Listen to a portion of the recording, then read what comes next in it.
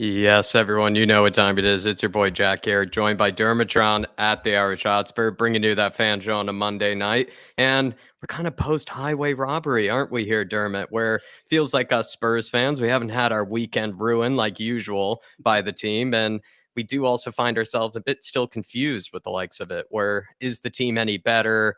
Did we really get away with something there? Was there actually any signs of improvement from perhaps the really dreadful performance at Everton? Plenty of other things to talk about as well. I guess there's some rumors that Spurs, I guess, somehow, some way are pushing and leading the race for the Mhm. likes of James Maddison. Get stuck into that type of conversation because apparently we're going after him sort of regardless of who's manager, which is kind of interesting because that seems to also be a bit of an old habit, you would say, of kind of the past where we seem to make decisions kind of regardless of the input of the manager. Also, we have the one and only Sonny joining the 100 Premier League goal club, a very privileged, very esteemed elite club, Mr. Dermatron. But finally, I'll let you in here, Dermot.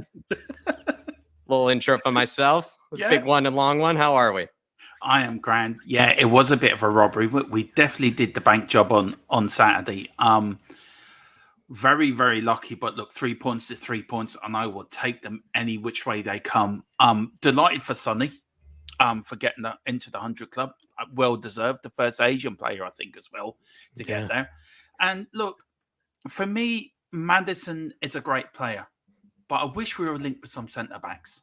I wish we were linked with defenders, because I have a lot to say on the defending for the Brighton goal, and Hugo especially. And for me, I think the captaincy should be taken off him now and given to Højbjerg, myself, or Romero or somebody like that, because he's useless as a captain. But look, 3 points is 3 points. Come on, you Spurs. We're on our way to top four. We're on our way to top four indeed, Dermatron. We have plenty of topics here, everybody, that I do kind of want to get stuck into. I am going to greet a few people in the chat, and then we're going to kind of get stuck into some of those topics. Dermot and I are going to have a little discussion on them, maybe greet some other kind of people that join us a bit later on, then get stuck into the fan show and see what people have to say. We already have some good regulars here that I do want to have a nice chat with.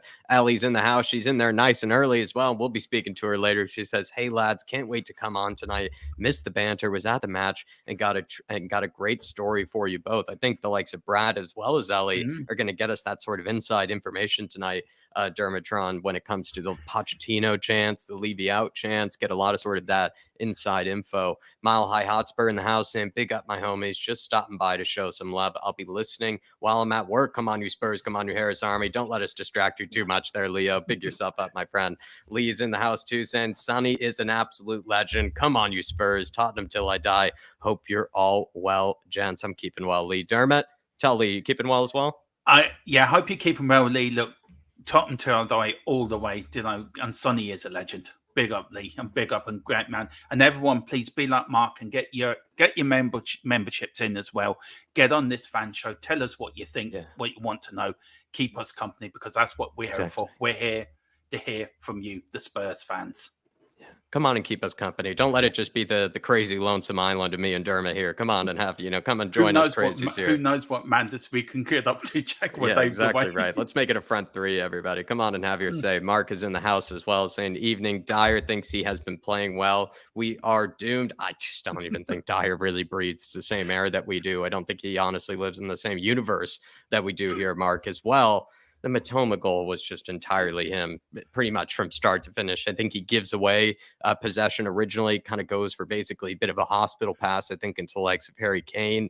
That kind of takes to get it. I think it was like McAllister or somebody, or Caicedo, who intercepted it, played that little chip ball over the top to the likes of to Matoma. And also Eric Dyer was the one keeping Matoma onside the whole time. Had it not been for Eric Dyer sort of just sitting there admiring his own terrible work of art from the past to Harry Kane, he actually would have been able to let Matoma walk offside and wouldn't have even been close in the first place, wouldn't have even need to go down to some type of handball decision. And we'll talk about the VAR controversies later, Mark, but for me, just quickly from you to me, I think we got away with the one on that. Like, I could see it both ways when it comes to the Matoma one. I've seen us probably not get kind of the rub of the green in the same way that Matoma did, but I also feel like he kind of got a little bit robbed there, if you ask me, and it's entirely on Dyer, like you said there. David Hall saying, "Need a whole mentality change. Also, we need Luis Enrique as manager, as he will lead the team to pass and move, as now we can't even put 5 passes together. Not even against a 10-man Everton can we put 5 passes together, David. It's really shocking. And then as well, like I said, did we look any better against Brighton? Did we kind of just get away with it? Were we any better than we were against Everton? Let me know, David, because that's where I'm also left a bit confused here, is how much did we really improve from that Everton match? For me, I feel like we improved in some regards, but really not all that much for me to be that convinced of any sort of top 4 push at all. But pick yourself up, my friend.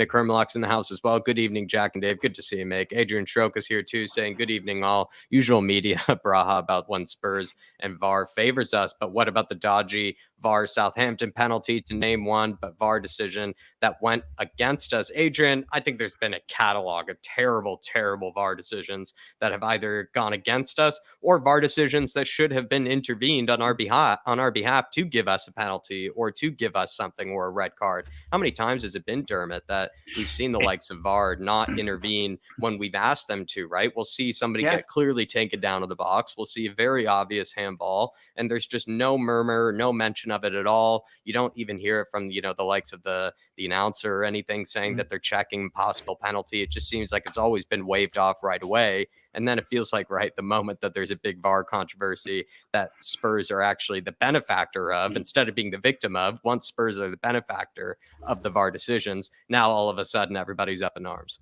Yeah, look, VAR, we've had some horrendous decisions go against us. I mean, for God's sake, we were due some luck, but we were very lucky with that penalty. I mean, they got that wrong. But look, maybe our luck's standing with VAR now. Maybe we're going to get decisions go our way, but I still think there has to be rethink on VAR.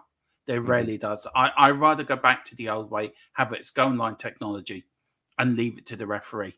I think VAR really needs to be looked at, but no, we were lucky on Saturday. We really were lucky.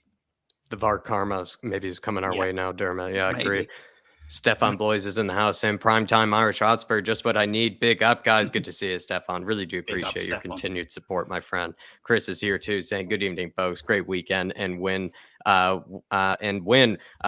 needed, but lucky. But what a win, nevertheless. Come on, you Spurs. Come on, you Flat Cap Army. Come on, you Harris Army, and smash that like button. Big yourself up, Chris. You absolute legend. King Hoddle's here too, saying many issues to resolve, but talk of a crisis in media and anti-Enoch driven. Leicester are in a crisis. We are 3 points off fourth, unbeaten, and 5 and 14 points above Chelsea, who spent 600 million in 2 windows. It's a lot of different things that you have to look at King Hoddle, because I think the likes of it being a crisis, you have to admit, no manager for the women's team either, no director of football. I guess now we've just brought in the likes of Scott Munn, which certainly does improve some things to a degree. But you have to admit, no Harry Kane certainty over his future either. There's been a lot of things that sort of would make you think that Spurs are definitely in sort of an uncertain kind of position right now, where nothing is exactly concrete. Nothing is really pointed towards a positive direction. But I still hear where you're coming from, where the fact that like we've somehow, some way kept a semblance of a season. We've somehow been able to keep pushing, and we still find ourselves in this top 4 race, despite all the sort of media kind of attention being quite negative. And I do see where you're coming from kind of on that. Yeah, I mean, there, yeah, Jack. I mean, look, you look at Chelsea; they really are in a crisis. Leicester in a crisis. Yeah, we've got our problems, but we're not as bad as Chelsea and Leicester. So, we always have a way of looking bad and just suddenly getting over the line for some apparent reason. It's the Spurs way, isn't it? Well, it's never a dull time at Tottenham. That's why it's a godsend to do these channels like your channel, my channel. It's always something to talk about. And you look at Chelsea and you look at Leicester and you sort of sit there and laugh. You definitely laugh at Chelsea, who spent loads of money on 11 individuals. They don't even know each other. And look, it's just ready. And now Franco's back. Yeah, they got their ex-manager back. That's even more hilariously funny. Yeah. So I think when you look at us, you think, yeah, we've got our problems, but we're not as bad as them down across West London. So, If you listen to the Count our podcast, blessings. King Huddle, I think what we were saying is basically rule and lesson from us over here at the Irish Hotspur would be find yourself a QPR friend. And that maybe is a good way to go about it, because then you can always compare yourself and see if the grass is greener someplace else. He also says, can't see us getting fourth, though. The 3 games versus Newcastle United and Liverpool, I can see yielding between 1 and 3 points, which will effectively end our top 4 hopes. We then need to make sure we get Europa League. Listen, we needed to win that Brighton game in order for the top 4, I think, push to still exist. Like, if we lost that match, if we had even dropped points in that match, I think it would have been pretty unrealistic for us to continue any sort of hope for the top 4. I guess all we can hope for, King Huddle, is somehow we do something similar to those teams, where maybe those teams are expected to slaughter us, are expected to beat us, but we somehow, some way, do sort of shithouse ourselves to a bit of like a 2-1 type of result, and we look past it and just look at it as 3 points in the mission to top 4. And it could be probably the most unspectacular, most unremarkable race or kind of drive to top 4. It really even feels like, as good as Newcastle and Man United have looked this season, it's not really even been all that convincing, I think, from any of the teams that have been pushing for top 4. It's been probably one of the more unconvincing races. Yeah. And I've said this before, Dermot. It's kind of like who can suck the least to finish it. Yeah. It's like nobody wants it. It's like, right, we've had it. Right, you can have it now. Or I don't want it. It's like pass the parcel. And it's like they're all going around the chairs. The last one to sit down gets it. I can see it going to the last game of the season. And look, I hope we get it. But if we get it, it won't be as good as getting it last season. But I think it'd be more of an achievement this season getting it, because of all we've gone through. Conte leaving, Stellini and Mason taking over, the performances. Do you know what I mean? I just think it'd be more of an achievement, but it will go to the last game of the season. But Newcastle is vital. We've got to get a win out of that. Yeah, I'm with you, Dermot. And I think I'm with King Hoddle too, that in order for top 4 to really matter, or for top 4 to still be a possibility, we need to probably pick up 3 points against one of those teams, being Man United, Liverpool, or Newcastle. More likely it could come maybe from the Man United home match or the Liverpool game. But it feels like even one of those other games, we probably need a point as well. It feels like probably 4 points out of those 3 games is probably the bare minimum if we're going to really keep some type of push for it. So that would be my answer to you there, Mr. King Hoddle. Foggy Foam saying, good evening, guys. Good to see you, Dermot. Good to see you, Foggy Foam. Hopefully you're keeping well. And the one and only John Stokes is in the house. And John Stokes is a big Arne Slot fan, Dermot. I'm not sure if you've been able to do any research yet on him. I mean, I haven't been able to yet when it comes to him, but he is, I think, well liked by a lot of Spurs fans. And John Stokes, I know for a fact, is not really too keen on bringing Pochettino back. He kind of still wants something different, and he told me that Arne Slot is somebody who's really convincing him. So I don't know, is there anybody that's maybe not Pochettino, Dermot, that you have your eye on? Look, I've always been a fan of Thomas Frank. I've loved what he's done. I've loved what he's done at Brentford. The ex-Spanish manager as well. I love to see him at Tottenham. I think he plays good attacking football. But look, if Poch came back, I'd support him.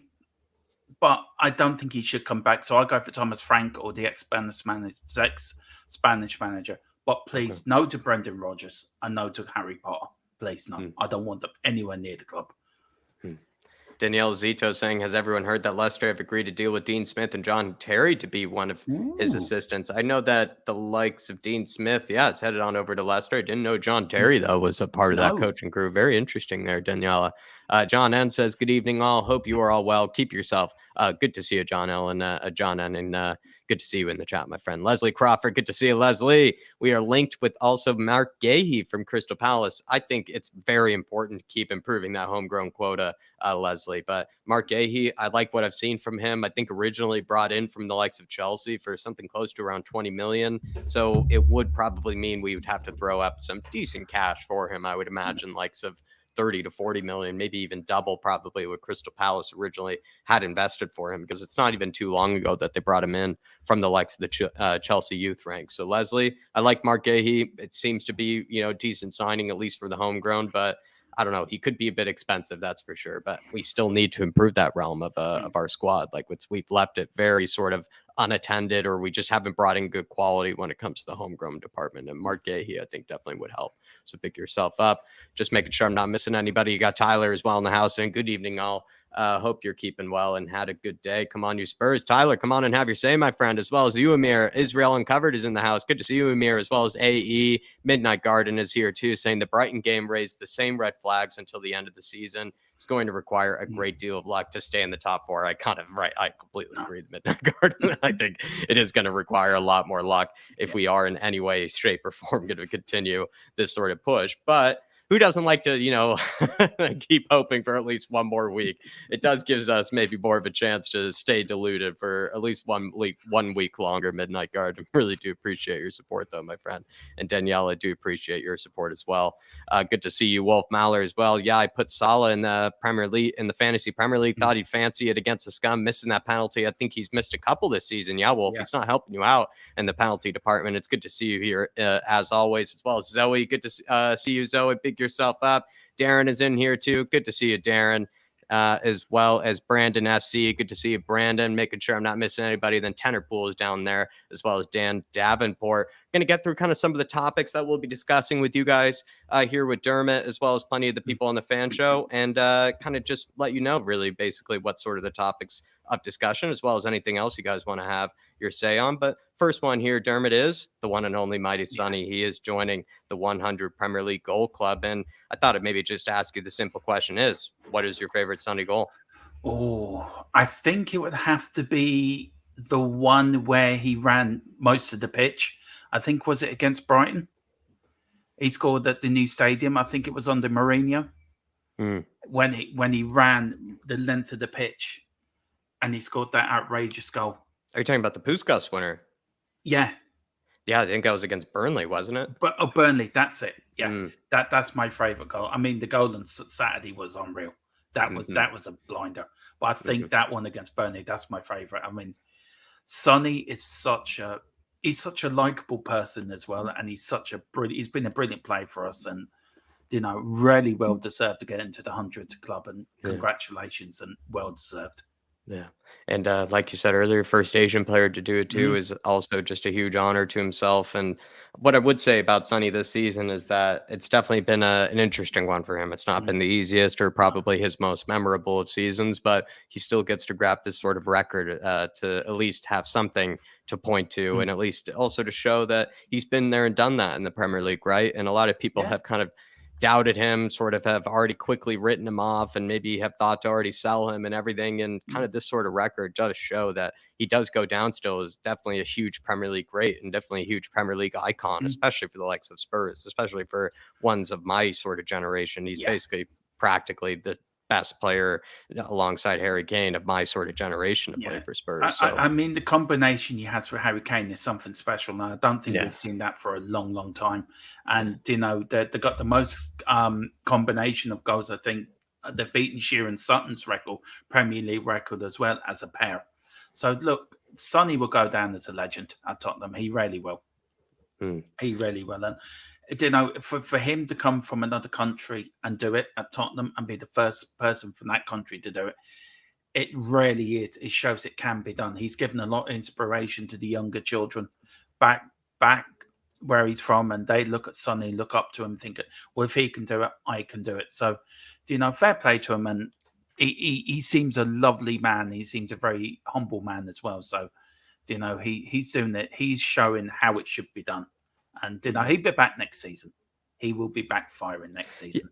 He's the type of player for me, Dermot, that deserves the benefit of the doubt for next season. He really does. And I know it's been a struggle, and he's kind of, in a lot of ways, not hit the marks that plenty of people thought he would. And we needed him to hit those marks that he did last season in order for us to really probably be a more convincing team. And it's definitely had us, scratching our head. Is it the tactics? Is it Sonny? Is it a bit of both? Is it players like Perisic too getting in his way? It's definitely an interesting one, and not any real easy answers, I think, when it comes to it. But no matter what, when the season ends, I'd like to really I don't know if it's exactly like a clean slate, but I'd like to give him that benefit of the doubt for next season. I think he's one of those players that just has a lot of credit in the bank, and also has maybe more credit in the bank, let's say, than other players. Of course, we don't want too much player power, which we'll talk about maybe at some stage with Mia, which is definitely a good combo with her. But I think he does deserve maybe that clean slate for next season. That's just how I see it, for lack of a better word. I agree with you, Jack. He does. He has got credit in the bank. And look, Sonny's got us out for enough holes over the years. The same as Harry Kane as well. They've got us the points. Without them two, we wouldn't have got the points we've got. So look, let's get him. He's had a lot of problems off the field, I think, influences off the field, and I think that just give him a break, let him have a good rest this summer, and you'll see a different Sonny next season. You'll see him firing on all cylinders. Yeah, definitely. Also, probably my favorite Sonny goal, I would just say quickly, North London Derby one of Jose's season, the curler. I think the one Chris brought up to win us for Sonny to get the golden boot against his goal against Norwich was amazing, as well as just a lot of those left-footed curlers are actually quite spectacular. He's had a lot of carbon copy goals of kind of previous worldies. He's almost found a way to sort of copy the same previous stunner that he's had from kind of a year before or whatever. He's honestly, he can hit him with both feet. And curl them in from way outside the box from both feet. Spectacular player. Is it all right that Spurs are pursuing James Maddison before finding a new manager is another topic here, Dermatron. What are your thoughts on that? James Maddison, of course, everybody likes him. Everybody loves watching him. But let's say we sign a manager that isn't maybe too keen on James Maddison, then we find ourselves with the same problem as we had before, where it's a manager that maybe didn't want the player that maybe Spurs have brought in. Could that be a risk that we'll be taking with the pursuing James Maddison? Because weirdly enough, Spurs supposedly are leading the race for him right now. Do you know what? I think it is a risk. But if he's coming in, does that mean Brendan Rodgers is going to come in as manager?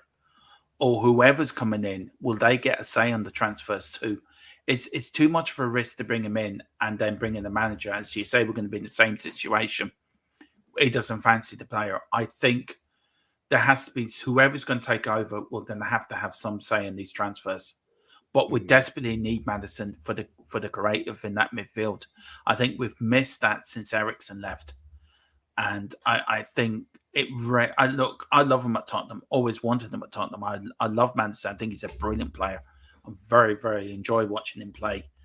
But yeah, it's a risk. But I think it's a risk worth taking.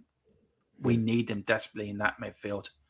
And look, just do it. Just get over the line. Stop talking about it and get the players in. But sorry, go on. No, something I was going to kind of complicate things with is with James Maddison being brought in, though, I think he is that type of midfielder that we need that we don't have at this moment in time. What I would say, though, is do we need to make room in the midfield for someone like James Maddison? Because it feels like we have Papa Matasar, Skippy, Højbjerg, Bentancur, Basuma. We have a lot of kind of similar midfielders, or just a lot of midfielders at this moment in time. Someone like James Maddison, would you then make room by getting rid of a Basuma? I've heard rumors that Spurs might even be listening to offers for Basuma this summer. They might not actually be too keen on making the project work with him. Who knows? Maybe they might relinquish somebody else from the midfield. Like they might give up on Skippy. They might give up on Papa Matasar, push him out in order to bring in James Maddison. Because I am curious, because it feels like if you do bring in James Maddison, you already have Højbjerg and Bentancur who kind of have solidified their place. Skippy and Papa Matasar barely really get much playing time if one of them is, both of them aren't injured. Basuma, like we said, has been injured, but barely features either. I mean, with James Maddison coming in, Dermot, feels like you probably would make room by getting rid of a midfielder then if you're going to bring him in. You probably would. I feel sorry for Basuma. I just think it hasn't worked out from us at Tottenham. And I think if one is to go, I think he is to go. But don't forget, we've got Mr. Burger King coming back. We've got Lo Celso coming back. And possibly Harry Winks coming back. So we're going to have even more midfielders.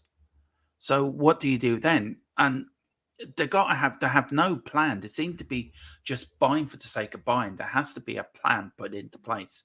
Look, Mhm. we're going to cancel these contracts. Let's get it done, over and done with. Let's get them out of the club, and then sell Basuma, bring Maddison in, stick him in the hole, and then let him do, because you need that creative. We've missed that creative midfielder this season. We've missed somebody when we've been trying to break teams down. We haven't been able to break them down, Mm. and I think you do have to make room with them. I do agree with you, Jack. But the problem is also got to think of these players coming back. What we're going to do with them? Because you can't keep loaning them out all the time. Yeah, you have So to they get have. rid of the other creative midfielders Mm, like Tanguy and Lo Celso. You're right. mm, I'm with you with James Maddison, where he brings actually probably the Christian. In a way, sort of fills in what has mm, always been a Christian Eriksen size hole inside mm. that midfield of the creative role.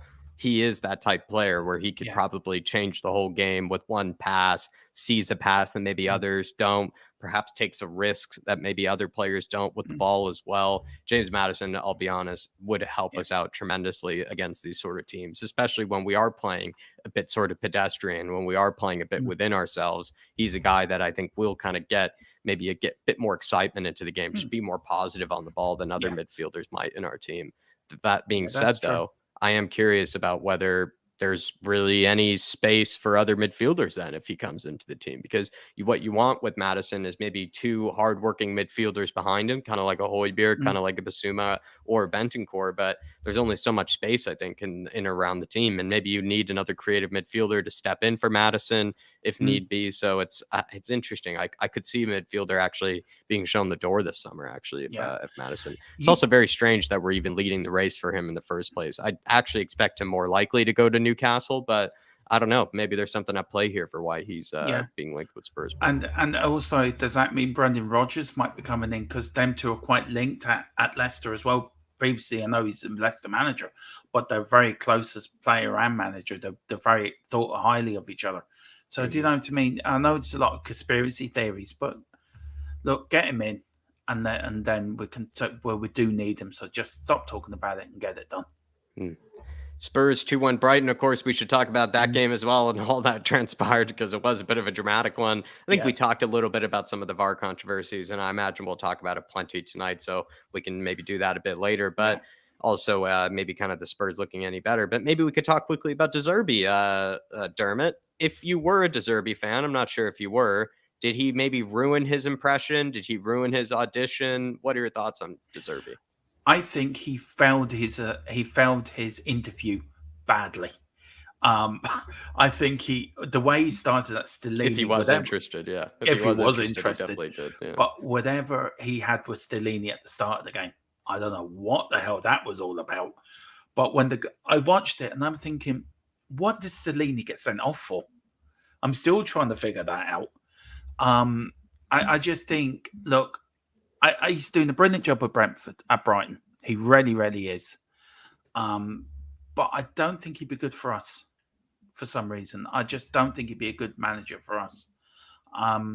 And look, I think if they were interested in him, I think he's just failed his interview.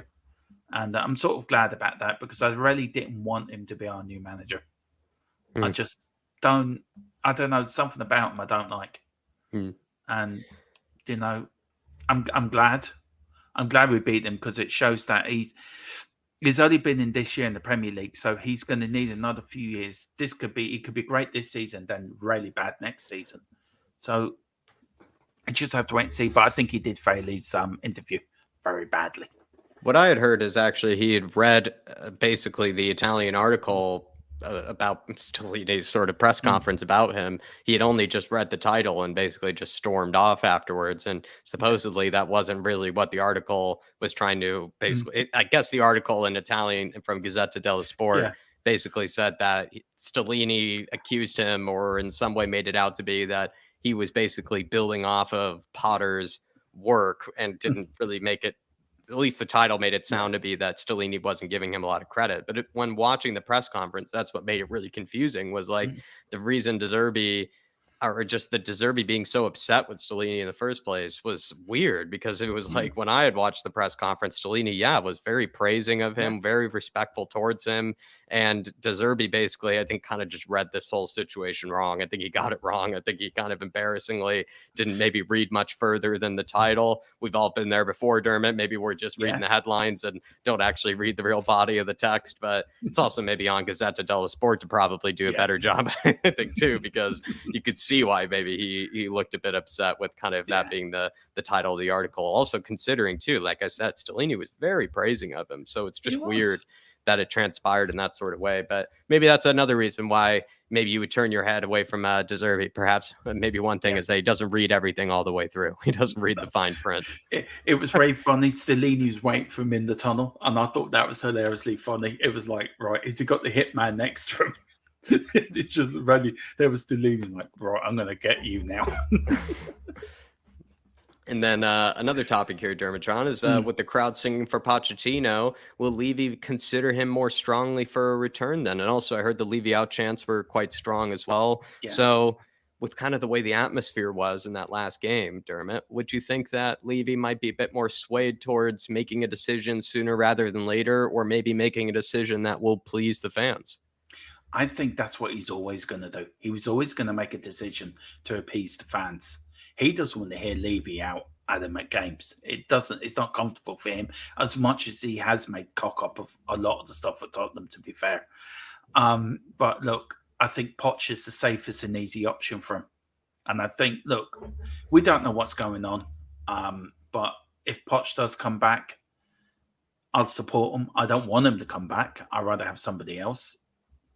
But if Levy's going to listen to the fans and think, well, I'm hearing Levy out, I'm hearing singing Pochettino, well, let's get the fans on side again. Let's give them what they want. And I think that's what he might do. And I think I wouldn't be surprised if it happens. I really wouldn't be surprised. He needs to make an announcement sooner rather than later. I think if he was to make an announcement, right, Poch is going to come back with our new manager, I think that would give the team a bounce. I think it'd give the fans a bounce. It would give everyone such a lift. And I think that might take us over for top four. And then you see a lot of the players playing for their shirt, playing for next season, that have let us down this season. And I think Pochettino is very much, if you don't play for him, you're out the door. And I think we need that sort of Argentinian metal in there. Like, no, you're going to play for us. If you don't, that's it, you're gone. And so he's got to make a decision sooner rather than later. One that can't be left in limbo all the time. No. So we need, and also I heard there was some booing as well during the game.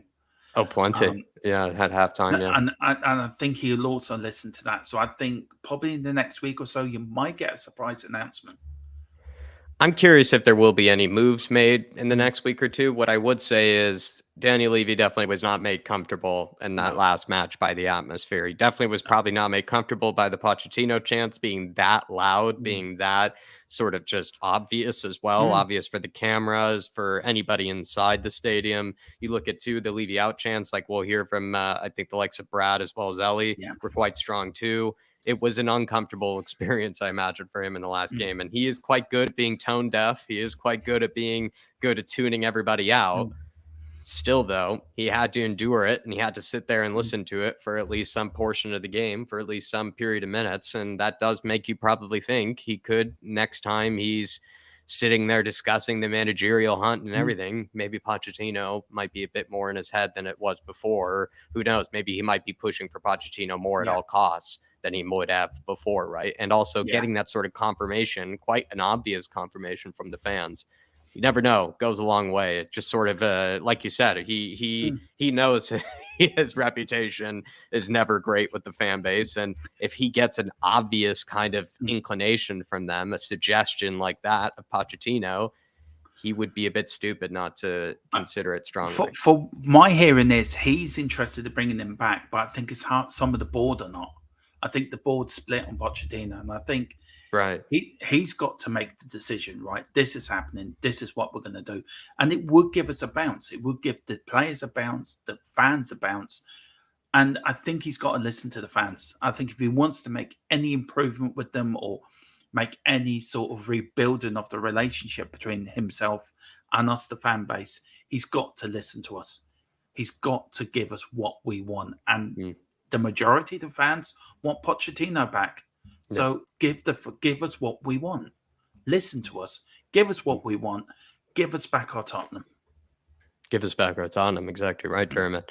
And last but not least is I think something we've already kind of discussed here too. But are Spurs' top four hopes still alive? Is there a chance still, or is it still or is it crazy? Is what I should have wrote. Sorry, that's a bit of a typo. Is what I meant to say. Is it crazy to even still think there is any sort of hope for top four? When will it end? Actually, like which week, which match do you think will those hopes be finally crushed? Let me know, everybody in the chat. Going to get to a few member super chats here, and then we're going to get started with bringing on the first guest of the evening, which is Mia. I have a member super chat here from Neil Thomas, member for 13 months as a Flat Cap member, saying, big up, guys. Hope all is good. I'm keeping very well here, Neil. And especially post-highway robbery against the likes of Brighton as well. I'm feeling pretty good. Spurs did not ruin my weekend. Didn't have to think too much about them over Sunday night or even over this Monday. So it's kind of nice to go into the week a bit less into the sort of crisis mode like we've been kind of discussing earlier. Big yourself up, Neil. Really do appreciate your support over a whole year as well. Big up, my man.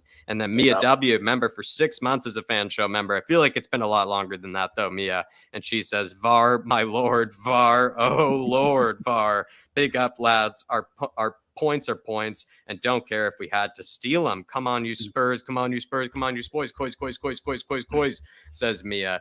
Do you agree with her, kind of, Dermot, that it's a 38-game season? You're not going to be brilliant in every single match. And let's be honest, that's been our MO this season, is not to really play pretty, but just get the points that are necessary. Have we kind of done that here where we got 3 points? Doesn't really matter how we did it. We did it. Yeah, look, it's not a sprint, it's a marathon. And I think, look, we've been pretty awful some parts of this season. We really have. We've been tearing our hair out, making us, some of us go really great. But look, it's a whole season. You got to take the rough with the smooth. And I think it evens itself out during the whole season. So maybe we're now going to get our bit of luck now with the running, hopefully.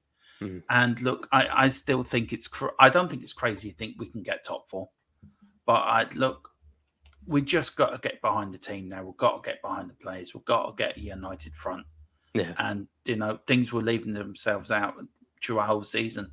But it's a marathon, not a sprint. So, oh, Lord, it's like waiting for the birth of a child, isn't it? Your partner or your wife's getting to that point where the baby's going to come. You just want it to end, the baby to come. It's like waiting for top four. Just get it done.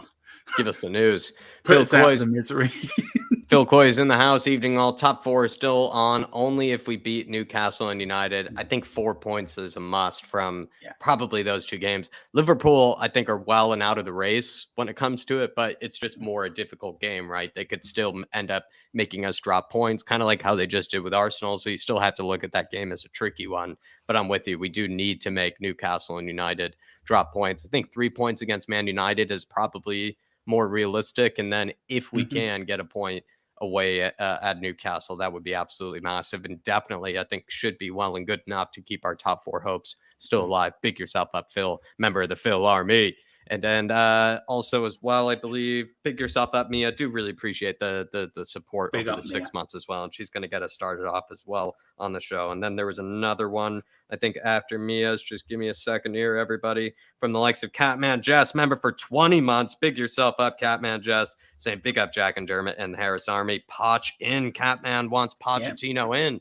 For me, Catman, I am also Poch in. I originally really did support Antonio Conte very stubbornly. You could even say ignorantly at times. I supported him through thick and thin. The same thing with Jose Mourinho. I supported him through thick and thin. But I feel like instead of just trying a new manager, instead of trying a new experiment, I kind of rather go back to maybe what we know and see if we can kind of finish maybe where we had left it off, right? Maybe some unfinished business with the likes of Pochettino. I all well and big respect to the likes of Ruben Amorim, big respect to the likes of Luis Enrique, all the other guys that we've been linked with. I'm actually quite happy with some of the managers that we've been linked with. I think some of them are actually quite good, and I'd welcome any of them in, Catman Jess. But for me, Pochettino, it just kind of seems like I've kind of given up on ruining world-class managers coming through the door. Just each and every manager we bring in here falls on the same banana peel, slips on the same banana peel. That's a combination of the players as well as a combination of how the ownership and the club is run. And I'd rather just Pochettino come back in, somebody who knows about how we are run, who knows about some of our issues here, and could come at it with a bit of a different type of perspective, a bit of a different energy. And also as well, just don't really want to see another guy sort of fall for the same sort of kind of troubles as the previous managers. I'm just that sort of person. It's just like watching somebody fall for, Dermot, like seeing a banana peel on the ground and watching, each person slip on it, time and time again, and just want to stop it from happening. Daniel Levy reminds me of Del Boy out Volley Fools and Horses, right? He brings you in, tries to sell you this watch like it's the best watch out and that cost you millions. And there's something you buy down the shop for about £2. That's Daniel Levy. He gets all these decent managers in, promises them the world. And then by the time they leave, they're thinking, all right, I've been hoodwinked here. So that's how I see Daniel Levy. He probably drives a 3-wheeler yellow Lada or something like that to Tottenham every week. Pick yourself up, Catman Jazz. Do appreciate your support over the 20 pounds, my friend. And you've been here, I think, as long as I have, if not longer than I have. I feel like Catman Jazz, you're an absolute legend, and do appreciate your support. You've been here with us for a very, very long time. Been with us through a lot of roller coaster moments, that's for sure, Catman. Love you, my man. Appreciate you. And anybody else, feel free to throw in your member super chats. I'll be keeping an eye on them throughout the show as well. Do feel free to throw in a super chat if you do want to support the channel as well. If you do want to maybe stop the show at any stage and have your sort of opinions heard or discussed as well. If there's a certain person maybe coming on that you really like to hear their voice and you like to hear what they have to say, ask them a question that's maybe on your mind. Give them a topic that maybe you want to hear what they have to say. Feel free to throw it in as a comment. I'll put it up on screen. I can put it up for you. But as well, if you want to throw it in a super chat, it's a great way to support the channel. And also, while you're in here, everybody, do smash that like button. But finally, let's get into it. Let's bring on the first guest of the evening. I've been making her wait far too long. It is going to be Mia. There she is. Mia. How are we? Hello. Yeah, you made me wait 42 minutes. Ridiculous. Boy, I do the big intros. It's part of it. I just can't. I have to. Just a big blabbermouth, man. I have to listen to myself talk for that long. And also, Derm, I've got a bone to pick with you. Do not compare the top four to childbirth. I'm not happy about this. That's just no. Let's not be doing that now. I would say more relegation fight is maybe closer, but even still, I think I don't know if it's our place, Dermot. I don't know if it's our place. Yeah, mentioning childbirth in comparison to top four is definitely not what I wanted to hear. I was shaking my head in the background. I was just like, "What is he talking about?" Honestly, it just came into my head. I came out with it. All right, you should know me by now. I just come out with what I think. Yeah, I think the problem is that it doesn't connect with the part up there, which is your brain. It did in my head, so there you go. Yeah, let's not compare it, okay? I've given not everyone birth hits twice. Mia. They're not all gonna hit. Yeah, but yes, let's talk about the football. Let's talk about the Brighton game first, Mia. I don't want to tell you what to talk about first, but I feel like I do want to get stuck into some of that. Do you want to start with the VAR, just the game in general? Zerbi? Let's go in some sort of chronological order. So let's talk about the game in general. I felt like that first half was a bit like we had no control. We did keep losing the ball. We were saved by an absolute blinder of a goal. Like you say, it's like a rinse and repeat with Sonny. He does those so often that it's crazy that any defender doesn't close him down when they know he's got that ability. So yeah, it's a bit crazy that he does do those a lot from outside the box. And what an absolute superb goal for his 100th goal! Like absolute beauty of a goal. Go on, sorry. I was going to say, I'm not sure if you caught what I said in my big long rant, but Sonny, I feel like has so many carbon copy goals, if you know what I mean. Yeah. Like I feel like he's scored that goal at least 10 times. Yeah, no, absolutely. Didn't he score one similar when he came off the bench against Leicester as well? Correct. When he scored that hat trick. Yeah, that's what I'm saying. Like he does it so often. It's a surprise that no one closes him down. That no one closes him down because he has got that ability. So yeah, that was a beautiful goal, and I felt like after that we were slightly better, but I did feel like we was a bit out of control. It just felt like it was a bit of an out of control game. Even like Højbjerg was giving away the ball, everyone was giving away the ball. It was just, a bit of a mad half. Yeah. The second half, I do feel like we did come out with some fight. I do feel like we did put up a little bit more of a fight. I think that in the first half, the problem was we had those opportunities on the break, but we just didn't take them.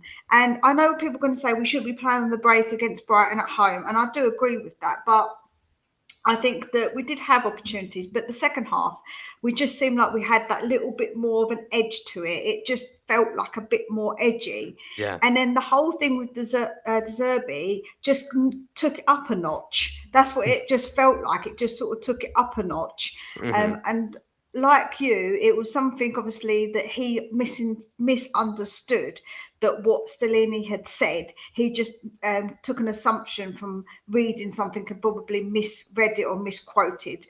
He got the quote misread, if that makes sense. Like he didn't realise what he meant. But it obviously from the start he was riled up, and it just felt like it was just a ticking time bomb. Because he got sent off because he couldn't control the rest of them, because he just stood there with his arms. He was just communicating with another player, with a player, I think, and he just stood there. But he definitely did, like, he obviously had him. De Zerbi was riled up from the start. Mason was even giving it some. I was going, go on, Mason boy. I was like, go on, give it to him. Even he was shouting it off. But yeah, obviously that's why he did get sent off. With the VAR decisions, I felt like the first handball, the Matoma. Matoma one. I feel like my suspicion is because his arm was in an unnatural position. I think that any time if a ball is if a hand is in an unnatural position and a ball hits, it's like it obviously helped on before the goal. And I thought the rule was if any ball hit an hand, then it does get disallowed because it's in an unnatural position. It didn't hit him on where his hand was by his side tight. So if that was a defender, would have that been a penalty? That's the way I've got to see it. And I probably say they probably would have looked at that very closely for a pen. And if it's a penalty, then that means it has to be disallowed. That's sort of how I agree see with it. And also it felt like I could see it given both ways, because it wasn't that egregious where it felt like he was really deliberately trying to control it with his arm or anything like that. Like he was reaching out, right, to control it or something. But at the same time, I agree, like it hit him more in, I would say, the bicep kind of region than it did really the shoulder region or anything like that. So it was maybe more leaning towards a handball than it really was kind of his chest or anything like that. And we've seen defenders get, like you said, given a penalty for just the simplest of arm motions. Even if it's right next to their side, they'll get given, a penalty. And so it's a good point you raised. Listen, we got a goal disallowed when Mora was tripped over and he handballed it. He was tripped over. We didn't even get a free kick and he was tripped. So, fair point. Just that. So go on. Yeah, Mia, I mean, on the VAR, what needs to change for VAR to make it more, make it better than it is at the moment? Now we had them coming out and apologising to Brighton, saying one of the decisions was wrong. You should have got, I think, was a penalty. What do you think we need? Do you think we need to get rid of VAR and go back to what we had before, or what changes would you make to make it better?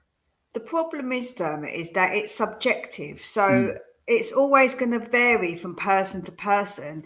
And the problem we've got is that everybody said it was interfering too much. So they kind of backed off and said, okay, the referee is going to make the on-field decisions. And we looked at it and said, if we didn't see he made a clear and obvious mistake, then we're not going to intervene. But what needs to happen, in my opinion, is they need to say to him, go and look at the screen. And in that way, the referee's making the decision in a way, like the VAR is not making that decision, but they're just saying to him, well, maybe you should go and have a little look. I think that's probably what could be done better. In the way that to make it fair, because then that way we can say, well, at least the ref is getting the final say, and that VAR isn't intervening and making that decision. maybe that's better to make the on-field ref have that decision. If the process, I've heard people give this suggestion before, where almost all the decisions need to be made under a certain window of time.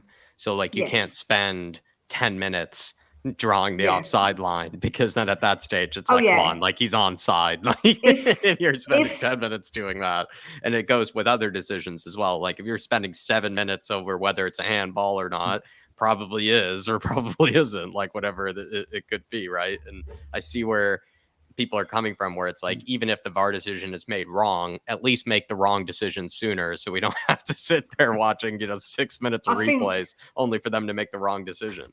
I think that with the offside, it's the worst, because I think that a lot of the time they're just so minimal. We should go back to giving the advantage to the attacker if it can be looked at and can't be decided in 1.5 minutes. If that's offside, when you look at those lines, then it should be advantage attacker, because to me that would be fair. Because if you can't see that daylight if there's no daylight between the player and the last defender, then to me that's not offside. Like, you can't see any daylight between them, so it's so tight, and you've got to keep looking and seeing if their toenails offside. We got that decision against Richarlison. What a beautiful goal that would have been for him, and that wasn't offside. When you played it again, it was definitely not offside. I was in the stadium, Mia. It wasn't. It was not offside. Sorry, Mia, go on. Even the other day, they called the offside early, and when they look back on it, it wasn't offside. So they should have let us carry on the attack and see what happened. Because if we would have scored a goal in that instance, then that means that could have been counted as a goal. So then again, they make those decisions a bit like, they say leave the flag down, but then sometimes they do and sometimes they don't. We'll decide. Are you going to leave the flag down longer or you're not? Like, it's just make up that mind. I think it's the indecisiveness sometimes of them is what the problem is.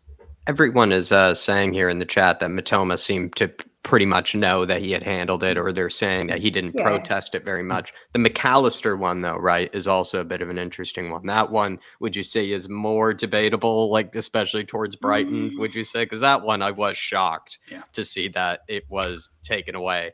And then there's also the Højbjerg one that we still have to discuss as well. Højbjerg, that was a missed one. The McAllister one, I actually thought was more obvious that it was handball. Again, he hit that part of his arm. So, like, you can't direct because he hit it off, didn't it? It came out and then back off of him. And you can't hit the ball and direct the ball towards the goal with any part of your arm. Yeah. That is the rules. So if that is the rules, that should be chalked off. Because again, if that was handled in that part of their arm as a defender, you'd be looking at a penalty.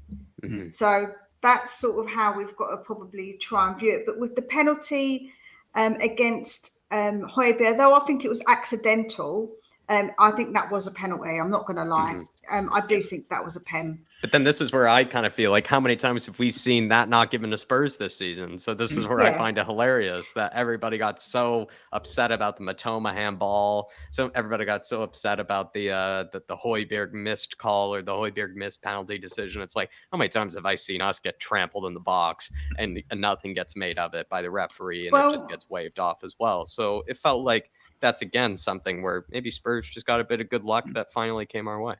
Yeah, to be honest with you, Jack, I'm not somebody who moans about VAR. You know me. I've come on here many times, and I always say I don't moan about VAR. So when the decision goes our way, I'm going to keep the same energy. So I'm not going to moan about it. So to me, where's my apology that we got given a penalty against us when it wasn't a penalty with Southampton? Where's the apology that Richarlison was not offside? You know, it's stuff like that. And I think, so actually, I don't care. Let the rivals cry. Let all the pundits cry. I don't really care. I like their tears. I am enjoying it. Let them cry, because I don't see them crying when we don't get the decisions. When are you crying about us not getting decisions? You're not. So stop being so hypocritical, because they are a bunch of bloody hypocrites. I mean, Mia, you look at Brighton's goal. I mean, a lot of people are saying Hugo was at fault for it. He was left alone. He really wasn't marked at all. Who would you put that blame down to? Would you put it down to Hugo? Would you put it down to the defenders not organising themselves properly? Yeah, the defenders should have been on him. He's a tall, big guy. He was unmarked. It's ridiculous to leave him unmarked, And yeah, Hugo should have done maybe better. Just like he did for the McAllister goal that was that he could have done better. But again, I feel like the defenders didn't mark properly. A lot of the time they weren't on their man, but Hugo did make some really good saves as well. So I'm not going to dunk on him too much because I do feel like he did make a couple of very good saves. Like he did make quite a few good saves. So I'm not going to dunk on him too much today because I know that we're all wanting a new goalkeeper, understandably, and he hasn't been good enough this season. But particularly in that game, I don't think he was at his worst. I think he was okay, Not giving me the chance to shit on Hugo. That's okay, Mia. I get to do it plenty, but we don't have to do it today. We get plenty. He can be spared. Yes. We get plenty of times back. To be fair, we've had plenty of times this season, but today isn't one of them because I don't believe that he was massively awful in that game, and I do feel like the goal that they did get, he was left unmarked. Like he's a big guy, nobody is marking him. What is going on? And then when they did get him someone to mark him, it was poor little Skippy. What are they doing putting little Skippy? That's like me marking him. Like, Joe, I'm tiny. How am I going to mark a big giant person? The height difference is hilarious when he was trying to mark him. I thought when he's over, poor little Skip, I was like, bless him. Trying to mark him. And what did you think, Mia, of the Pochettino being sung around the stadium? And if we don't get Pochettino, who do you want in as the next Spurs manager? The Pochettino chants, I think, are inevitable. I think that a lot of people do want him back. I'm not one of them, but yeah, obviously, I've always said that all along, and I'm not going to back down. As much pressure as my brother keeps putting on me about Pochettino, he keeps telling me off. He's like, "I want Poch back. I'm like, no." Poch man on the inside of the family. Yeah, he is. That's what I said. Me and him do disagree quite a lot on our opinions on Tottenham. To be fair, we have many a discussion. That's good, though. That's good. Yeah, no, it's good. Yeah. It is good. But yeah, so for me, I think it was inevitable. I think that the decision of the board has to be probably one of they all agree on. I can't imagine that Levy gets the final. So I think the board have probably got some say as they've got part of it in. So if they don't want him, that is a problem. But what do you think about he's number 2 with the screenshot the other day of what was on his computer? Is that a telling sign? It was all about Tottenham that he was looking at. So that's a bit of his assistant, right? Wasn't it? Yeah. The assistant had Greta Steinson tab open, and then, which is funny, maybe he was looking at Greta Steinson's Facebook profile, or either he was talking to Greta Steinson or something. And then he also had, what was it, Mia? Like, wasn't it some sort of article from Ali Gold or something like about or by The Athletic or something about someone, Spurs? About Tottenham and why, about the managerial job or something, about not people not wanting it or something, anyway. But it was very dubious that he left his computer open, maybe accidentally on purpose, didn't close the tabs and took the picture. It was like, was that a little hint? Was that a hint? If they come back, if he comes back, I'm like I say, I'm always going to back whoever comes in. So I wouldn't be saying I'm not going to support the team or back Poch if he comes back. But yeah, I think that's something that not particularly for me. Who do I want? I keep going back and forth about who I want, to be honest. I think Arne Slot's a good one. He seems like a good choice. I'm done with Nagelsmann because he's like that boy in the club that you see, it's really nice looking, and he goes for another girl, and you're just like, nah, I don't want you anymore. You just want the girl that's got the Gucci bag and wears loads of makeup because she's fake. So you go over to your fake club at Chelsea. So yeah, not interested in him no more. So Arne Slot, I know John Stokes is kind of also as well, kind of doing his research on and is kind of getting convinced by him.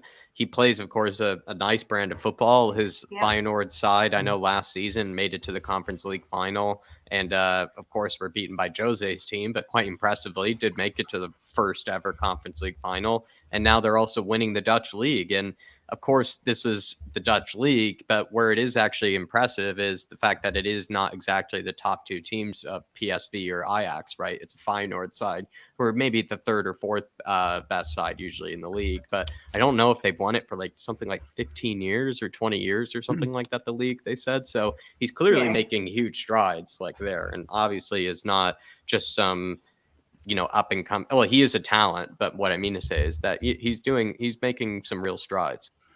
Yeah, and I think he's quite with the fact he's a little bit older. Maybe he's got a bit more experience as well. Sure. Maybe a bit more of that know-how. Where I would be happy to go for a company. Don't get me wrong, because I think company's done fantastic, and the way that he is.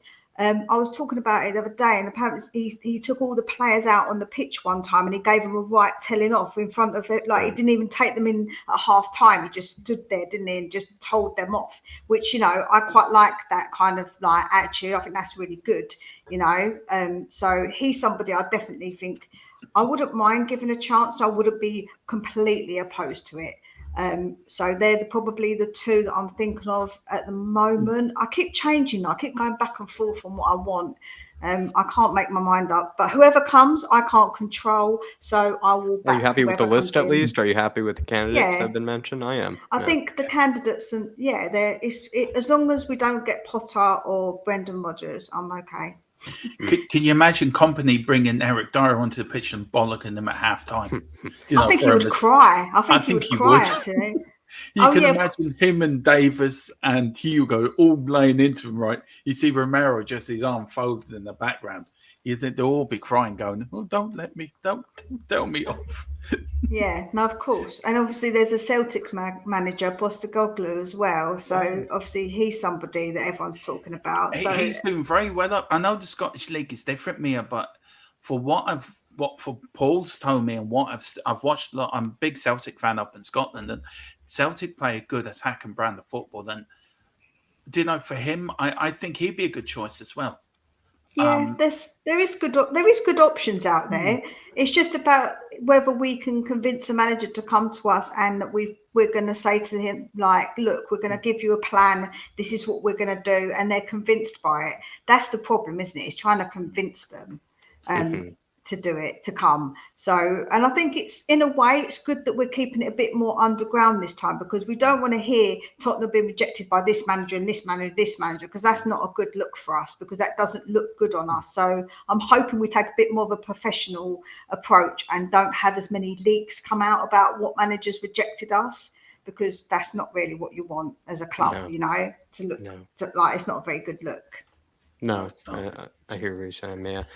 Is there a topic, Mia, that maybe you wanted to touch on last before we kind of get to plugging your channel and everything? Is there another? What was the other topics that you put up? Of course, Sonny, if you wanted to talk about Sonny, James Maddison as well, if you wanted to touch on James Maddison. Madison's an interesting one. I've always said that I'm not a massive fan of Maddison. There's something about him I'm not quite sure why about. Is that?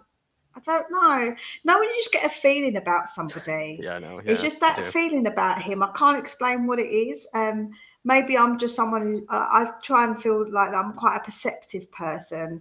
And when I watch him and his body language and the way that he is, I just don't know. But I think we have to get a manager that wants to use that kind of player. That's the problem, isn't it? Because we have to have a manager that wants to play in that way, where at the moment we've been playing with the wing-back system, where you don't use the like a creative midfielder as much. So it has to be a manager who wants to play. But like you say, we've got plenty of midfielders coming back, so we need to get rid of a hell of a lot of them. And where would that put someone like a Bentancur? We've got Skip, Højbjerg, and we've got Basuma coming back. So it's a really hard, because I would want to keep. I like Bentancur. I think he's very good. And Skippy's very good. And then, do we really want to get rid of Højbjerg? I don't know. Like I've always said, it's just difficult, isn't it? Because how's it going to work is what I'm trying to say. So we have to get a manager who's going to maybe make it work. Get rid of Lo Celso and Ndombele, and Winks, I think, is going to go Sampdoria by the looks of it. So we don't have to worry about him. Hopefully, fingers crossed, touch wood. So yeah, I think then we'll narrow down the amount of midfielders we actually have. I think that's important. Is it a worry that Spurs are potentially pursuing Maddison without even really securing a manager yet? Is that because I think that was my original, question here Well, is like whether you like James Maddison or not, it could be the case that the manager could be someone like you, Mia, who might not be fully convinced by him, and then is kind of like, why'd you get me this 60 million guy that I'm not even fully convinced on?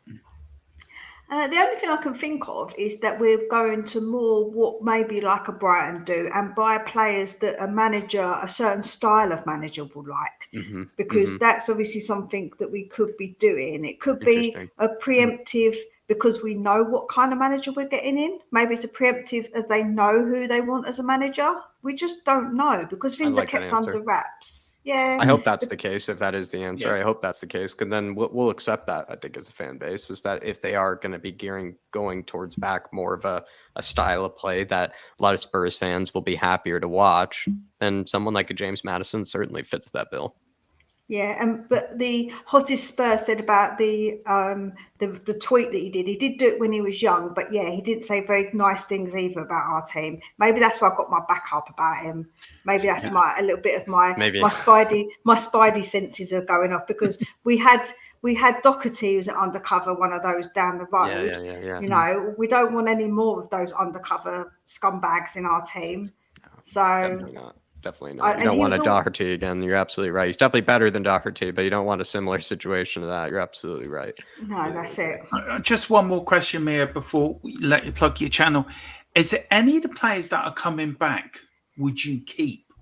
Good question. Obviously, we've got quite a lot coming back that I would say that we probably could do with a heel Messi, as Jack likes to call him. Yes. I think even a Reguilon as a backup, I don't know, depending on who we get, it wouldn't be the worst of the worst, if I'm honest. We've got Destiny's obviously coming back, which we want to keep him 100%. And who else is coming back? I'm trying to think who else we've got. We've got so many coming back that my mind just gone. Lo Celso coming back. Oh no, we don't want him.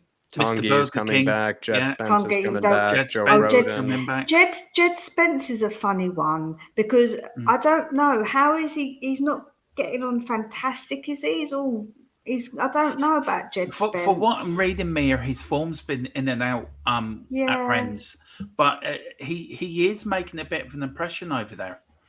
There have been some complimentary about how he plays. So that look, one question about Spence. What would you do with Spence next season? I don't know. I think depending on who we get as manager, someone might be able to get the best out of him. If you get a manager who is a good man manager and can improve players, there's nothing to say that we can't get for him to be good, you know? Like there's nothing saying that. So possibly give Spence a chance. You don't know, because the thing is we've got Emerson and we've got Porro, but if, as we've seen now with the Perisic situation, we've got to use Perisic because we've got no Ben Davies, we've got nobody else, and we've got no Sessegnon. So actually, would it be awful to have him as well as like a possible extra player? Probably not. And we could probably use him in games where like we do need more, like a bit of better quality when it does come to cup games where we're not playing maybe our strongest team because it's lower down in the cup, you know, when we don't need to play our stronger players, and give some players a rest. So yeah, I think that obviously I would say that we could keep him. Yeah, I wouldn't be totally against it. I like if I'm honest. Sorry, Jack, go on. No, I said I like it, man. I like your answer there. I like your answer. And then as well, unless Dermot, you have anything else to say there, I think I was just saying, like Misty said, Spence had Mbappe in his pocket in that PSG game, and he rarely did have him in his pocket. There's a decent player there. But no, look, Mia, just one last question. We've got the summer coming up. You've got say 60, 70 million euro to spend. You can buy one player. Who do you buy and where? Oh, I would have to buy a centre back because literally I'm getting sick. I'm sick and tired of these guys. Like, I'm sick and tired of Dyer. I'm sick and tired of Davison Sanchez. Like, to me, that's important. And I would actually go to maybe a Brighton and get a Dunk who plays on that side. Is it Dunk that plays on that side? Yeah. Like, get somebody from, like, I think he's a really good player. Maybe they wouldn't sell him to us, but for example, there's some really good players that we could probably get. We're going to have to pay a bit more because he's in the Prem, but at least we know he's Prem proven, and somebody who's got a bit of a calm head to calm down Romero, because we do need someone to calm that boy down. You know, like he's a bit of a ruffian, isn't he? Like sometimes he does lose his noggin, and we want someone who can maybe be that yin to that yang, because you want that fire, but you want also someone who's a bit calmer. So yeah, I would probably go for a centre back, in my opinion. There's plenty out there that are good. I don't think would be the most expensive ever. I don't think you have to necessarily get players that cost a lot of money. It's about getting the right quality, in my opinion. I agree. I absolutely agree. Donk's an interesting choice. I didn't think of that, but it's a good choice, Mia. He's definitely well liked over there. He's definitely well liked over there. That's for sure. And then Mia, give us a plug for your channel too, please.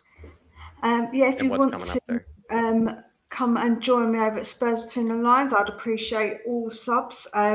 And I do live shows every Monday, Wednesday, Saturday. I'm doing previews to the games and reviews of the games. We talk all things Spurs over there. It's a nice little community. Everybody gets to have their say. I'm honestly somebody who appreciates everyone's opinion. As long as we keep it constructive and respectful, that's all I ask of everybody. Really, because I've always say in the fans we trust, because to me we're all as one, because we all love Tottenham, and that's the most important thing we should take from all of this, is that we all love Tottenham. We just have a different way of seeing it, and I sometimes think outside the box, and maybe people don't always appreciate my views, but I think it's nice to listen to other people's views. I think it's important that we do that. So over at Spurs Between the Lines, I try my best to be inclusive of all opinions, as long as they're sensible and constructive. Love that. Love that. And Mia, thank you for getting us started today. Thanks to you for always being the opener and getting us on the right sort of talking points and getting us warmed up, because you helped me get kind of warmed up on the evening as well. And also thank you for your patience as well. No worries. Mia. Speak to you soon. I don't hear no more talking about babies and top four. Can I just want to say thank you to Mia while she's on here for everything she's done while I was away. Absolutely, you've been a star, Mia. So I want to personally thank you so much. Thank you, Derek. Absolutely no problem. Obviously, you've got things in life that are much more important, and all of us should understand that Tottenham is something that we love, but there's bigger things out there in life. So that's where we should all try and be a little bit calm sometimes and remember that in life. Well said, Mia. And the push to 400 is on, everybody. Let's get Mia up to 400, please. She does a lot of good work for Dermot. She helps us out a lot as well, everybody. She's just a good member of our community, everybody. So please help her out, everybody. She is Mia, the diamond of our community. So treat her with respect, everyone. Treat Mia with love. Great call as always. Great call as always. Speak to you guys soon. See you, Mia. See you. Have a good one. Come on, you Spurs. Everybody, big up Mia in the chat. Show her some support. Let's get her on up to 400, everyone. And also keep getting your comments in. I'm going to keep putting them up on screen then as well. If you do feel like it, do feel free. Throw in a super chat if you do want to have your opinions heard on the show. But we're going to bring in Brad Matthews here and going to maybe get a bit of an inside look, because I imagine Brad is often at the games, and we'll see if he was at this one. Brad, how are we? I'm fine, thank you very much. Yes, how are you, Brad? I'm good. I was at the game on Saturday, and it must be the first game I've ever gone to where myself and everyone I was speaking to had actually gone there not expecting to win. It's just really, really weird. It was it wasn't the best of performances. Some of the first half was like was like watching paint dry. It was. I think Jack, you made the point, or maybe Mia made the point. We seem to play like the away team when we're at home. You know, I know Brighton are a good team, don't get me wrong, but we seem to play like we're away. And I just got the impression that the second half was better, and we seemed to fight, but we seem to be playing on the break all the time and letting them have possession. And then I thought, well, that's not how you should play at home. Certainly not Tottenham Hotspur Football Club. Did it give you a vibe of the AC Milan match, Brad, where it was kind of like you guys realize you have to win this game here, right? You guys realize you have to score goals because that's what the AC Milan Well, match was like. Was yeah, Spurs I mean, forgetting that they need to score a goal. I mean, it started good. Don't get me wrong, it started good. I mean, Son's goal. I mean, I called it as he is attacking. I was basically saying, get on your right foot and shoot. And he did, and it was, the trademark Son goal that we haven't seen for a while, or certainly not as much as we used to. And I don't think, I heard someone describe it as like it was remote controlled. You couldn't have hit it more perfectly into that top corner. No one, a 10-foot tall goalkeeper wouldn't have got that. Yeah, it was just really absolutely perfect, and that sort of obviously gave us the lead and the confidence. And then we had so go on. Oh, I was just going to say, Brad, what did you make maybe between the difference of the two halves? Because after maybe Sonny had scored, did you feel like Spurs, as per usual, sort of switched off after scoring? Did we become a lot worse? Did we look a lot worse after scoring? We just basically did what we normally do, just sort of sit back and get on our laurels and not go for that second and third goal. And I think we'll get onto it a bit later, but I think the stuff that happened on the bench probably gave us a bit of fire in our belly, and I think we used that to come out with the 3 points. But the goal that the Summit Mimi Toner goal, I'm in row 14, so I'm elevated, but still close to the pitch.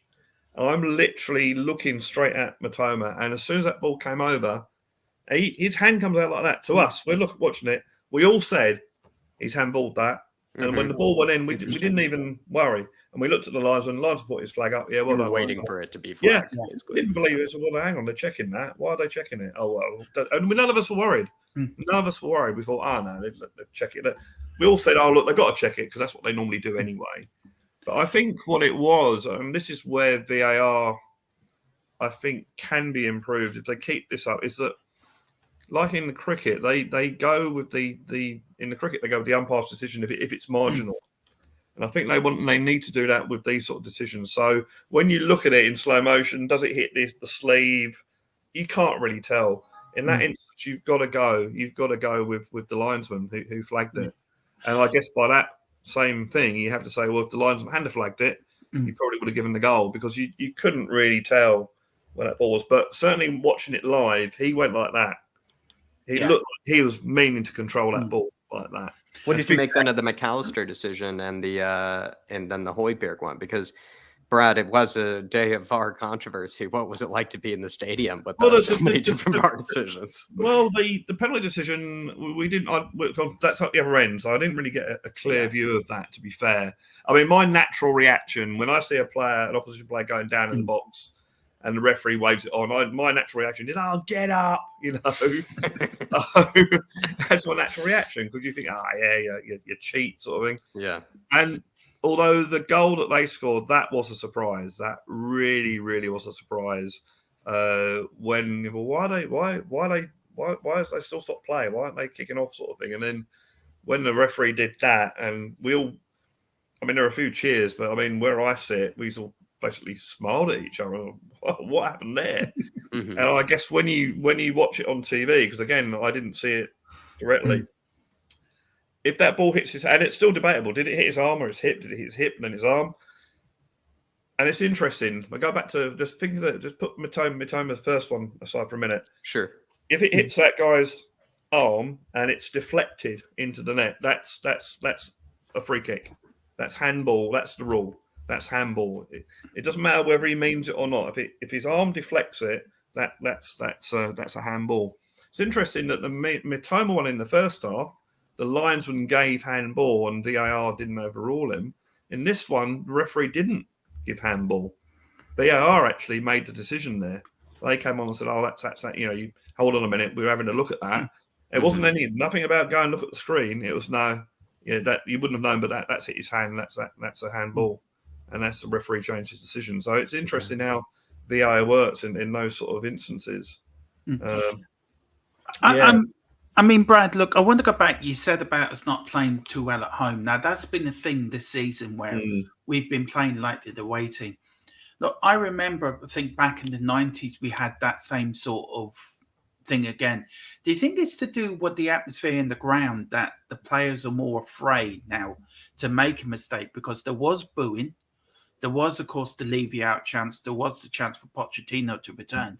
Do you think this is having more of an effect on the players that are overcautious to make a mistake than there would be just to relax and play free-flowing football?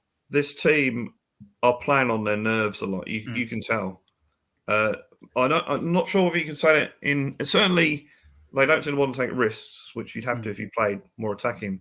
Certainly the defence. You probably would have seen it on TV. Yeah. There was a couple of times where basically they're setting up for Lloris to take the goal kick and pass it to the defender that's like 2 yards away. And then when the defenders decided to retreat and Lloris just booted it, the crowd cheered. That happened on a couple of occasions. Yeah, I heard that. Yeah, and there were a couple of occasions where the crowd were really getting on top of them when they're trying to do all this stupid little passing between the goalkeeper. I mean, Lloris, great shot stopper that he is, he's almost useless with his feet, and watching that, the crowd would just and as soon as the crowd get nervous, the players get nervous, and you get mistakes. Now, whether they're a bit reluctant to go forward, because they don't want to, they might make mistakes at the back. I don't know, but can I ask you this just quickly, Brad? Do they sometimes pass it to Lloris a bit unnecessarily? Because I was a few times digging out Eric Dyer for just giving it to Hugo when it felt like there was no reason to give it to Hugo. And I get it. It's like Hugo should be better with the ball at his feet. It's understandable that you shouldn't always have to babysit a player where you're like thinking like, oh, I'm not supposed to give it to him. That's right. But I don't know. Like I got mad at Dyer a few times for just when he had an easy pass available, he decided to just give it to Hugo, and then Hugo didn't know what to do with it afterwards, and then conceded. It happens a lot at Tottenham, and again, it's this confidence thing. It's this, I played a safe ball, and it just gets very frustrating. Certainly as a fan watching it, but Brighton are a good team. They play good football, and we just seem to be the away team half the time, and it was just frustrating. It wasn't even like last season. We had some really good counter-attacking games. Yeah. We seem to rely on it now. We seem to really rely on it now, and unfortunately, the players that made our counter-attacking football so good last season, namely Kulusevski, and I'm not saying Son or Kane, but the Son-Kane partnership, we're not seeing that this season to the same extent we saw it last season. Kulusevski, to be fair, in the first half, that showed little glimpses of his old self. But again, it's down to basic stuff. He doesn't want to use his right foot. So whenever he gets down that wing and he's on his right foot, he's going to cut inside, and teams know this now. And it's just very frustrating, especially professional football that don't use their wrong foot, So I think he uses it like sparingly. He uses it just, I don't know, the Kulusevski, you'll see him play a perfect right-footed ball, and then at other times you'll see him be very kind of one-footed. He did use it. He did put a cross in I think it's the first half. It was down my end. But Mahrez is the same way. I feel like I'll see Mahrez like rifle like a weak-footed shot, and then other games I'll see him never take one touch for 90 minutes. I've seen Gareth Bale basically prefer to hit it with the side of his left foot than hit it with the instep of his right foot. I've seen him do that, and to be fair, when he did it, it's caused the goal. He knows how to strike a ball. Yeah. Exactly. But so it happens to all that the best players will do it. Even Messi will always go with his left foot if he can. But I think it's just getting. We've got those, going back to what I was saying earlier. We've got these three players or these partnerships that are doing so well last season on the break, and they're not doing so well this season. But hey, look, Kulusevski, he's only a young lad. Young lads do have these moments. And young lads like him will not hit the same heights that they might have right away. Like his numbers from last season were spectacular. And maybe should we have prepared ourselves, maybe, Brad, for what would have been maybe a bit of a drop off, like considering that he basically was like, if you were to take like a second half of the season, like 11, he would have been in that 11, one of the first guys in that 11 for the second half of the season. And the other thing this season with Kulusevski is early on in the season when he was injured, and he's come on and changed games. And I remember making the point, like, it's really wrong that we have to rely on a 21, 22-year-old for it to, to change games for us, because you know that they're going to have a dip in form. But I think when you have such a good season that he had, and it's the same with Sonny, all right, fair play. Sonny has not had a good season, but when you're the Golden Boot winner or joint Golden Boot winner, that sets the bar really high. So anything that's slightly lower than that, you think, oh, he's had a poor season. You know, unfortunately with Sonny, it's been a lot lower than the bar. You know, but although to be fair, he had a decent game on Saturday. Not brilliant, but he's sort of starting to do his bits and do his running and that. I always used to say that when Son has the confidence to hit the ball like that and curl it in, then he's in a good sort of place in that. But it was quite ordinary, I felt. But hey, the win's the win. Brighton can cry their tears. The Højbjerg penalty. Yeah, look, I have to hold my hat off. Probably was a penalty. It did look like I don't think it was intentional though. I think he just had to put his foot down and just happened to catch him. But that shouldn't really make a difference. And there was also the shirt pulling on Longley. Got away with that really. Yeah. But it feels like, Brad, was it all of our VAR karma just kind of showed up in one day? Like it feels like we used up all of our luck in one game. It's like the whole game was. It's all the VAR.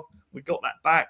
We played poor and still won the game. That sort of thing. So yeah, it all. Although to be look, the 2 goals we scored are absolutely. The 2 goals we scored were absolutely brilliant. I mean, Son's goal obviously, and the break for the goal, the second goal, the winning goal. Romero intercepted the ball. Son put an absolutely perfect pass through to Højbjerg. And then Højbjerg, who we're all expecting to put it across the box, I think Danjuma was in there. Mm-hmm. By the way, Danjuma's one of our players. By the way, he's a new player, apparently. Is he? Yeah. I was wondering who came on, Brad. Yeah. I was sort of thinking, who is that player? Yeah, Danny Juma. Daniel Juma. Where did he come from? Did he just get him off the high road or something? He might be a youth. I think he might have got a youth player or something up through the ranks or something. But yeah. So did it take him off the high road then and let him just come in and push? But he actually did cause trouble because he was doing something different with his runs and that. He had a lot of energy too, didn't he? Yeah, that goal you sort of see the Brighton players are trying. Well, do we go with him? And then what do we do with Højbjerg? And of course they're concentrating them and Harry Kane in the perfect position as all strikers should be, whether it's in the box or outside the box. And Højbjerg's pass was sublime. And it was one of those things when the ball went back to Kane, you thought this is a goal. Mm-hmm. It's one of those moments where this is in. And it was a goal. 10 minutes to go. I think. Corella Braverman must have been on the injury time clock because they had 6 minutes of injury time. So we had a lot to wait. But we seem to hang on and get the if undeserved win. And what you said earlier, about right, yes. Now this take it ahead. Take it away. I've heard the fans singing for Pochettino in the bar after the game. I've heard that. Yeah. You've heard that. But this was loud, and it happened.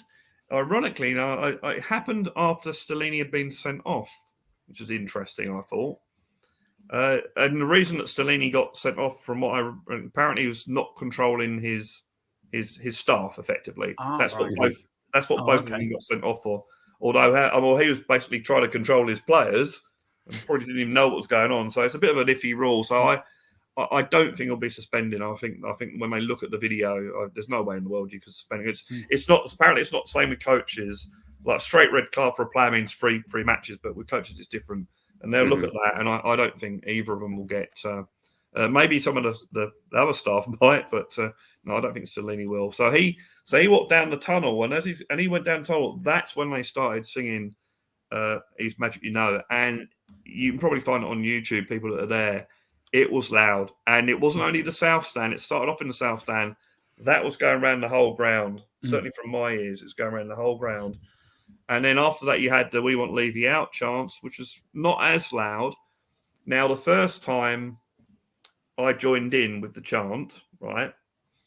The second time, I did a little experiment, because if you join it in with chant, you can't hear what's going on around you. Yeah. Anyone that wants to take a clip of fans singing, don't sing along, because when you play it back, all you hear is yourself. Okay, a tip there for people. So when they did it the second time, I sit in the West End lower, which is probably more of a conservative sort of area. I could hear one or two people singing "We Want Levy Out" around me, but not the whole of that lower Not bit. the whole section or anything. But having said that, when I sang it, not one person around me sort of said, "What are you singing that for?" What or wanted to, argue the point. Yeah. That is interesting. And in fact, the guy on my left, who I chat with every week, he was having a chat about Daniel Levy and that, and he, I got the opinion he's very much Levy out as well. So I think it's people, and this is why the petition. There's about 13,000 signatures on the petition, because the petition is a lot easier. That no one knows you've signed it. Correct. Whereas if you're in a crowd, especially if you're in the South Stand, fine, everyone's singing it. If you're in the more conservative with people that you've been sitting with for years, you're a bit more wary to start singing that, because you think, well, there might be someone there that might, that I might disagree with, and I don't want to, sort of create bad friends, that sort of thing. But I think it was noticeable. Now, the Pochettino chant, Levy basically went. Yeah, what is Levy going to make of that? Does Levy take that into consideration? Will this make him consider somebody like Pochettino more strongly now? Will he also hear this as a clear indication from the fans, like where, right, he would look at this as like, well, I now know what they think. Well, right. Levy, I'm not sure Levy was at the game. Oh, okay. Because he'd been in Bahrain, and I'm not sure whether he was back from Bahrain or not. That said, he might have been there. I honestly don't know if he's there, but I did hear that he might not have been at the game. But if you look back to when he sacked Pochettino, Mourinho was brought in, and that quelled, myself included, the fans a bit. And then when he brought Conte in for Nuno, again, that quelled the fans a bit. So if you go on that basis, then it wouldn't be on the realms of possibility that he would try and get Pochettino back for the same reasons. It means he's got to make a mistake, but then he was quoted as saying, wasn't it? He said in his heart he didn't want to make it, but in his head he did. So maybe he might, although apologies to any accountants out there, he is an accountant. They tend to deal with black and white, and he might say, oh, no, it'd be bad to bring him back. Again, would Pochettino want to come back? Because he needs to be backed. This is the biggest mistake Levy's made, was when they refused to back Pochettino and then fired him at the same time. And I think I said the last time I was on the show, I believe that we would, if they'd have backed him and kept him on, we'd be challenging Arsenal for the title, or Arsenal and Man City for the title this season. So, yeah, will Pochettino want to come back? My heart would want him back. My head says, well, it's going to be the same as it was before. Yeah. It's that painful rebuild. They ain't going to do it. He's got players there that he had before. He's suddenly got to deal with all these players that are on loan. Yeah. And this is why people say, oh, why are you saying Spurs are in crisis? Well, apart from the fact that we haven't got a female team's manager or a male team's manager, our director of footballs could be going to jail. Apart from that, we've also got about 9 or 10 players that are out on loan that are still technically our players. Tottenham official, I know they have to do this because of their job. Tweeting today, happy birthday to Lo Celso. It's Lo Celso's birthday today because he's technically, officially, still a Spurs player. So apart from Jed Spence and Udogie, they've got to get rid of these other players. They really have. Yeah. You look at Levy when you said he bought Conte in to quell the fans. He bought Mourinho to quell the fans. He did it at the very start of his tenure. He bought in Glenn Hoddle for Glenn Hoddle. That's a good point. It's a good point. So he has a history of doing this. Now, if he was to bring Poch in, what do you want? What's the first thing on Poch's to-do list you want our new manager to do? If it is Poch or Brendan Rodgers, whoever, what do you want? What's the number one on this list he has to do? I'm hoping that they certainly get the wheels in motion, whoever the new manager is going to be, so that new manager's got. Let's get it straight. They won't get anyone to replace Stellini. So we've got Stellini and Mason for the rest of the season because, as I said last week, it's continuity.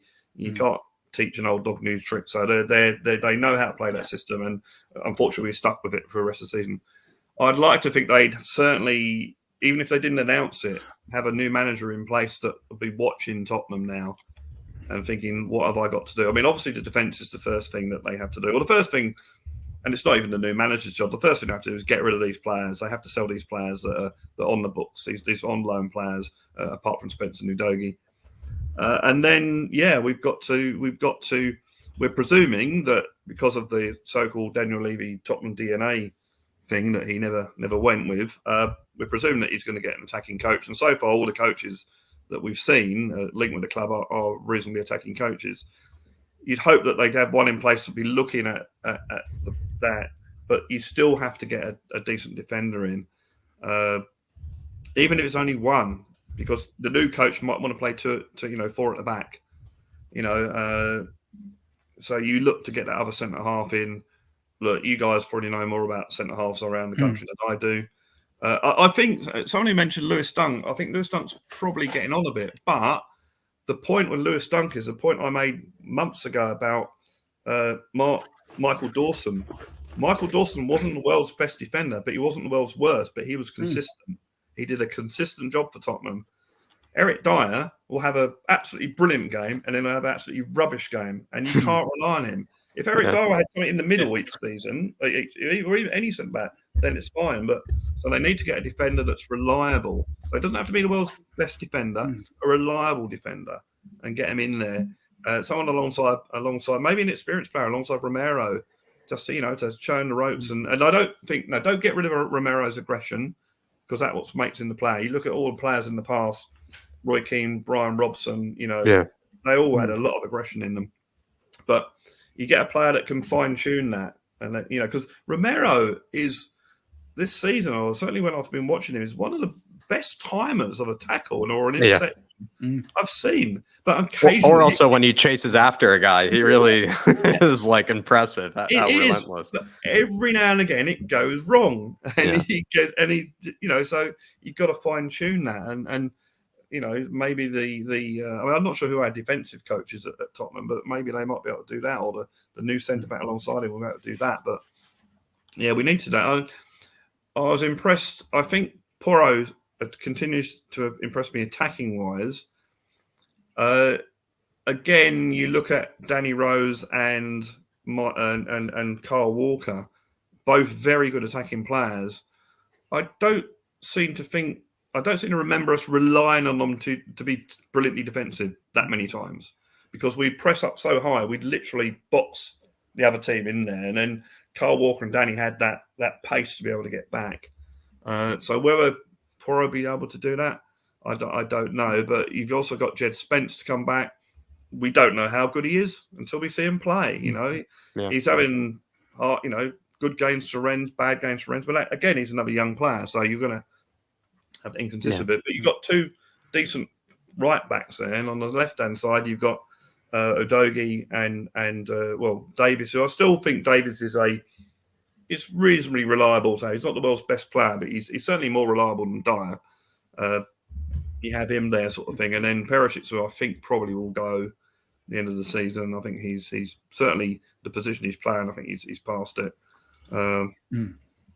But yeah, so and the question, the earlier question about Maddison, again, you've got to hope.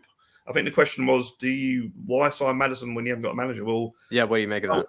Yeah, I would hope for you'd be doing it all at the same time. So you'd be looking at Maddison, possibly, or whoever it might be, Maddison, whoever, and you also be looking at the new manager, and then you'd be trying to put the two together and say to the new manager, if you're sort of trying to court him, who would he want? Because we haven't replaced Eriksson, and what Maddison does, he scores goals. He's a midfielder who scores goals, and I've said this so many times. We had Dele Alli and Eriksson scoring 20 goals a season when under Pochettino's team at the bomb, and then you had Son and Kane on that. That's a pretty decent goal scoring attack there. But I do have a point. With the new guy who's come in, Scott Munn. Yes. Who is an Australian guy, as we know, who apparently is going to be Daniel Levy's number 2 and Paratici or whoever is going to report to him.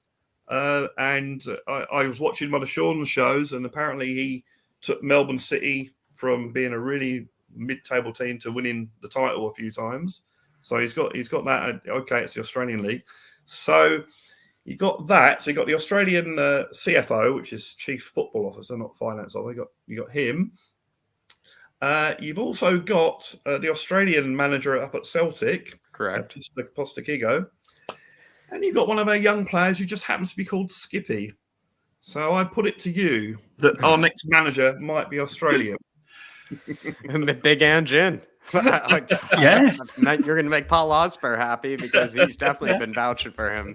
Brad, that's definitely the case. And I also, with the Maddison thing, I actually feel like Mia's answer was really good, where she said basically, you'd like to think it was, we were doing it like Brighton maybe are. We're taking a page out of their book where it's like, we know what type of manager we want. We know what type of football we want to play.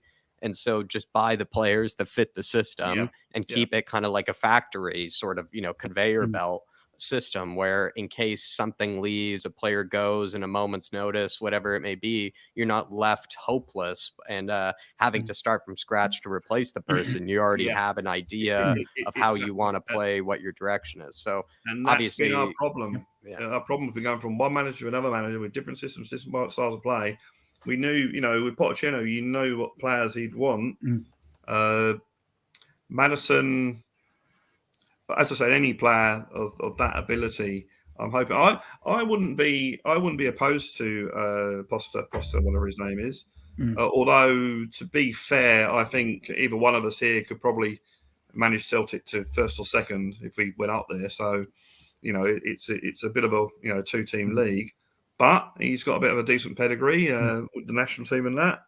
And, Aussie Paul, Paul Beatty says he likes him. So I'm willing to go with Aussie Paul there. I wouldn't be opposed to that. I wouldn't be opposed to him. I wouldn't be opposed to Pochettino. I wouldn't be opposed to Nagelsmann.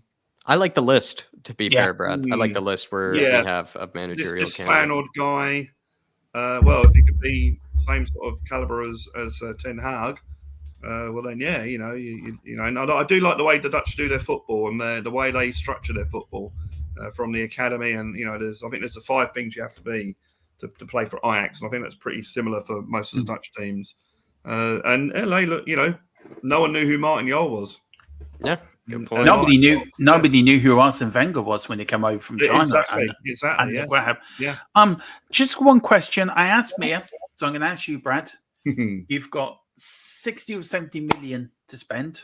You're the new Tottenham manager. Who's the first player you buy? If it's one player, I like Mia said, and I think probably everyone you get on here, but it needs to be a decent centre back because we've got Romero. I think is a decent player there. Needs fine tuning, and you have those two there. If you're playing, presumably you're playing a back 4. I think you need that sort of player. You need. And Mia was spot on about Lewis Dunk for the rest of the game after that goal, because we were all looking at it ourselves, thinking, "All right, who's?" Because I'm a bit of a cynic at football, so I sort of, when they got a corner after they'd equalised, which is worst defending I've ever seen from a corner, I was sort of shouting out, "Don't forget, guys, it's the tall guy. See the tall guy? Someone, the one who just scored on you. The one that just scored. Go and mark him." And I'm looking, and we all looked at each other. Let's Skip is marking him. Whose idea was that? That happened in the second half as well. Skip had the job of marking Lewis Dunk. You think, what the hell? You're watching 3 perfectly capable people of Dyer, Romero, as well as Longley, and I don't get it. Believe me, Brad, I don't get it. Any kind of Brad, was there any kind of final point that you wanted to make? And then I do have some few more guests I got to get to, so I also need you to plug your channel though as well. But is there something I didn't get to let you say? Is there something I didn't get to let you say? I think top 4 is still difficult. I think we need to certainly avoid defeat. We need to beat Bournemouth. But someone made the point on Saturday, we'll probably beat Brighton, and Brighton and felt beat Bournemouth. So, we need to beat Bournemouth. And we've won our last 5 home games, certainly in the league. We need to beat Bournemouth. And then we need to make sure we don't lose against Newcastle or Man United. Yeah. I think the Liverpool game, Liverpool aren't playing very well, and they're still quite a way away. So I think we could probably get away with losing that. Although I wouldn't want to, I would prefer the point. I think, we need to avoid defeating those 3 games. Certainly a draw at Newcastle will be an absolutely amazing result because they took Man United apart the other week. And without, with that crowd on top of them and our sort of panic stations that we seem to get, that could be disaster. And I think Man United at home, get the crowd behind us. We could do it, but it's still difficult. It's still difficult. We've got to go to Aston Villa away, and they've been playing really, really well. We got to go to Leeds on the last day of the season. Now, Leeds are either going to be brilliant or rubbish, as we found out on Sunday. They've either already well and truly out, or they still have something to play for. You look at Leeds in the first half of that game, and they should have been miles away. So, we've got winnable games. We're at home to Brentford, home to Palace. So they're both winnable games. We want to win all your home games. Mm-hmm. But the thing that worries me is that last season, you saw Arsenal they were faltering.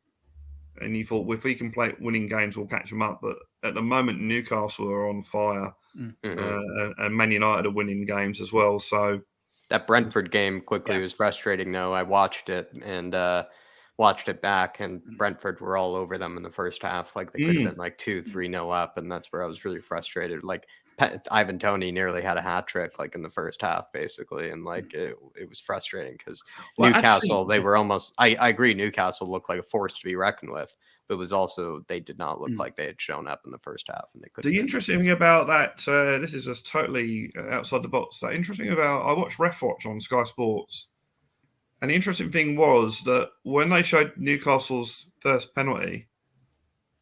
And they said, "Oh no, I don't. That was very lucky to get that penalty. I don't think it was a penalty." And I'm thinking that was actually quite similar to the penalty that Southampton got against us. And yet, when they did Ref Watch against Southampton, they're all going, "Oh yeah, it was a penalty. Yeah, it was a penalty." So make of that what you will. I don't like conspiracies, but we do seem to get the bad end of the stick with Sky Sports on Tottenham.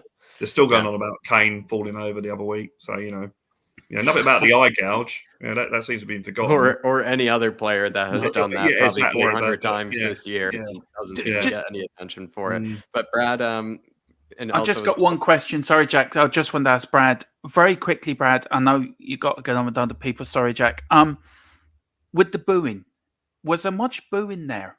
No, not as much as I've seen. A little bit of booing at half time, but not as much as I've seen before. You heard a little bit, but it was not like when we've been. I mean, Arsenal 2-0 down at half time. No, it was booing, but it wasn't. I've heard it worse. And obviously, when the final time whistle went, we'd won the game, so there's a much celebration. Although not a lot of Brighton get bad everywhere they go sang in the bar after the game. So that song didn't get a mention. I think Jack's a bit frozen. So do you want to give your channel a plug there, Brad? And tell where people can find you and what they can find in your channel? Yeah, okay. So basically, it's a totally unrelated to football channel. It's a music channel. I'm trying to be a songwriter. So it's all my own songs. It's called Blue Sofa Songs, which is 3 words on YouTube, and at B Sofa Songs on Twitter. And it's just me writing songs about my life, my views on life. Some of the songs are up tempo, some bit sort of dark. But hey, I've got to be honest with myself while I write. Yeah. I want to know who subscriber 142 is. I've got 141 subscribers. It keeps on going up to 142 and then goes back to 141. It seems to be going up and down each week. So we'll have to get Inspector and we'll have to get Sherlock Holmes after that one, Brad. But it's all of the instruments are mine. So I play all the guitars, I do all the vocals, I put all the drum loops on, play the bass, and I've just ordered a MIDI keyboard. So you'll be hearing some keyboard on there, and if I can get synth type strings on there.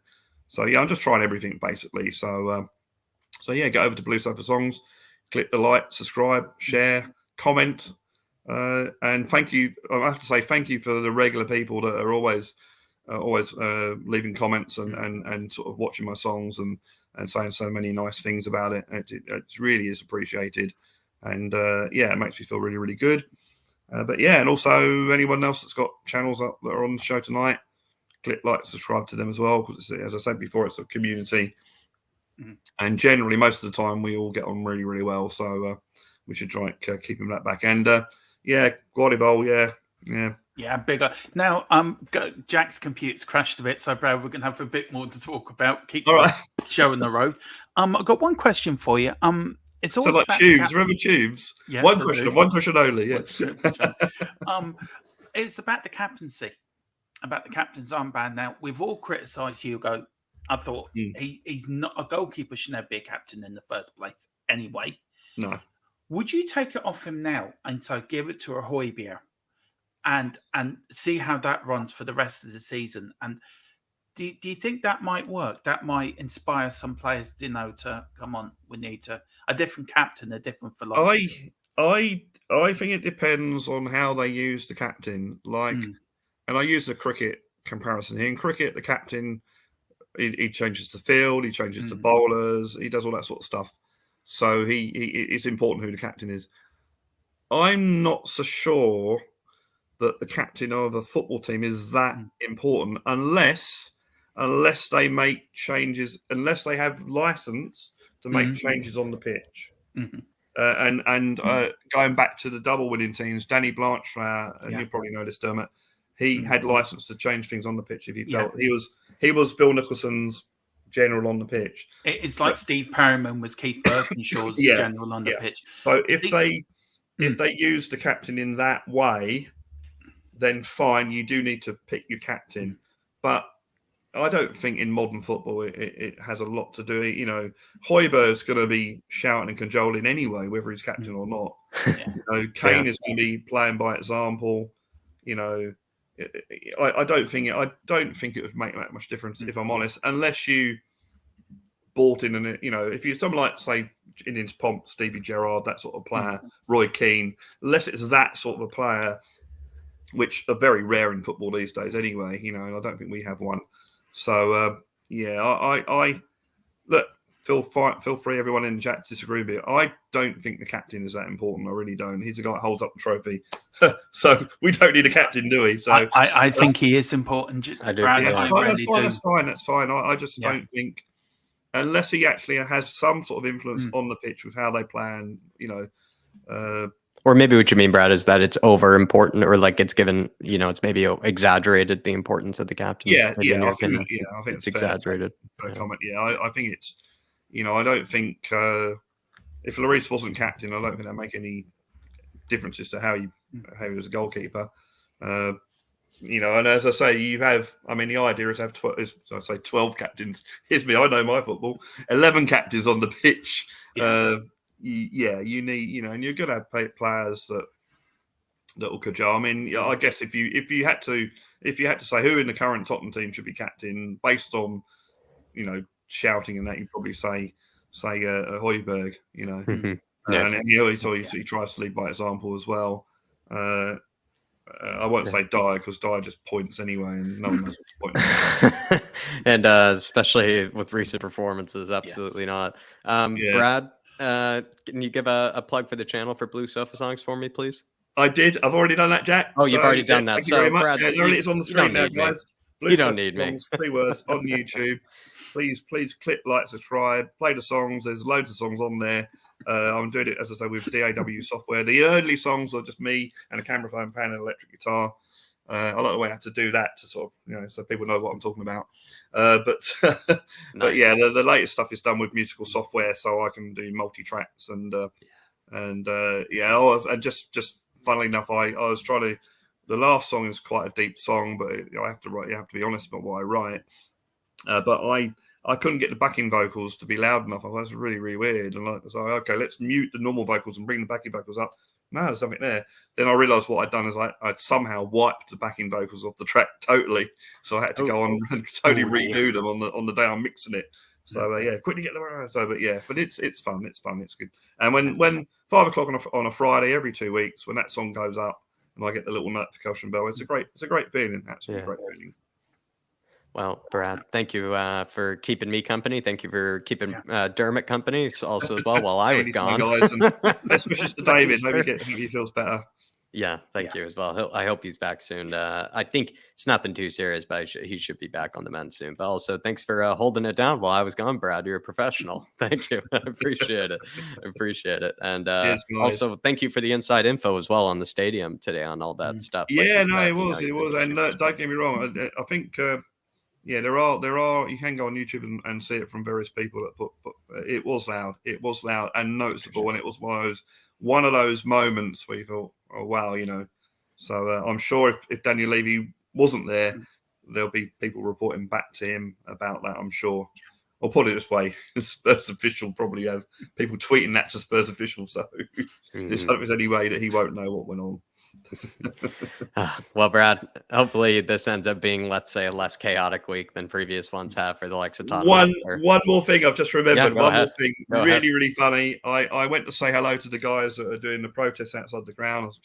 Mr. Daigle, I said hello to Brian, and Ben from We Are Tottenham TV was doing, and he did an interview clip with Brian Daigle, and I was sort of talking to someone else. He obviously asked him about Danjuma, and obviously Brian said, I don't know, where is Danjuma? And then at that moment, Brian turned round to two policemen behind him and said, "Excuse me, have you seen Danjuma? He's gone missing."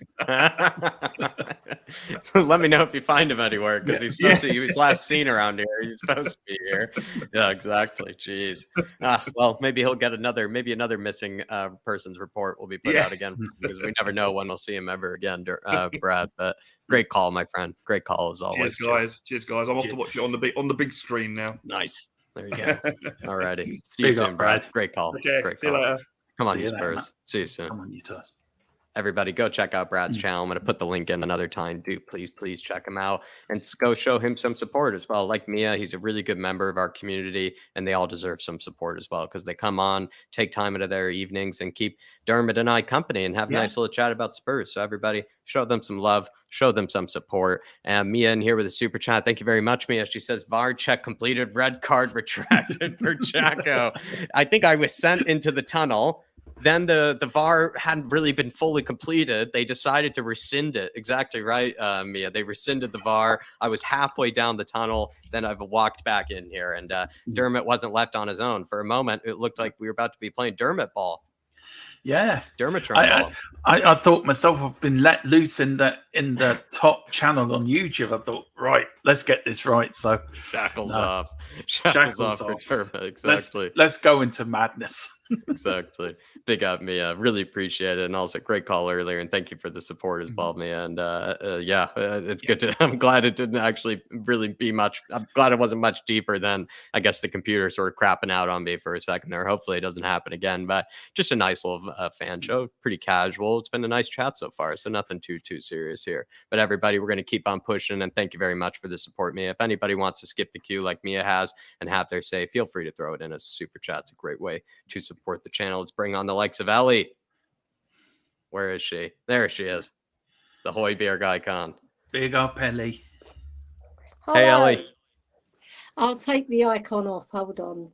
Oh, I like it though. It's a good icon. It is a very good icon. That's better. I don't see your camera though, Ellie, but I mean, we could go for the hello. We'll maybe give her another second to get back in here. Nomad saying that the captain is important. That was brought up earlier by the likes of Brad. I do see where he's coming from with the fact that maybe it could be a bit over exaggerated, the importance of the captain. But like, there she is. I see her full screen now. Yay. Yeah. Big up, Ellie. Hello. Good to see you, Ellie. And it's been a while, Ellie. And it's good to see you back in good health.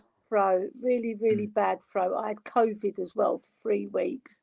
And it's still a little bit hoarse, but I was shouting at Hugo. That's why my voice is so hoarse today, because he wasn't playing the captain's role, guys. He wasn't his normal self. He wasn't yelling. Normally, you hear him say, "Away, away." He wasn't doing any of that, and he was taking so many risks with his passing that the whole of my section, we got onto him, right, and we changed that game. We won that game, Area 252. We won the game for us, because without us shouting at Hugo to kick it long, we would have been caught out, because Brighton's pressing is on point. They're fantastic at pressing and they work for each other, you know. When I was looking at the stats, guys, 599 passes to our 559 passes to our 299. That's how much they dominated the match. They had the ball twice as much as us, you know. So I'm glad that we had to go at Hugo because he deserved to be shouted at. And we won the match. Ellie, you were kind of saying that he wasn't as vocal as he usually is. No. Is he coming into games more nervous usually? I just think he's fed up. I think he really is. It shows in his body language as well. Fed up just being here, fed up of the style of play, fed up, what is it? Yeah, I was having a chat with a lot of the fans because I'm quite vocal in area 252, right? And we all thought it was all looking at each other saying he don't even want to be here. You can tell because he's not even talking to the players. He's just going through the motions, which is very un-Hugo-like because he is a very vocal man when it comes to goalkeeping. And he just didn't seem too interested. And when they scored, did you see what he did? He jumped into the net. He never does that. I've never seen Hugo do that in my life. He literally fell into the net. Didn't even make an attempt to save the ball. I mean, Ellie, when that goal went in, he was behind the goal line. So he was already in the... If he had saved it, it already was well across the line. Yeah. Where do you think the blame lies for that Brighton goal? Is it the defenders? Is it, Hugo should take some of the responsibility. Hugo should take some of the blame. Is it the organisation of were we doing zonal marking? Were we doing man-to-man? What we were doing in that defence? I mean, did they have a clue what they were doing? No, they didn't. It was total mayhem. And little Skippy on Dunk, that was the worst bit. We're all shouting, get Skippy off Dunk. What are you doing? Right? And they didn't listen. He still was on Dunk. And it came over and we thought, this is going to be a goal. 100%. 100%. We could see it all coming. You know, if we could see it coming, why can't they? They can't organise themselves. And Dyer... he isn't a leader in that back four. He should be. He's our most experienced defender, yet he doesn't take the leading role. No, right? He should be organising them. You know, I've been saying this recently, Ellie. Eric Dyer. I think Eric Dyer likes to blame people in 10 different languages. I don't think he's a leader. I think he can blame people in 10 different languages. He's not a guy that will lead people in 10 different languages. If you see what I mean. Yeah. I mean, we were let off. Yeah. We had a corner before that goal, didn't we? And we were let off. We had a warning. So it's not the first time we've gone that way. I mean, look, Ellie, we won the game, but were we lucky? Yeah. Do we look any better? We were. We were very lucky to win the game because Brighton controlled 90% of that play, right? The good things about our play, the ones that I would pick out, is little Porro going forward, but attacking wise, he was very good. But defensively, he's very suspect. So we need somebody competent behind him. And Longlay's not that player.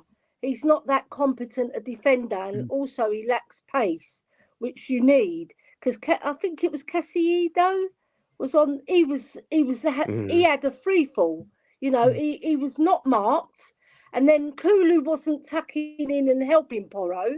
He was going on a mission to try and score himself, Kulu. But Porro was very impressive, and his work rate is fantastic. But the thing is, he's not a defender, so we need somebody behind him. Even if we played him with Emerson behind next season, that would be better. Okay, right, and push Kulu into midfield. That's what I would do, because I think Kulu's wasted on the wing. He's better going, taking the ball from the middle and leading our play. He's good on the wing. I don't like him on the wing. And also he's getting marked. 3 players are on him all the time because they know he's a danger.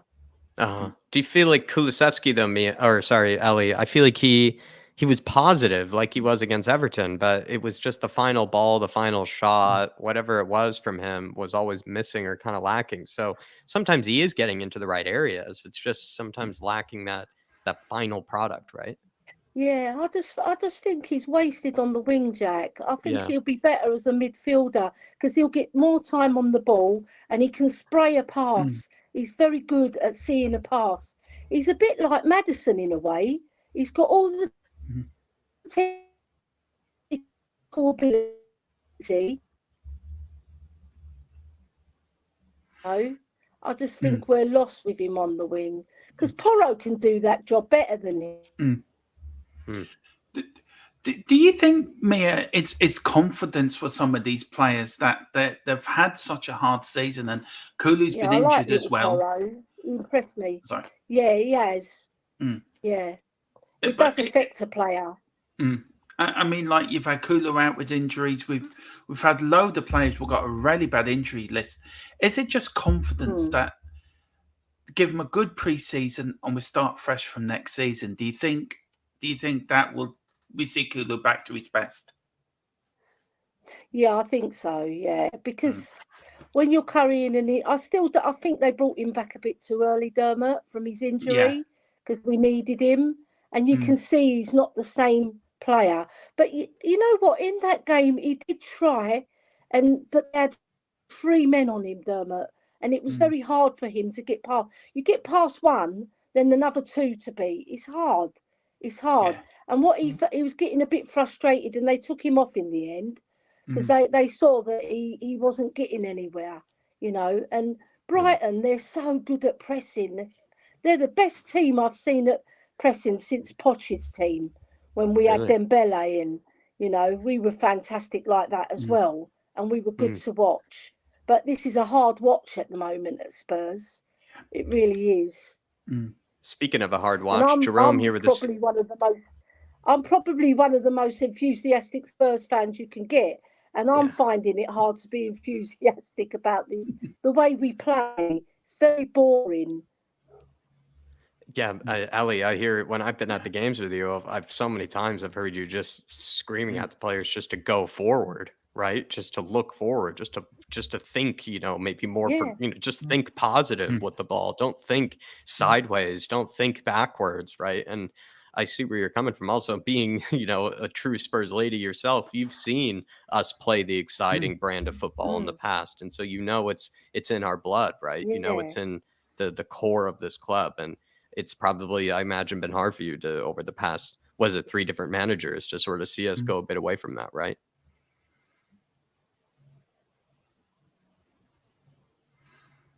It has been technical ability. We've got the players to. No, I'm just saying we've got the players to play better. We've got Sonny, we've got Kane, we've got Kulu, we've got Porro, we've got Højbjerg, we've got Skippy. They'll all work hard for you. We've got Romero, who's fantastic in defence, and he's good at bringing the ball out. He's the only competent player. And even Longley, even though he's defensive, he gets found out, his passing is on point. He hardly ever loses the ball. So we've got players to play better than we have been. You know, we just haven't hit that same form we did last season at the last 10 games. We played absolutely fabulous. We've got to find our feet again and start playing, you know, and not letting other teams dominate the possession. Do you know what? I'm not always, you know what? Possession is overrated sometimes, but it's nice to have a little bit more of the ball, you know, so we can hurt teams more than like when the last 10 games when we were scoring for fun, you know. We also, do you think we rely on maybe counterattacks a bit too much? Yeah, we do. And it's not good. It's not good. We were playing like the away team, like Brad said. We do. We play like the away team. And that's not on at White Hart Lane. The fans, we can forgive some things, but where you're just sitting back and inviting danger, you know, we were living on a tight string at the back. We were.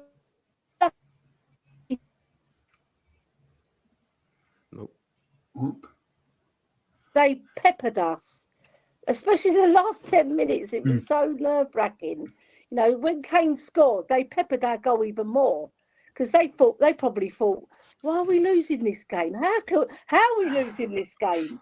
You know, I actually think Brighton are probably a bit rattled after all of this. Everyone, I think they might have their sort of European hopes sort of quickly dashed or perhaps dented because they've lost or they've dropped points in their previous 2 big games. Like their game against Spurs was a big game for them in order to keep their push for European spots. They dropped points against Brentford at home as well in that 3-3 match. They are probably a bit sort of, how would you put it? Like they're playing really well, like you said, Ellie. They looked like a great team, but they're probably looking at themselves like, how do we only have 1 point over these last 2 matches? You know what? When they beat Grimsby by 5, didn't they, in the FA Cup? And they're in the FA Cup semi-final. So maybe they've taken their eye off the ball. They're getting excited about that semi-final against Manchester United, which is understandable, you know. So they haven't dropped their levels. It's just, do you know what they lack? They lack that killer edge that all the top sides have got. They just or maybe a killer player, with that killer edge. Yeah, you know, that top striker. But will Brighton attract a top striker? And I would say no, they won't. Manchester United will because of their name. Liverpool will because of their history, the way they win trophies. And also teams like Newcastle will because they've got the money backing now. And they will overtake. So Brighton are probably in the position they should be because they're better than the rest of the teams behind them. They'll probably finish 5th or 6th, I would say. They might even overtake us. But we have to be on our guard for that because they're only 6 points behind us, but they've got 2 games in hand. So they can go level with us and they've got a better goal difference. So we've got to be mindful of that, you know. I just feel we can get top 4. I feel we can do it. But it all depends on those games against Manchester United and Newcastle. If we can get 6 out of 6, we can even go to Liverpool and lose. I'm with you there, 1,000%. Same here. Because I can't. Yeah, I can see teams beating Man United, especially if Brighton beat them in the FA Cup semi-final. I think that'll dent them a bit, you know. So I'm rooting for Brighton to win that match. And that's a repeat. That's a repeat of the 1983 FA Cup final, if I'm not mistaken, as well. Yeah, Brighton, Man United. Well, yeah, it is. Yeah, so I think they've got a vendetta to settle a score there, you know. And I think they've got the beating of Man United. They're much better. They've already beaten them twice this season as well, I believe. So yeah, come on, Brighton. I like to see a lower team, you know, somebody who hasn't won it before win it, you know. Yeah. I would love us to win it, but that ain't going to happen. But Jerome here. That ain't happening because we've done the dirty at Sheffield United and put Kane on the bench and we didn't turn up. Jesus. I know. I mean, it's so sad when you think about it because that, didn't even show up to the bus, so sad. Jerome here with the super chat saying, morning, lads. I hope you are all well. I have been so angry at the state of our club that I had to take a break or else I would be so disrespectful. I might offend people. Jerome, I'm going to say something. I'm also going to let Jerome I'm going to let Dermot come in here. Jerome, believe me, it's been a season where I think you've been tested. Like as a fan, you have been tested this season. You've had to watch some pretty dreadful football. You've had to see us get knocked out of competitions that we definitely should not have been knocked out of, considering that those were some of the competitions we all expected us to take more priority in this season. The way it is right now with the likes of Paratici's future, no manager in this current state, still kind of playing some pretty drab football. I could see that why it's emotional. I could see why it is hard to sort of get yourself up for each and every game. And also I understand why maybe certain Spurs fans just sort of have lost a bit of that sort of adrenaline or a bit of that sort of hunger for the rest of the season, right? It just doesn't feel the same as it maybe has previously. They've lost a bit of that what is it, that sort of will to, you know, that what is it, that thing that to keep playing for. Like a lot of fans just don't feel like there's much left to play for. And I feel like top 4 is still something to play for, but we've discussed this plenty of times in the past. Top 4 doesn't mean much to people very much anymore because of how little we take advantage of it. But I don't know, Dermot, what would you say to Jerome here? Because some people, they kind of just keep going through the punches. A lot of Spurs fans are quite good at taking the punches as each week passes by, but somebody like Jerome here, he's had a rough season, and he's in a tough place to be able to convey his feelings, he feels like, on Spurs. Yeah, look, I understand where Jerome's coming from. Look, every Spurs fan has been through it this season. We've had more heartbreak and frustrations and anger, and I think I feel sorry for fans like Jerome. I feel sorry for fans like yourself, Jack, Ellie, other fans that we've seen us play well. Yeah. We've seen us win stuff. I feel sorry for the fans of today that have never seen us win anything, lift a trophy, go down the high road and see them go down with a trophy and celebrate. And Jerome, I think he's right. The fan base is so divided at the moment. We're not united. And look, my heart goes out to him, and I understand it. I know how he feels because I feel the same myself. And all we can do, Jerome, is just look.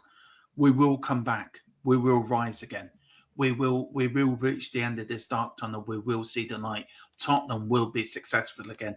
Keep the faith, brother. Keep plugging away. We will get there. Tottenham Hotspur will be back. We will rise from the ashes. That's all I can say to you. And big up, Jerome. Thank you so much for the super chat. It really does help the lads here, Dave and Jack, do the great stuff like they do. But look, keep the faith, brother. We will get there. Promise me. I promise you, we will rise. Tottenham will be back again. Anything to say to Jerome there, Ellie? Yeah, I would say keep the faith, like Dermot said. Look, we need somebody to come in and take us by the scruff of the neck and get us organised, play really good football. And good football normally wins trophies. It does. Because you see all the successful teams, who've won things down the years. They play exciting, progressive football. That's what we got to get back to. We can't do this Italian style. We're not used to it because we haven't got the defenders to do anyway. No, we've got one decent defender in Romero. If we had 3 or 4, you'd say it would work, but it doesn't. So let's get back to how Tottenham play on the front foot, progressive football.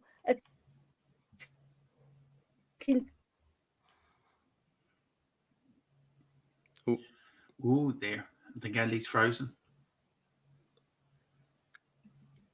Well, Jerome, what I would say, my friend, is hang in there, brother. But I don't blame you for being disillusioned. I don't blame you for losing that emotion. Keep the faith, brother. Keep the faith. Exactly right. Yeah. Exactly right. Ellie and Dermot, I know you need to go in like 5 or 6 minutes, but Ellie, I do maybe want to get maybe one more topic or one more question from you here, and then we can kind of plug THFC Till I Die. What is it maybe about the Pochettino chance, Ellie? Because you were in the stadium, you were in the crowd. What did you make of the Pochettino chance? Well,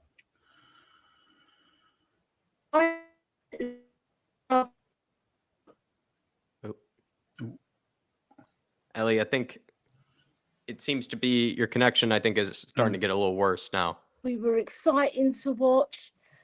The way he was with us, the way. Yeah, connection's not great, is it? We need somebody. Ellie, would you mind refreshing and then coming back in if possible? Whole of the stadium, and it was twice, not once, twice they did it, and they did it outside as well.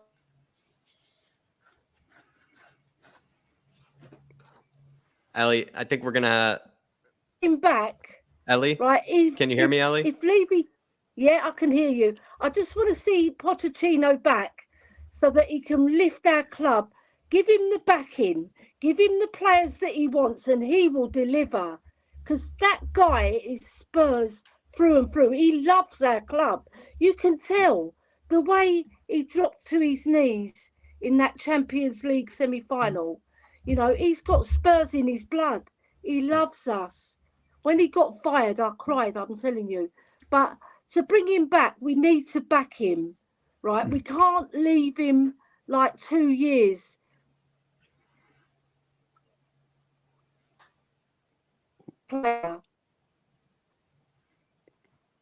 Forward to it. I just hope.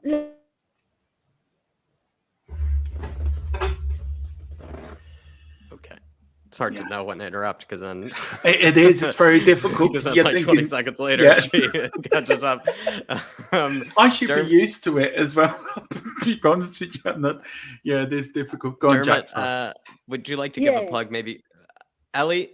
I think there's like a really big lag between us right There's a now. bit of a delay. I Yeah, think there's a 'cause bit I've of a got a lot delay. of rain today in Enfield.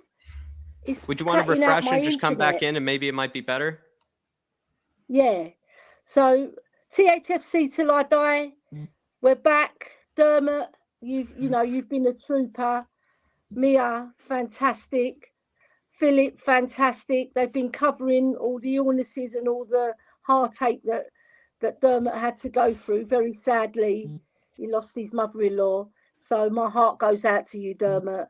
You've been a trooper, and the way you've carried the channel is unbelievable, and people that have stepped in, Mia and Philip, fantastic, because I weren't able to talk for 3 weeks. My voice went and I had such a bad throat. I couldn't come on coughing. That would have spoilt the channel. So well done. And THFC till I die, we're still alive. We're still alive and kicking. We're doing so many good shows coming up. And that new show that you do, Dermot, around the Grands, that's fabulous. That's one of my favourites now. I love it. Yeah. Brilliant idea. You see, because this man, he's full of really good ideas. He'll phone me up at 2:00 in the morning. He'll say, I've got a good idea for a show, Ellie. I said, come on, hit me with it then. He's fantastic. He's so enthusiastic about running our channel that, you can't help but love the guy because his heart is with Spurs, first and foremost. And then his heart is with all the people that run the channel. And he'll always have our back and we'll always have his. Absolutely. Absolutely. Beautiful man.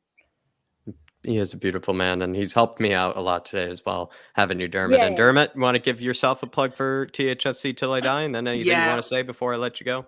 Yeah, firstly, I want to say it's been an honor and a privilege to do this with you, Jack. And Dave, I hope you feel better, brother. It's a highlight of my year doing this. I love doing these fan shows. I'm sorry I can't stay longer. I just got something I need to do, so I do apologize. Yeah, please get over to THFC till I die. We're on the march to 2000. We are back. We've got a lot of shows coming up. But please like and subscribe here.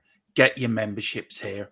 Get your super chats in to help these guys. And again, Jack, it's been an absolute privilege and an honor. And thank you so much to Dave giving this opportunity to do this with you, because I've really enjoyed it. And thank you to everyone for the kind words. And as Ellie, you're very kind with your words. And I really don't know what to say or how to take that. So thank you so much. So, and well said, everyone, do not give up hope. We are Tottenham Hotspur. We are the mighty Spurs. We are the mighty Bill Nick. You may be lost at the moment, but let's not forget, we've won things in the past. We'll win things in the future. The cockerel will crow. Tottenham will be back. Come on, you Spurs. In the Tottenham we know, we trust. In the Tottenham we know and we trust. Love that. Well said. Thank you, Ellie. Great call as well from you. And guys, and good luck to Dave. Hope you feel better soon. I know you will be back tomorrow. Definitely. He's probably eaten too many Easter eggs. That's what it is. Yeah, I think the chocolate maybe just went down the wrong pipe or something. Exactly. Yeah. Take care. Good. And in whatever manager we get, we'll trust in him. All right. Right. Come exactly on, right. Spurs. See you, Ellie. Great call. Bye-bye. Great call as well, Bye. Dermot. We'll see you soon. See you soon. Thank you, everyone. And please get in line. Get your memberships. Get your super chats in. Keep Jack company, because I tell you what, before I go, this man next to me is a gentleman and he's a scholar. He really is, and he's a brother, and so is Dave. So please treat them nice, treat them with respect, and let's keep on trucking. See you later, guys. Love you, Dermot. Great job, Dermot. I hope to do this again with you. See you soon, brother. Definitely soon. See you soon. See you soon. Bye-bye. See you soon, brother. We're going to bring on, I think, maybe 2 people at once. Philip, if you can hear me, I have other people still in kind of the queue, but maybe Philip, you and I could sort of have you can be kind of also the co-host with me for a little bit. And you and I can just chat and whatnot, Philip, if that's all right with you, because that's maybe the best way for me to get you on as soon as possible. But Nope, looks like he disappeared for a second. I'll try to get him back in there. But I'm going to bring on the next person in line here, and it is Lewis. And I saw him come on to the post-match fan show and speak to Jacob, the fellow other American. What's up, Lewis? Hello, Jack. You good? I'm good, man. I'm good. What's I'm up this loving Monday this. night? Wow, a lot. I'm in a happy mood. You're post-highway robbery, I bet, right? You're probably Spurs didn't ruin your weekend. You're feeling a bit different this time around.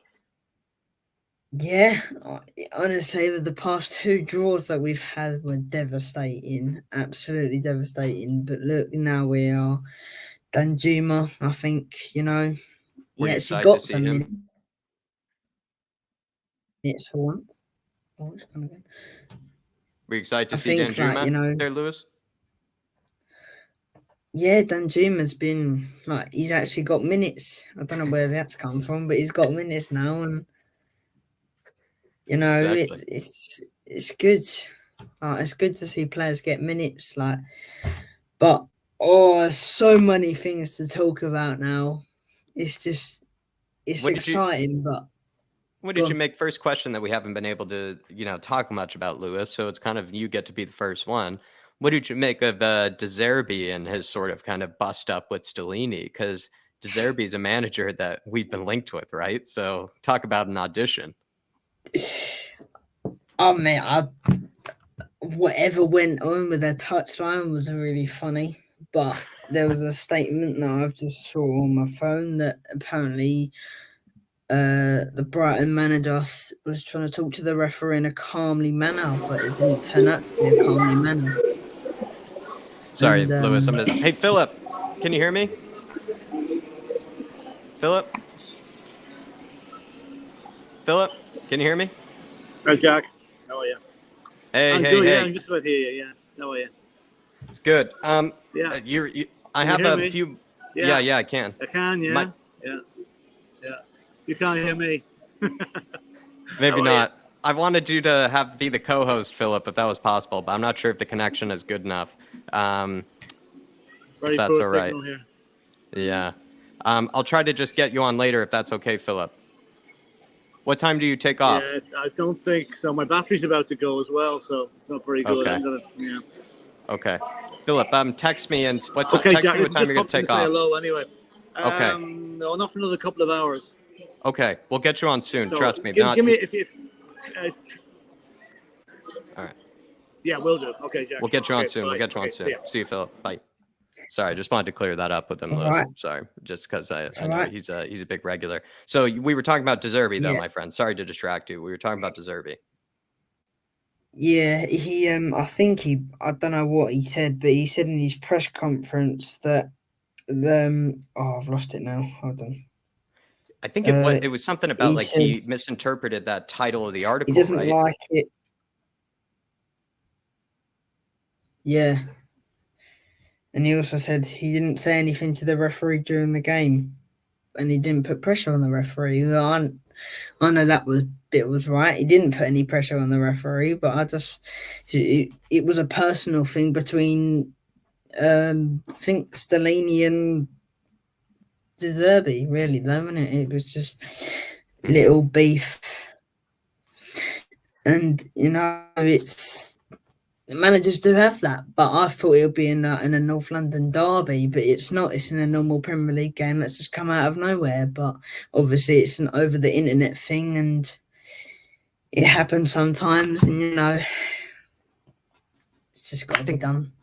I think with Zerbi, what made it kind of funny for me, Lewis, was the fact that I guess he just didn't really read the article all the way through, right? It's kind of like with anything. He didn't read the fine print, so to speak, when it came to it. So he got mad at Stellini for all the wrong reasons. Stellini was actually quite happy to praise him and was quite nice to the likes of Zerbi. So I don't know. I found it a bit funny, actually, that he basically just didn't read an article all the way through and sort of, if anything, kind of, while it was entertaining, kind of embarrassed himself when you do think about it, because Stellini, like we said, had no beef with him in the first place. So it really was just some made up thing by Zerbi in his own head. And then when you look at it, that is a bit embarrassing. I think that he sort of made up this. It's like you made up a fight with somebody, right? Like it's like you made up some reason, to be mad at somebody, and then it turned out that it was completely in your own head, sort of thing. And so it's a bit embarrassing, actually, or a bit funny. I've always had a saying in my head saying you've always got to read it twice, and I think the Brighton manager didn't do it. I can't pronounce his name, but that's what I'm just going to go with, the Brighton manager. But he didn't read it twice, so he's got to read it a second time, and then you'll properly understand it. That's probably where that's probably where it came from.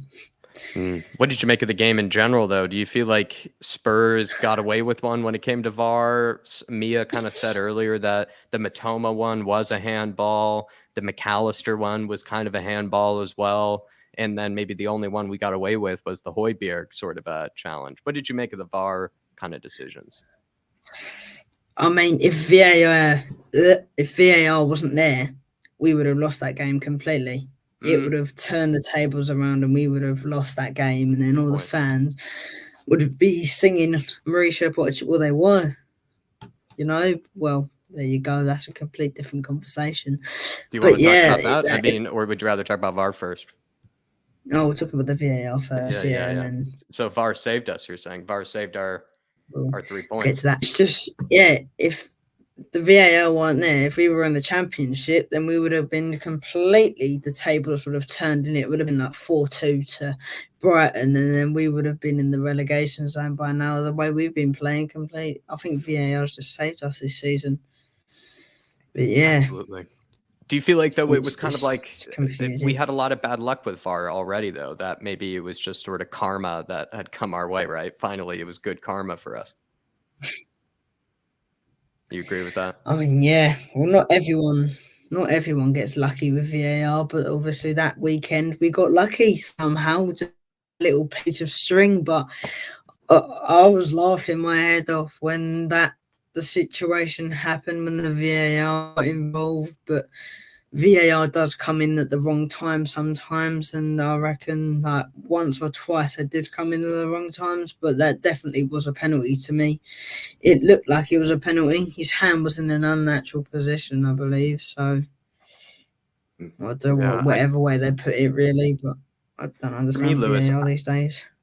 For me, Lewis, I kind of liked it how Mia broke down the Matoma one, where she basically said, and I think other people even in the chat had said, Matoma seemed to know in his own head that he had done it, that he had made a handball or that he had stuck his arm out, because he didn't really protest it very much when the decision was made. And then you look at the McAllister one, it still was basically like an outstretched arm and it deflected from his arm. If it hits an arm, no matter what, it is going to be probably flagged off. And she said, I think too, on the second VAR decision, that had that been a defender where the ball had hit his arm, that probably would be marked off as a penalty. So you do have to kind of treat it the same, whether it's an attacking player who's making a handball in the opposing box, or if it's a defender making a handball in the defender's box, it still means that you should treat it the same. So I find it interesting. Actually, when I do look back on it, maybe the first two VAR decisions were actually made correctly.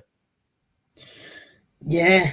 I mean, I looked back on the highlights this morning and last night. It was, I reckon VAR actually done a good job with them two decisions. Yeah, but you think the Højbjerg one was missed? Because that's the one that a lot of people are upset about, because he did kind of, he kind of stamped on whose foot? I forget it was. I think it was Matoma's or somebody, but he stamped on somebody's foot and got away with it for sure.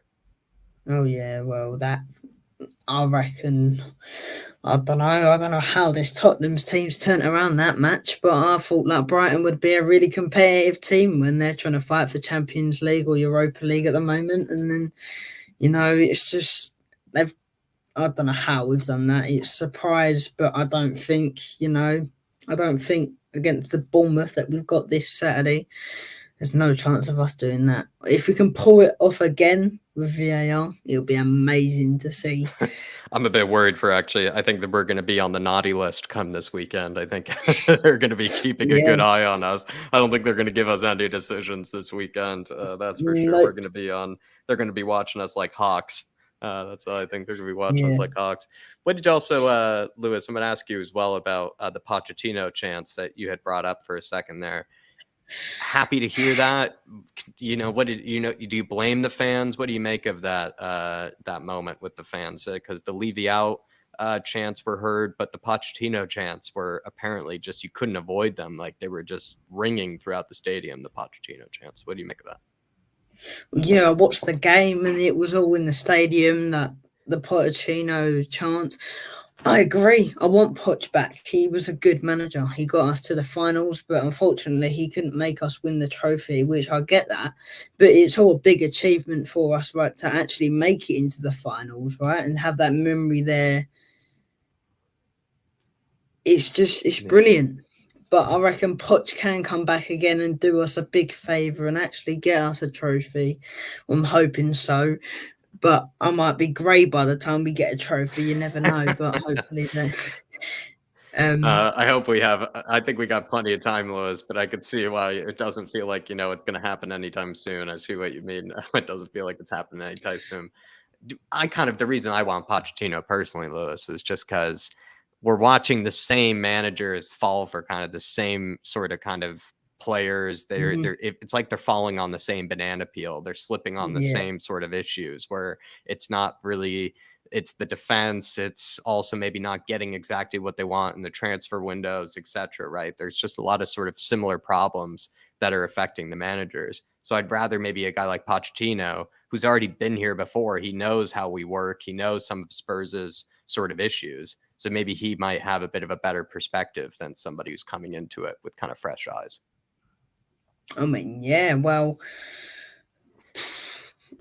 it's amazing to see. Like, obviously, you just get used to that the Italian way of playing football, really, with the Conte, and you just get bored of it when you're not winning anything. Is there even a point of watching this boring football? Like, defense, Dyer needs to go, right? If I was the manager,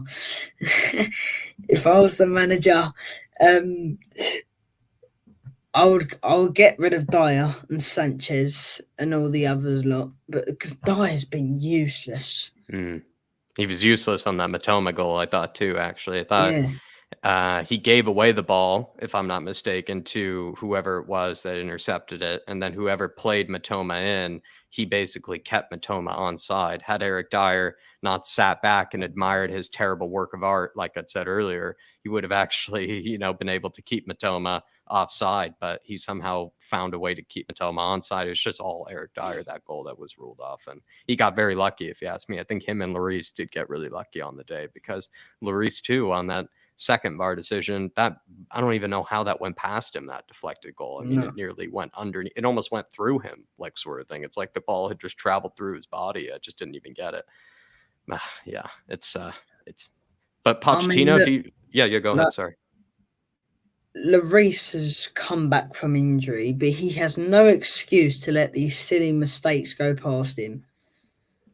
But I just don't know. He's come back from injury. He's had these training days. He's got time to recover. He's had loads of time to recover. He should have thought, right, okay, what can I do better to save these stupid goals? But just, you know, I reckon Forster should have played. Yeah, I'm with you. He's a good goalkeeper that he replaced Lloris. He was a really good goalkeeper. What do you like about him more than Lloris? What does Forster do that you feel like Lloris doesn't?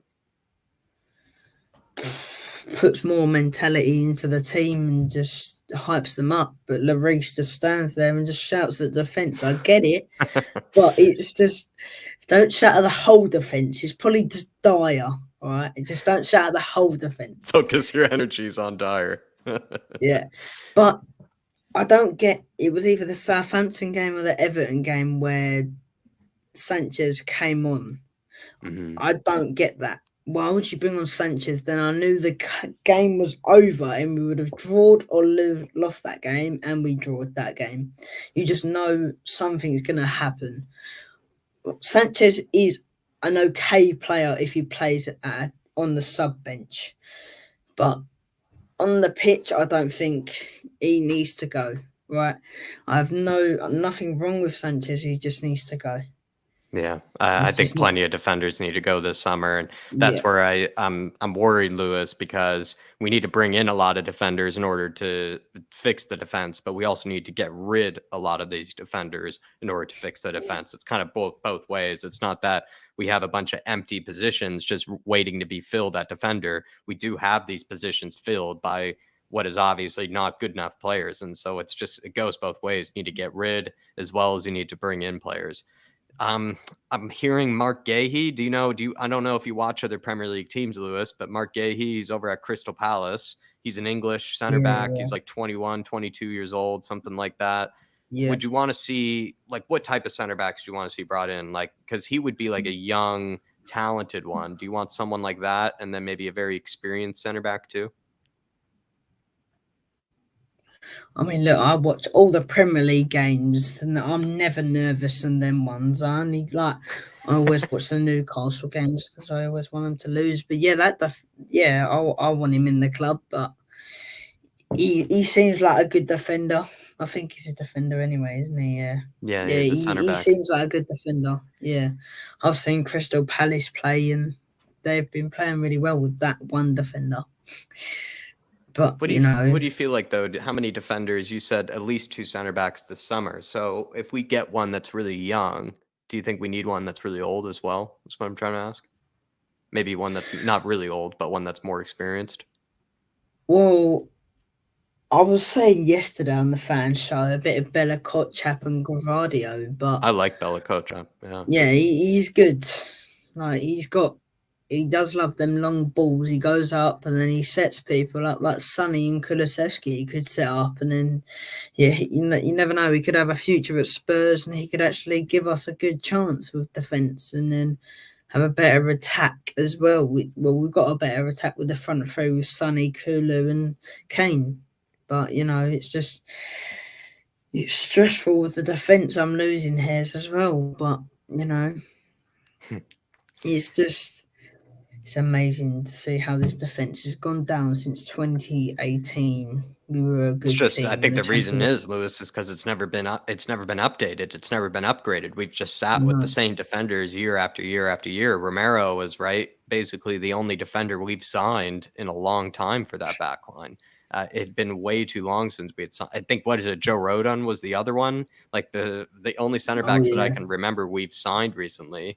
I guess Longley on loan, Joe Rodon, and Romero. I mean, the ones before that, I can't even think of like the last center back before Joe Rodon. Was it Davinson Sanchez? I mean, it could have been someone else, but can't really remember. It's been a back line that's never been rotated. There's never really been players brought in to challenge each other. I don't know. Like it's the area in the summer that I think needs to be addressed first, and needs to be addressed almost like open heart surgery. I mean, yeah, well, the defence. I mean, yeah, the defence is critical in this Tottenham squad because the amount of goals we've conceded is incredible. Like, it's a surprise, really. We always concede in the first half, then surprisingly, we normally come back in the second half. But some games, we haven't been doing that. I don't know what's going on in that change room, but the documentary seems it was really depressing in there every time we were like 2 down. Yeah. And it's hard. Very hard. Can I ask you, also, let me ask you too, Lewis, and then 2 more questions from myself here, but they're definitely big ones here. Are Spurs' top 4 hopes still alive for you? Do you care about top 4? Do you think there's still a chance? Are you just kind of waiting for your top 4 hopes to be crushed? What are your thoughts?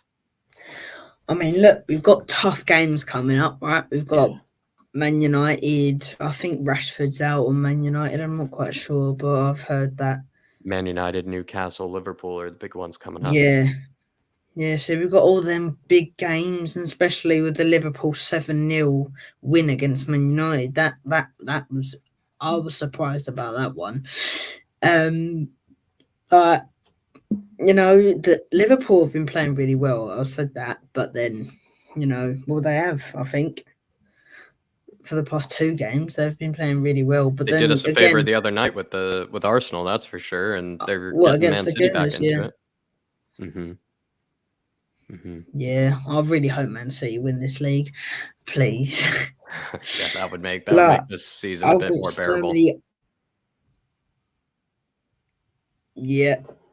I mean, look, the top 4 hopes, I reckon, just a tiny bit on, right? I think we can get that, but then again, is it going to slip up like the AC Milan when we get to the quarterfinals, and then we just slip up again? If we have Poch, probably not. But he's just got to get used to these players and sell some of the players that we don't need anymore that he got bored of, and that's probably. But top 4 with these tough games coming up, it's going to be really, really tight. Yeah, probably just going to be. Yeah, but just probably going to be on top 4 by 1 point. That's probably all. But I reckon we're going to lose some of these games against Newcastle and Manchester United, and the rest of them are hopefully we're going to win, unless again like we can pull a special thing out like we did against Brighton and win some of these games, which it'll be a shock to actually see. You barely see anything out of this team. We'll see how we see what type of team we look like this weekend, Lewis. But speaking of a player that we might need for the rest of the season, and probably is the player we need in order to actually maintain any sort of top 4 type of push, is the likes of Sonny, the one and only, my friend. What did you make of that goal? Talk about what a way to get number 100. It wasn't a tap in for number 100, was it? It was a stunner. The goals I've seen in this Premier League and this club, this one was just amazing. 100 goals. Oh, I wish I could have scored that many. Wish I could count that high. I mean, yeah, I could only I don't know how I can count, but yeah, Sonny is just superb. Really, when he just wants to win stuff, he's superb. Yeah. But the only chance you've got of winning stuff at the moment is the Golden Boot and the 100 Premier League goal thing, whatever trophy you get for that. I mean, look, he's a baller. He's really, really good. He's good with his feet. He's like a little Lionel Messi, but he's a bit slower for that. But, at the age of 32 or 33, he's doing well, right? He's doing better than Alex. How many times has he scored that goal that he just did against Brighton? It feels like he scored that type of goal like at least more than, I don't know. It almost feels like 10 of those goals of those 100 have been just like that, haven't they? Yeah, I mean, look, it's his trademark goal. Every time I see him on the starting 11, I was like, okay, we're going to have good times on the wing, but not in defence, all right? But we're not here for the defence. We're here for Sonny. Look, he's playing world class this season. He's had his ups and downs, but he's managed to come back and score and make the fans proud of him with his 100 Premier League goal. I'm speechless of that amazing goal that he scored. I mean, I keep on looking back at the highlights. I looked at him whilst I was waiting while Mia was on.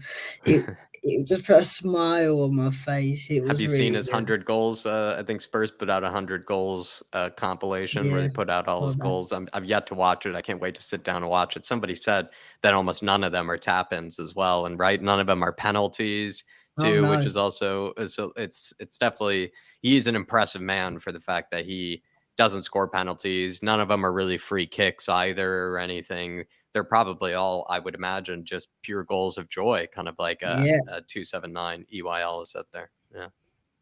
He's doing really well this season. I'm surprised he hasn't actually scored. I mean, like, who could be worse than a penalty taker than Mo Salah the other day? How can you miss that penalty? I have no clue. But, Liverpool have just gone downhill, but Tottenham have gone uphill for Sonny. What do you make of the fact we're finishing above Liverpool and Chelsea this season? I mean, what a weird season. Look, this 2022-23 seasons were really weird, It's Leicester in the relegation zone. I've only just figured that out. And then you've got... I'm surprised West Ham weren't in the relegation zone. They just about pulled out of that. Liverpool, I thought they'd do better and win a trophy in the Champions League. And City, well, they're just a normal City, really, up the top two. They're Sure. just normal. But then Chelsea, I have no idea what's going on with them. With Frank Lampard, Yeah. he is their manager now, isn't he? Yeah, he Mhm. lost his game against Wolves the other day.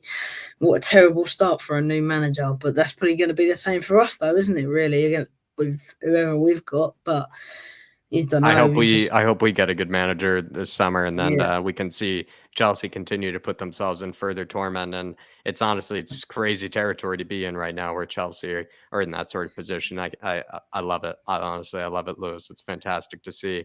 Any other kind of because I do have some other people I got to get to tonight, Lewis, and I know Oh, I've yeah. been making you wait a long time, and it's already kind of late in the evening. But is there kind of Oh, maybe yeah. one last sort of topic, one last sort of question, maybe something that you wanted to say that I didn't get to let you say, or something like that before I let you go? I mean, I just want to know who you want as manager, really. I'm 'Cause I've Pochettino been right now, man. Yeah. That's literally, I've been asking everyone, and they've said like Poch, and I was like, yeah, well, you got to think there is amazing managers out there, but then Poch is our main one, though, really. But then, like, you know, with Ryan Mason, I think he's got the Poch way. He hasn't got the Italian way. He's got the Poch way. He's been coaching staff for ages. But then again, you've got like, it's good. Then Nuno Espirito Santo, I don't even know. I can't even class him as a world-class Tottenham manager, can I? Really, he hasn't done anything. I think But only you know, you could class him as a Spurs manager. I think that's no further than that. I yeah. guess. Yeah. I mean, Jose Mourinho, always just rubbish, right? When I saw him come in, I was like, well, this is over, innit, for us? But then we just have dreaded times with Jose Mourinho. I mean, look, well, I'm still shocked about loads of things like the FA Cup. I don't know how we got knocked out of that, but that's a different conversation. That's just an upsetting conversation. To your question that you asked me there, Lewis, I'm Pochettino as my next manager. The reason being is because I just feel like we just continue to watch managers sort of kind of get sacked or basically fail for some of the same reasons, some of the same sort of culprits, and a lot of just, exactly the same sort of explanations and reasons. So I'd rather a guy come in that has done it before, who might be able to see past some of those kind of banana peels, might be able to see past some of those kind of issues that managers do run into at this club. So I just kind of maybe want to get somebody in here that actually has done it before and does know what it's like to run a football club here at Spurs. And I feel like Pochettino probably has a better chance of getting the best and the most out of Levy than maybe other managers might, and also might probably get the best out of maybe this squad at this moment in time, Pochettino, because I don't know, just seems like he could be more ruthless, knowing that some of these guys he didn't even use in the past as well. I'm just kind of giving up. I just don't want to watch another manager sort of go through the same sort of just mistakes and go through the same sort of process as the other ones have. I'd rather Pochettino, who's done it before, who knows what it's like, come in, since he is well prepared and knows what to expect. The other managers just don't know what to expect. I think they could all just suffer the same fate, at least in my opinion. That's how I see it. But yeah, well, at the moment, like, I'm getting used to us drawing and losing. I want to start getting used to us winning. The winning mentality needs to grow a bit. I'm like, I just get to the point sometimes where, all right, I'm getting used to winning, losing and drawing. Like, there's no much difference. Only us going down the table, and whose fault is that? It's the managers, because they play the Tottenham way. It's them all the time. Some people blame it on the players, all right. Some of them, yeah, but not all the time. It's the manager, the way that they're teaching them to play. But it's just the Tottenham way, really, though, isn't it? It's just definitely. But it'll be nice to see some trophies next season, but I doubt it. If we even get in the Champions League, that's the start. Maybe the manager we bring in, Lewis, can push for that sort of ambition, can bring in that sort of mentality and ambition, because I think it all starts with the mentality. It all starts from there. So hopefully the manager can bring that in. But I do have to get to some other guests here tonight, Lewis. So great call, my friend. Thank you very much. Yes. Leave you out as always and Poch in. Come on. Nice. Well, good call, Right. Lewis. And I hope to see you Thanks, again. Jack. And feel free to join us Friday if you want to come on and have a chat Yeah. as well. All right. Thanks, Alrighty. Jack. See you soon, Lewis. Right, Have a good bye. evening, my friend. Good night. I will.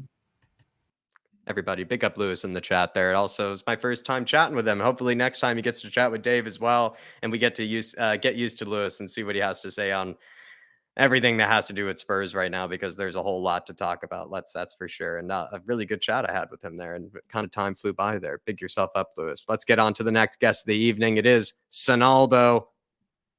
Sonaldo only scores bangers and worldies. There you are, KPV. How are we?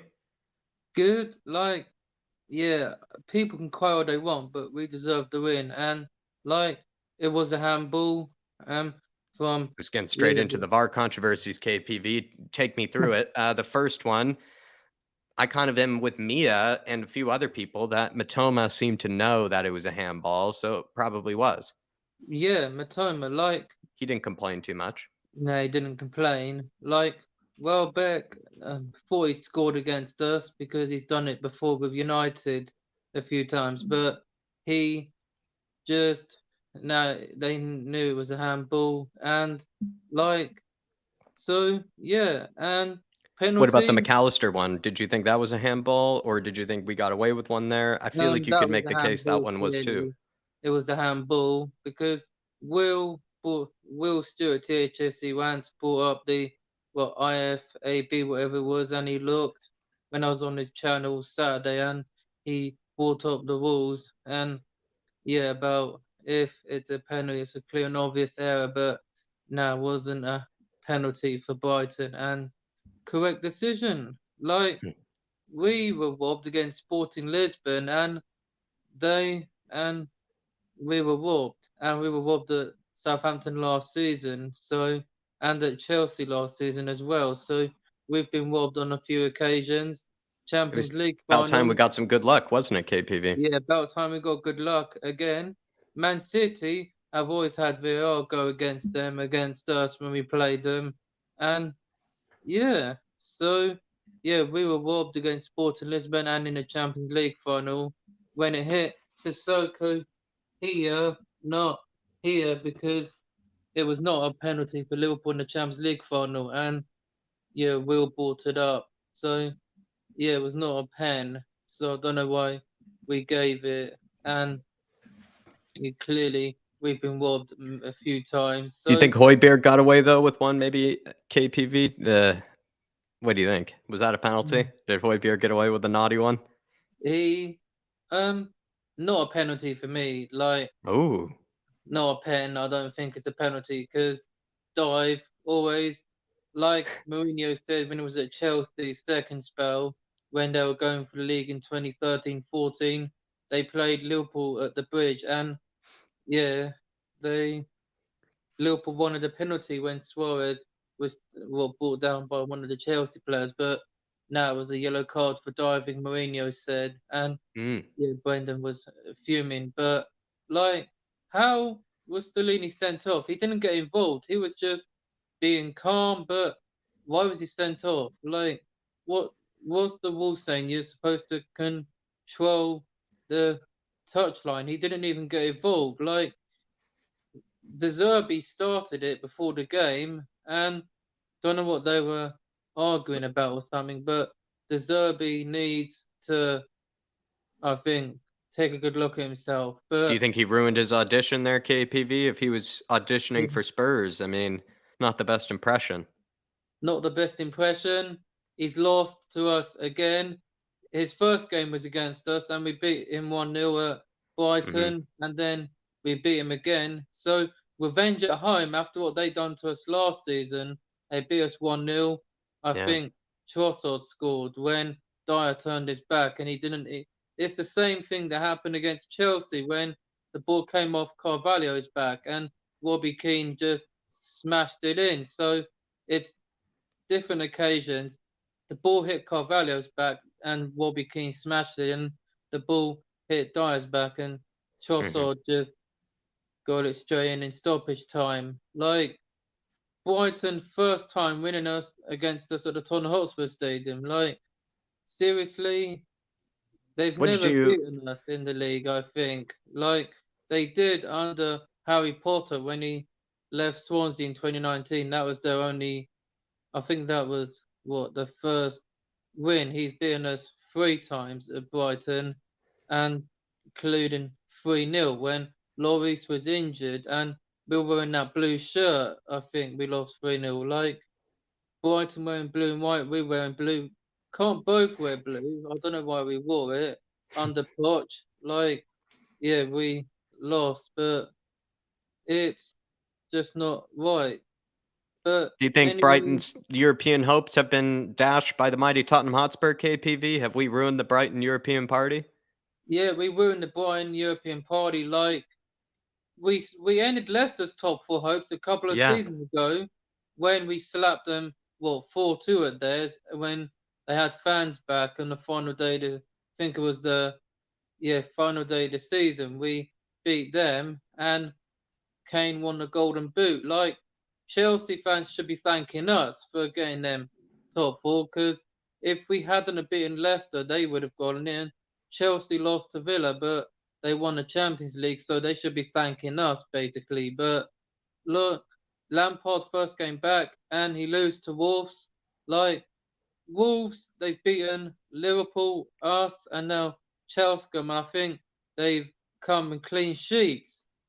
So yeah, 3 games won for the manager and lucky, but KPV, let me ask, do you feel like Spurs look any better after that game against the likes of Brighton? Because I feel like I don't even know if we're any better. I feel like we definitely got away with one. Like they were probably the better team, Brighton. They did look like they were a better side. Do you feel like Spurs, do you feel any more confident when we go up against Man United, Newcastle? Because after this Bournemouth game, the big games are coming up, KPV. You know, the season-defining games are coming up. like Do you feel like we look any better? well, I think so. Like we did look a bit better, I think. First half we were all over them. So Ronaldo, welcome to the 100 club, mate, in the Premier League. Kane's the 200 club, like 200 club, basically. Premier League 200, basically. But yeah, like I know fans have been giving him stick, and he's been silencing the critics and the haters. He's been scoring bangers, and he didn't celebrate against Leicester when he came off the bench to score a hat trick because he was silencing the haters. Like he only scores bangers or worldies, the same thing. But yeah, brilliant performance. And Spurs official put on Twitter like time to pick your player of the match, and they all went for Son. I voted on the Spurs app, so I picked Son. Another brilliant performance. Well, Not just the from goal, the other- KPV. He had a good game, you thought, right? Yeah, great game. Like Kane against Brighton, as always. That I think they're the 9th team he's now got double figures against. Like he just loves scoring against Brighton. No I Coke bottle think for him to kick, though, this time. yeah, no bottle. Like that was away last season when we played him twice in 2022 when Romero scored and Kulu thought he scored, but it took a deflection off Romero. Kulu doing a celebration or something and Romero scoring. But yeah, we've done a double over Brighton. The last Apparently, time we Romero won, celebrated in the face of Duncan as well as the goalkeeper of Brighton. yeah, that was Do yeah, you I like that, believe it. KPVs? He seems like he did with Harry Maguire. He likes to sort of rub it in the face of the Yeah, opposition. that was when we lost to Ronaldo, not Man United. Last season we lost to Ronaldo, not Man U. Lost to Conte Ronaldo. mentioned, and I think Maguire got an own goal. But Newcastle, Liverpool, Man U coming up. But Liverpool, we should go to Anfield and get at least a point. But we should have won there last season. But we went 1-0 up through Son, and then Bentancur scores the own goal. But Diaz, who the person we were after from Liverpool, Mhm. we should have signed, but he I went to remember we got Liverpool robbed and in that too. You're right. yeah, he We lost got the robbed in Champions the. League final. So, but won the Carabao Cup and FA Cup, but lost Champions League final, kid. You failed to score in 3 finals. Again, 2 finals against Chelsea, 4 games, the 4 times they played Chelsea, Liverpool, 4 times Liverpool played them and they failed to score. Like, but at least they scored against them in the Premier League last season 2 times. But just a shame they haven't scored against them. Speaking of Liverpool, KPV, did you see they made the likes of the Arsenal drop some points this weekend? Yeah, I was in a pub watching it, and yeah, I watched, and I have to say, Firmino always seems to score, but Were you I mad don't Salah agree with, missed that pen? yeah, Salah missed a penalty second time. He done it away at Bournemouth a couple of weeks ago, and he's now becoming. I don't know who else missed penalties in the Prem. Kane only missed 2. Southampton a couple of seasons ago were challenging for the league against Chelsea and Nottingham Forest. Liverpool he missed. I think that was the second one he missed, but he equalised, joined the 100 club. So 3 he's missed, but since that Forest game in August last year, he hasn't missed one since. But he's been 10 winning goals he's now got for 10 winning goals. Like, the stats don't lie. 206 Premier League goals. If he can score at least 4 against Bournemouth on Saturday, then he'll go ahead of Rooney because he's got 208. I'm going to the Bournemouth game because I went when we had Mourinho. We won 3-2. Sissoko scored the winner, and I missed Nice. Dele Alli's second goal because I was getting something to eat then. But at least we're still going to beat them again like we did already at the 2-0 down. We always we are the comeback kings. 3-2, our favourite scoreline. That we're the comeback kings, but hasn't happened since the Leeds game. But Bournemouth at home. Yeah, two more questions for me, KPV. Bournemouth at home. Do you expect us to win that match? Do you think Spurs could end up, I don't know, like, are you confident at all going into that match, KPV, against Bournemouth? I'm confident going into that game because Kane always scores against Bournemouth and he always loves a goal against them. I think Sonny scored against them when Salah joined Liverpool and we won 4-0, I believe. Can Sonny turn it on for the rest of the season, do you think? Can he get us into top 4? Can turn it on. Like, he said he is responsible for not doing great under Conte, which he finally admits. Like, Doherty said he let Mourinho and Nuno down, and he's responsible for that. Yes, Lynch, big up. And yeah, so yeah, Son admits he should have done better. Like, but What's your go ahead. Sorry. We need him to score on Saturday and the few big games we've got coming up. Newcastle, Liverpool, Man United. Like, Rashford could miss the game because he always seems to score, but at home we don't want to lose at least for the 3rd season in a row. We need to get 3 points there. Yeah, we need the 3 points. We beat Chelsea at home. They've won there 3 times, but Man United are not going to do that for a 3rd season in a row. 2021, they done it under Solskjaer. That was April 21, then October. Then now they're going to do it. May, I think, is it? We got them, or is it April this time? I'm not sure, KPV, but my last question from you for you here, and then I have to let you go, KPV. What's your favorite Sonny goal? What's the best ever Sonny goal? Is there even a question? The one against Arsenal, because not Burnley. Burnley, like, I'll say 2 actually. 2. Burnley and Arsenal. Burnley, the Puskas winner, he ran past the whole Burnley team. Like, Vertonghen assisted him, and he said not even a text. He hasn't got a thank you from Son yet. You should thank him, Son. But at least he FaceTimed Jan Vertonghen 2 seasons ago when he won the Puskas Award. So yeah, you should be thanking him, Son. But great, goal. Like, we hopefully will see that against Bournemouth, and then the big games coming up. Newcastle, we have a good record there, 4 wins, and Poch has beaten them a few times. So I think we can get that win. And Liverpool, Anfield, I think we should go there and win because they're not doing great. Their only home defeat was Leeds, but they lost to Real Madrid in the Champions League. So 2 home defeats, but Premier League, Champions League still counts as 2 home defeats for me. So it's time to right those wrongs, end the Anfield curse, and end the home curse against Man United. And time to send the Devils packing back to Manchester when they come over here, KPV. Back to Old Trafford. Like, yeah, we want revenge at home against Ten Hag. He beat us when he was at Ajax and in the semi-final first leg. Van der Beek, who got the only goal, but we beat him in Amsterdam. So time to get revenge at home against 6 Ten Hag or 7 Ten Hag.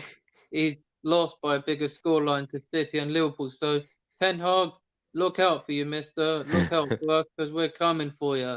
Kane, Son, and Kulu's definitely going to try and score because I know people are giving him stick as well, but give him time.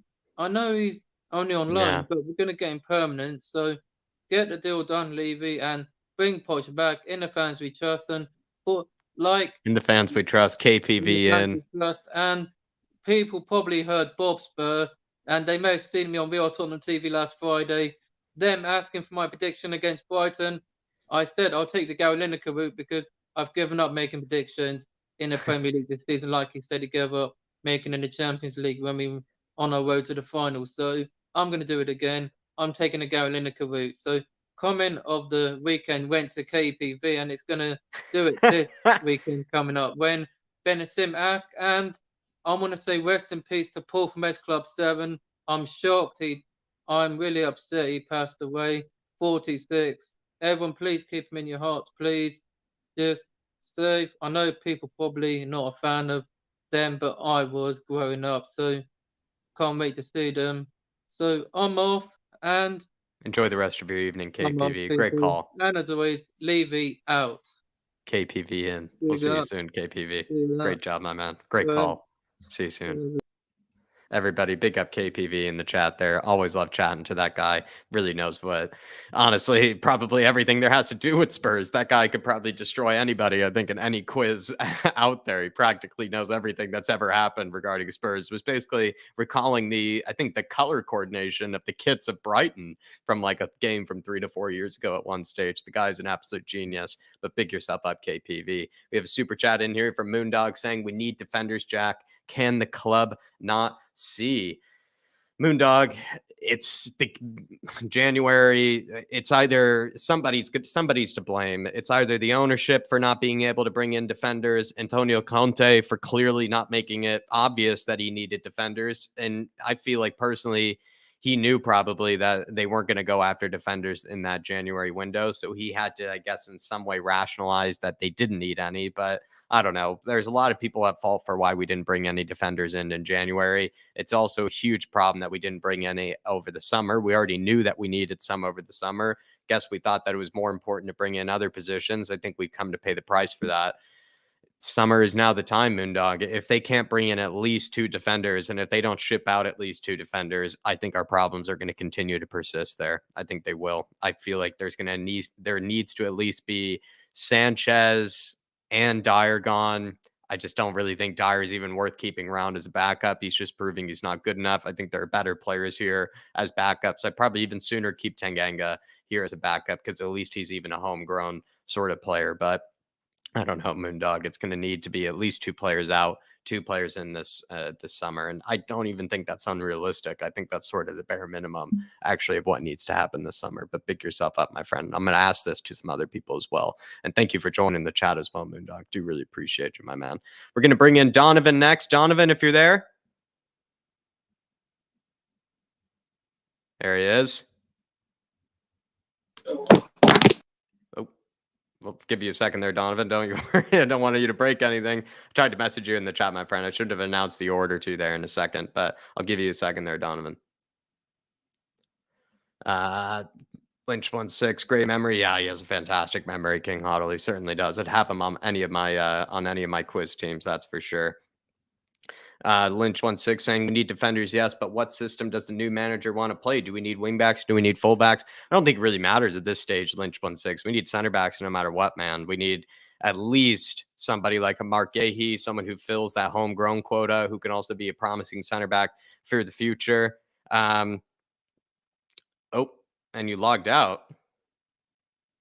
Donovan, if you have, I've already taken the link down, Donovan, but if you have my phone number, I can or if you have my email, I can give you the link, Donovan. I've already taken it down though, because it's starting to get a little late and I only have a few more to get through here. But Donovan, if you have my phone number or my email, I can give you the link and I'll bring you back on here. Tyler, if you're all right to go next, I'm going to put you on next. And then Donovan, I might put you on after Tyler, if that's all right. I'm sorry about that. I'm also sorry for, bringing you on so quickly and then making you drop your phone like that. That's probably my fault. But Tyler, I'm going to bring you on next. We're going to bring on Donovan afterwards. What's up, Tyler? How you doing, Jet? Good to see you again, my friend. What do you make a Moondog Super Chat? This is your territory, isn't it? We need defenders, Jack. Can the club not see? What did you make of my explanation, right? Where it's like January, we did it all wrong, where we just didn't get any in the first place. The summer, we probably realized that was a huge mistake not to bring in any. Is there an explanation? Like, whose fault is it that we didn't bring in any defenders, do you feel like, Tyler? I don't know. I mean, there's no explanation that could possibly, explain that we didn't bring any center backs in. We clearly needed them. Yeah, especially in the summer. I mean, not the summer, in January, because in the summer after Dyer and Davies were solid. They had good form. They were solid at the end of the season. I'll give it to them, So whatever. We didn't get one in the summer. I mean, we still should have got one. Even like a youngster or someone at least to be a backup. But no, there's no excuse for not getting one in January. Yeah, no, I'm with you there.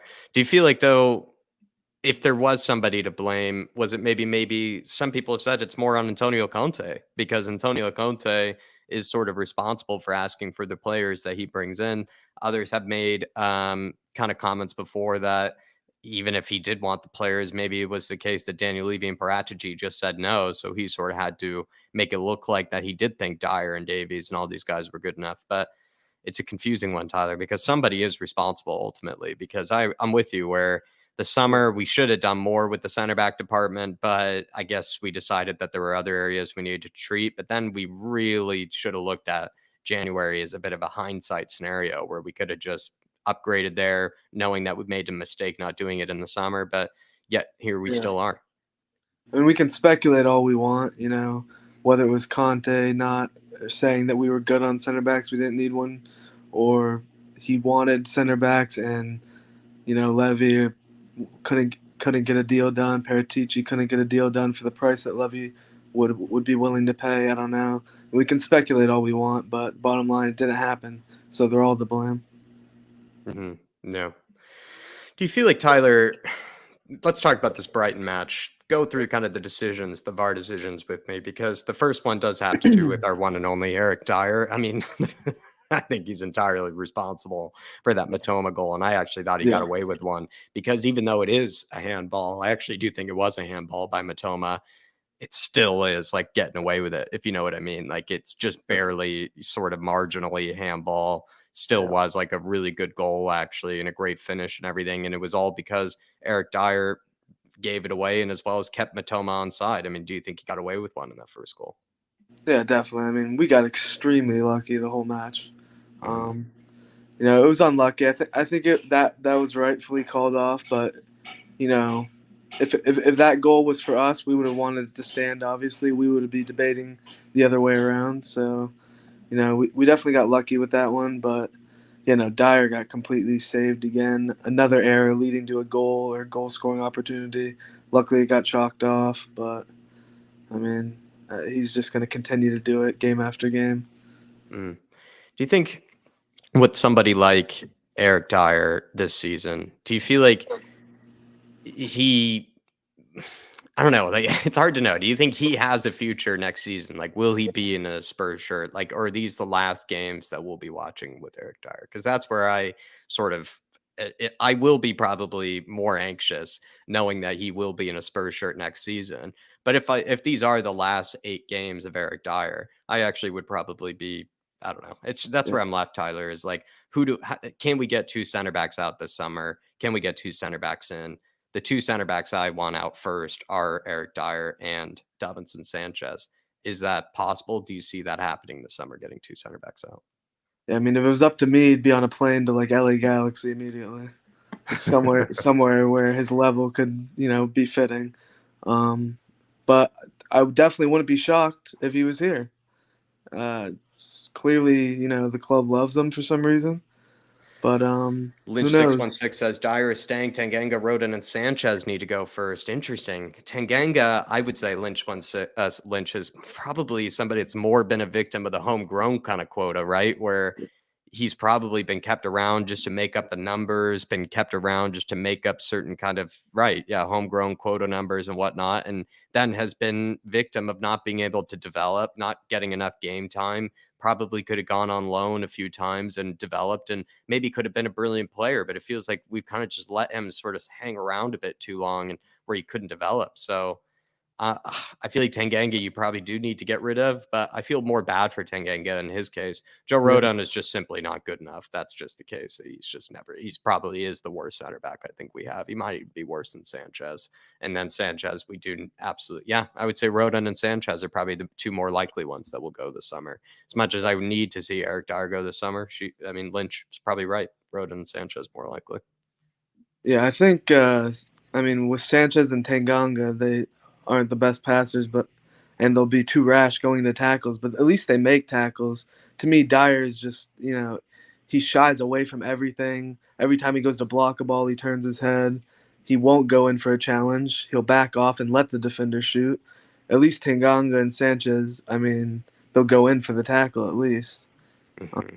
I don't know.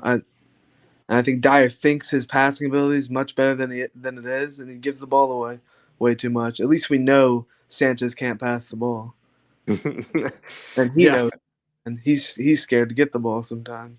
But I don't know.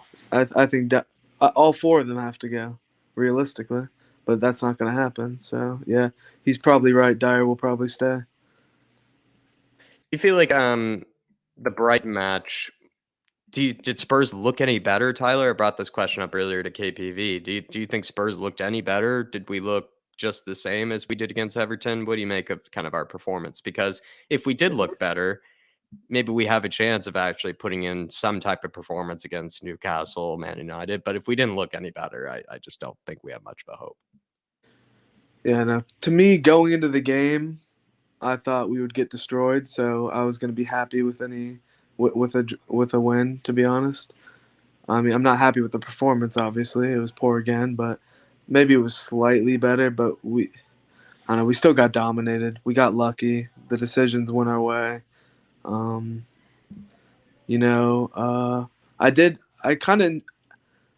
people were saying they didn't like his performance, but I thought Perisic actually had a much better game. I think he was actually a little bit better defensively this game. And he also nearly scored. Their goalie, whoever, I forgot his name, not Sanchez, but the other one. Yeah. He made a really good save on that near post shot. It was going in for sure. It was a good shot by Perisic. And Pora was pretty good as well. So I think our fullbacks had a good game, but midfield and defense were pretty awful for most part. I liked Skip's energy, and I wanted Sarr to start the game for Skip, but during the game, Skip's energy and he was playing good. I was thinking maybe you take Højbjerg off, but Højbjerg ended up getting the assist. Højbjerg had a confusing performance. Let's talk about him because Everton, I thought he was really poor. Like that was one of the worst games I've seen him play in a long time for against Everton. And then this match, I don't think he started off great either. Like felt like it was kind of more of the same from when he played against Everton. In the second half, though, a lot of people, Tyler, have said that he really was just night and day between his first half and his second half performance. Do you kind of think that as well? Like, did he just look like a completely different player? Not the entire second half. More later on. He disappeared for a lot of the match, but I think that was because he was just trying to cover for the defense the whole time. He was staying extremely far back, I noticed. He was barely getting up at all. That's why I literally – I didn't even know he was on the pitch for a while. I like all of a sudden I saw him back there defending. I was like, oh, there he is. He's there. So that's why I thought Skip was having a better performance, just because he was a lot more energetic, but he had more, room to run around. I think Stellini had set Højbjerg up to defend between the center backs. Maybe, I don't know. He definitely disappeared for too Is it much. maybe so. just because he didn't have any confidence in what was behind him? Like Yeah. Højbjerg, like he just knew that if he pushed up or if he pressed, maybe he would be abandoning too much space or something like that. Others would say too, Tyler, though, that's a condition of us being only having two midfielders. I saw King Yeah. Hoddle and some other people kind of saying how Spurs are one of the only teams in the league that play sort of a two-man pivot like that. Yeah. And do you feel like Spurs, what do you make of the midfield? Is the midfield too often dominated, or do you think that's not exactly the biggest problem? Yeah, that's part of the reason why we struggle. I mean, Højbjerg and Skip just aren't good enough to To do it handle the whole themselves? midfield. They're not good. They're not good enough on the ball. They're not too technical. They can't make turns quickly and get out of pressure. So they have to boot it up or make a bad pass sometimes, or go back to the clown Dyer and Lloris making mistakes left and right. I think that's a great answer, actually. If That's what anything, happens. That's why I'm begging for Sarr to get in, and he doesn't come on till like what was it, like the 85th minute again? Like it's getting ridiculous. Sarr needs to be on the. I think all three of them probably have to be on the pitch right now, though. I don't know. do you feel like with Højbjerg and Skip, it's like they're good at winning the ball back, but maybe with what you just said there, kind of both of them, they're not exactly the most beautiful players on the ball. So when they And when do they maybe have time, they can make good passes. I mean, we see Højbjerg spray some really good long balls quite often, but under pressure they just can't handle it. Do you think actually Pierre in particular is actually not that great under pressure? Not. I think him and Skip are about the same. Interesting.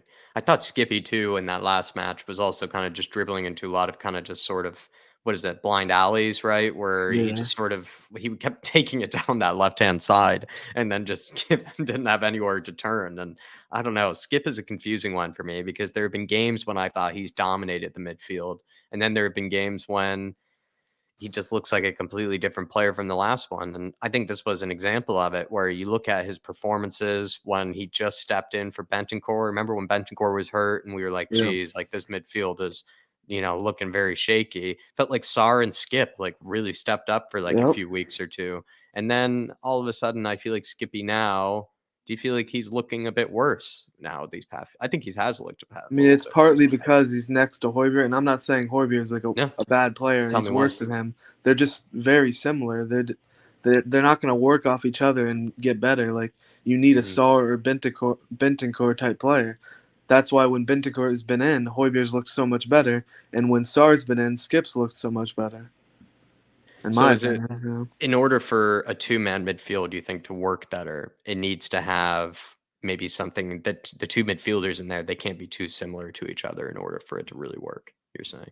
Yeah, definitely. And I mean, Sarr's I'd say Sarr's just as good defensively as Skip and Højbjerg as well. So not only can he, make turns, dribble, make passes under pressure, he can also defend just as well. I mean, he's got those long legs and he's made a lot of tackles. I know he, got unfortunate with that penalty. But I mean, it's funny though how that doesn't get mentioned at all, isn't it, Tyler? Right? Like that happens. But speaking of the VAR controversies, Højbjerg's was a sure penalty. Sarr's was a little, iffy, but unlucky. That's why, Brighton were definitely robbed, but VAR has screwed us so much this season. They really have. So I mean, you can't. I feel bad for the Brighton fans, but I'm not gonna like, I don't know. I tweeted I tweeted today, Tyler, basically that it does seem like any time that we had gone through what Brighton had just gone through, it was always met with like cry more Spurs fans, or like just like don't let the refs, it's never on the refs, classic blaming the refs. It just always was met with a little bit of banter. It was met with like kind of the cry more kind of stuff. But now all of a sudden that Spurs are kind of like the benefactor of this sort of decision. Now all of a sudden that we're like the recipient of like the good decisions, like everybody's now making a stand, right? Yeah. Saying like this is enough. This is the final straw with VAR. And I just find that more, it's not a coincidence, it seems like, that the moment that Spurs, right, are the benefactor of all these decisions, everybody across the league is like, they have to take a stand now against VAR. This is too much. This is too far. And where it seems like, yes, the decisions were questionable against Brighton, but were they really? I feel like I've seen worse. I think I've seen worse this season. I think I have seen worse displays by the referees. It's just the fact that VAR gotten. I mean, there's so many different decisions to be made, and they all went our way. And even on the pitch, the referee was just not. He just did not have a good game at all, calling little fouls here and there. Mm-hmm. It didn't seem too consistent. We definitely got the majority of the calls, and Spurs fans are one of the most like real, genuine fans. I mean, you see all over Instagram and Twitter, like apologizing to Brighton fans and saying that agreeing that they were almost robbed. Other fans will rub it in Brighton's face. Oh, we don't care. We got the win. It doesn't matter. It doesn't matter what the ref did or VAR. I don't know. Yeah, Lynch says I'm embarrassed to have won that game, Jack. I'll be honest, You I'm kind can't of be the opposite embarrassed. kind of person. Yeah. I love winning like that. It's Yeah. kind of one of my favorite ways to win. There's nothing like that makes me sleep better at night than, a shithouse 2-1 win, because it Yeah. just feels like it's just how football is sometimes. It's kind of like a healthy reminder that a team can play brilliantly and then still lose 2-1. And it's also maybe even a reminder to us as well. Like there maybe been occasions where we've been, up in arms as a fan base after a 2-1 defeat, when maybe we probably were just the better team and just didn't get the right shake of the stick or whatever it is the phrase is. And I think that was just the case with Brighton. They just didn't get a fair shake and they got very unlucky and things didn't go their way. They absolutely were the better team, but sometimes that's how football can be, really, is that you can do everything the right way, but maybe one or two moments are really what decide the game. And if you don't have if you just don't get the right, if it just doesn't go your way in those two moments, it's just sometimes how it is. It can be out of your control. And I would also say too, the Matoma one, I actually think was the right decision. Ultimately, it was a handball. Atrocious defending by Eric Dyer that almost warranted the goal itself. So it felt like Eric Dyer deserved to be embarrassed like that, but it was still a handball. Second one was still a handball as well. Like when I've asked a few people on it, they've seemed to be convinced that at the end of the day it was with McAllister. The one that just seems to be the real crime or the real sort of missed one was Højbjerg's kind of stomp. And this is where then I also get kind of a bit, I don't know, get a bit petty here, but how many times have I seen that happen to Spurs where somebody's gotten stomped on the box and then nothing has been given to us? I think it was even Lucas Moura and Richarlison in two separate occasions. I remember Richarlison once got absolutely cleaned out once in the box. I remember there's a bad one in the West Ham game. Correct. And we've had a great example. We've had at least 4 or 5 like clear and obvious ones. Some other, I'm sure we've had iffy ones that, whatever, those didn't go our way. But at least 4 or 5 of them this year, we've got completely screwed over. I think part of the reason they don't want to give us the penalty is because they know with Harry Kane, it's almost a guarantee that that's going in. Exactly right. Yeah, it's a good point.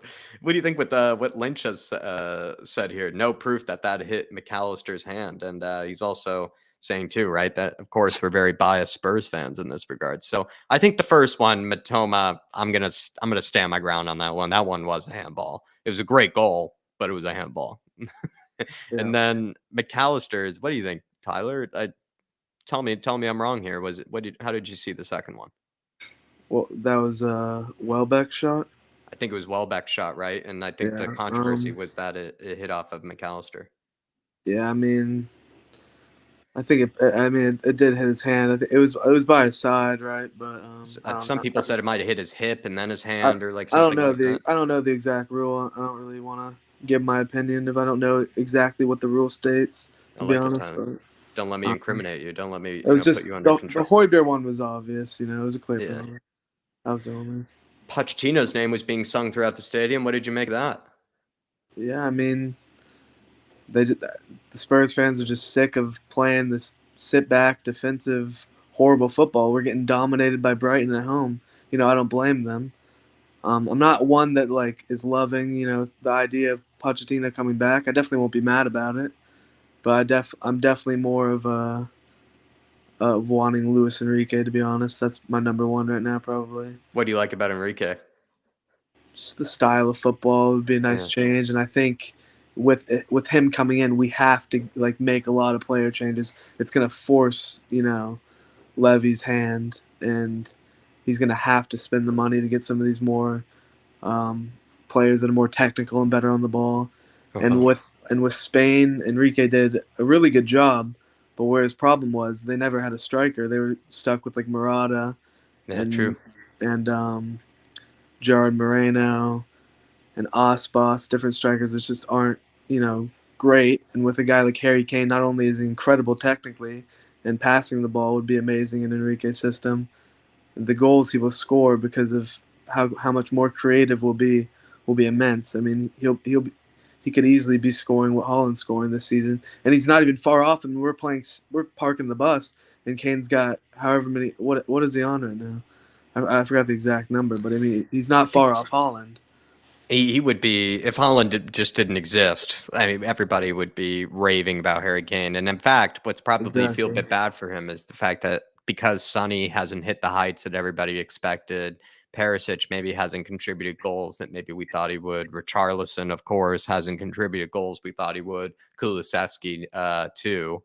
Yeah, it's kind of just been Kane this whole season. Like, I believe he's scored even like 50% or something of the goals, right?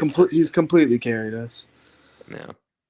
And that's probably the reason why, as you can see, Tyler, whenever the conversation of selling Harry Kane comes up, Mr. Dave Harris, you can see he gets really passionate about it because he's hearing, right, you're selling 50% of our goals. And do you where do you see, are you on Dave's side on it, where it's just like you're creating more problems than you're solving when it comes to selling Harry Kane? Or do you think Harry Kane maybe should go this summer?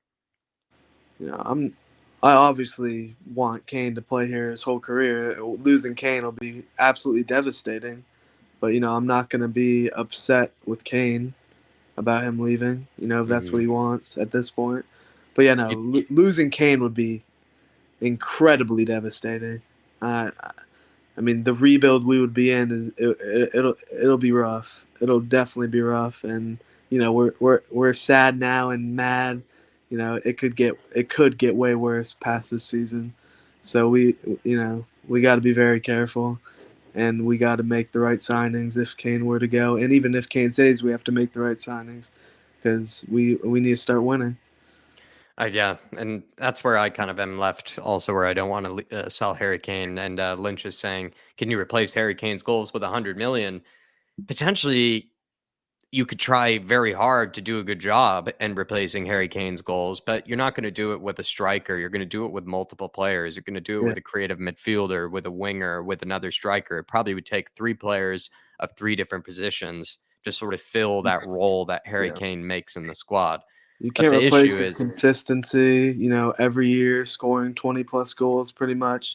And the assists that he's provided, the incredible passing, the outlet passing he has within the last three seasons has been absolutely incredible. And it's definitely going to take a bunch of luck and, the right decisions to get a really solid 10 and a striker that can put the ball in the back of the net. But we're not going to have a player like Harry. We might never have another player on Harry Kane's level with what he can do, on the ball, on the ball, scoring, passing, even his dribbling, the way he draws fouls. He's not the fastest player, but he has fairly quick feet. I mean, what Kane can do will probably never be replaced at Tottenham. No.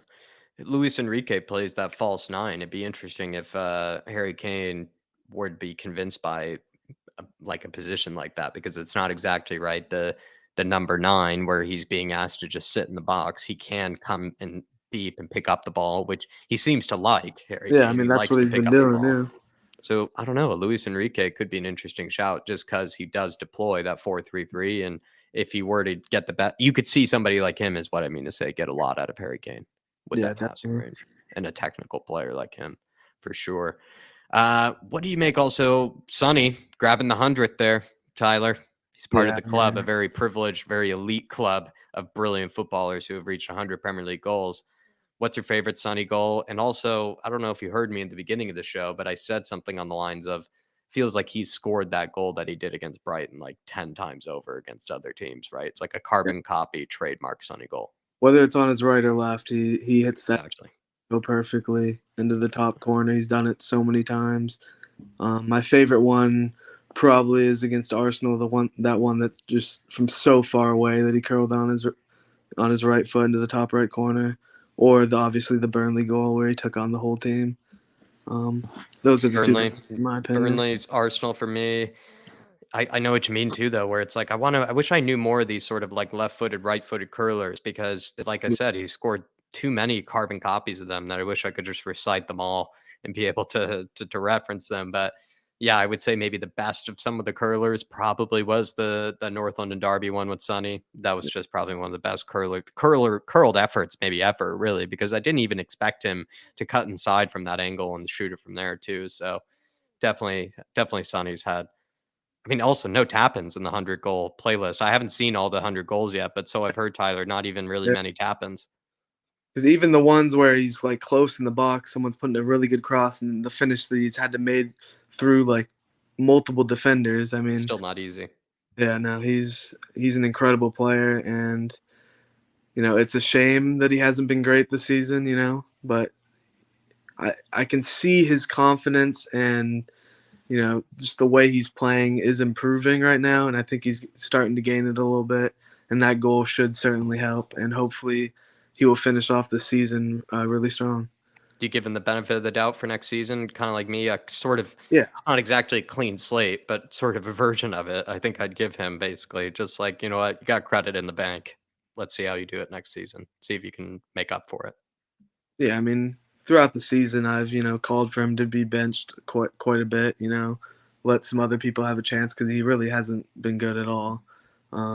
But so even going into this game, I was thinking maybe we give Dan Zoom a shot. So I'm happy that we stuck with him, and hopefully he sees that we've stuck with him, and he'll keep that confidence up and keep improving from that game, because even throughout the game, I mean, he was pretty solid. He wasn't, losing the ball too much, and he seemed more energetic too. It did seem like for Sonny, for me in this game too, that I just thought it wasn't just the goal where it wasn't just a goal and then an average performance, right? It was a really positive performance from him where I felt like he held up the ball well, found himself in good positions, was just a good overall positive player in the game, and just almost a polar opposite performance to his Everton one, if I'm going to be honest. Whereas against Everton, he was basically just like, it's hard to even remember if he really had played. And even if you do remember, he definitely didn't do anything all that great in that Everton match either. So it just was a polar opposite performance. And when you see polar opposite performances like that in the same week, that gives me further reason to give him benefit of the doubt for next season. That gives me that reason to feel like, you know what, maybe it's just been an off year. Maybe there have been a few other explanations for what's gone wrong, but give him that credit and feel like he can do it next season. Which I thought Kulu actually had a pretty good game, except for in the final third. He just couldn't get that final ball, whether it was a shot or cross or pass. Building up. I mean, who did he link up? It was like Kane and Poro on the right on one side. Kulu took on like 4 or 5 defenders. Got the ball to Kane. Kane sprayed him long, and that was amazing. He sadly he screwed up the shot badly, but I mean, it was a tough angle. He tried. He definitely should have went for a pass there, I think. But sadly, Kulu in the final third just hasn't been great this year. Feels like he's done all the right things to get to that position, and then he ends up just sort of the final product is just missing. It's either the final ball, final pass, final shot is just a bit off, but he does all these amazing things to get into that position in the first place. Which it was the opposite last season. I mean, he was so clinical. The passing, the crossing, the shooting. I mean, he was almost automatic. He was deceptive, I think, last season, and I'm curious if people. I don't even know if people have figured him out more, but I do think people have realized he doesn't have that pace and behind. Yeah, that's clear. He doesn't have that pace and behind, which is then when you do think it. Sorry, yeah, go ahead. No, as I said, he's not slow though. He's not slow, but There've been times when you do see a ball get placed in between the lines, though, Tyler, and you see like there is space to run onto it, and it feels like Yeah. every defender seems to be able to beat him to it. Like I don't know, there are not a lot of defenders that seem slower than him. It's kind of like Kane. He has pretty quick feet, but he's not like full sprinting. He's not gonna beat a bunch of defenders. Do you think his better position then is through the middle if he doesn't really? Um, Because this is where I don't think pace is everything, though. I've always been a guy Yeah. that has never believed pace is everything. Like in fact, it's more the opposite in my opinion. But you I'm do actually need it. You do need pace on the wings, especially if you are, especially the way we play, which is so counterattacking heavy. You do need some speed on those wings from time to time. Yeah. So, do you feel like is his better position on the wing, or is his better position through the middle? No, I think he's definitely better on the wing. I think I'm gonna make a basketball comparison here to a guy Luka Doncic for the Mavericks. Mm-hmm. He's not fast at all, but the way he contorts his body and his footwork Uses his strength too, so like elite. Kulusevski. Yeah. You don't have to be fast. He can drive by the best defenders in the league and draw fouls and score at the rim. And he's not athletic and he's not fast, and that's sort of what Kulu is. I think Kulu is actually, if anything, a bit like those sort of Berbatov like players, Zlatan like players, where they've never ever been blessed with extraordinary pace or extraordinary kind of quick burst acceleration or anything like that. It's really just all up here, and it's all intelligence, and it's the way that they are able to manipulate the ball at their feet. All these sort of kind of little intricate things that they can do is kind of what makes them the players that they are. It's not really always the raw athleticism or anything that helps their game. And that's where it's good to be a player like that, because the more and more you play and the more you grow, you don't need to rely on sort of your physical characteristics. You can kind of just rely on just your ability for the majority of your sort of career. You see a good player, good example of it, I feel like, who's still doing it to this day is Joao Moutinho. The man is like still playing at like 38 years old, right, with how good he is. And it just shows, I think, a guy like Kulu, I don't know, I feel like he's doing all the right things to get into the right positions, but recently, yeah, he's been definitely lacking that final ball, that final product, and it's definitely been hurting us. But Tyler, any other kind of talking points, anything that you wanted to say before I let you go here? Yeah, I was just gonna say right there with Lynch's comment, he's sort of spot on. What Kulu's good on the counterattack one that you had up. Mm-hmm. Oh yeah, sorry. Yeah.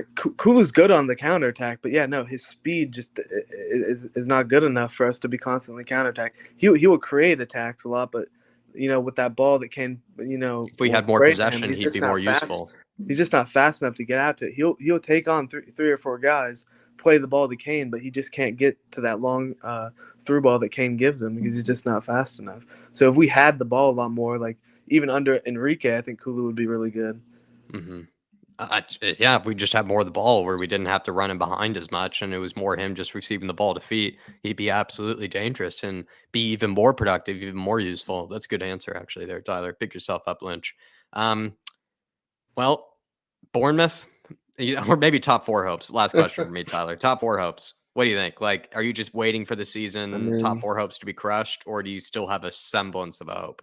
I'm going into it saying that we have no chance. So when we do get it again, like last season, I'll be extremely excited. So I have something to cheer for. You know what I mean? Yeah, there you go. If I'm thinking, we're definitely getting top four. We did it last season. We'll do it again. Then I'm going to get disappointed, and it's just not good enough for the mental. So I'm definitely thinking we have no chance right now.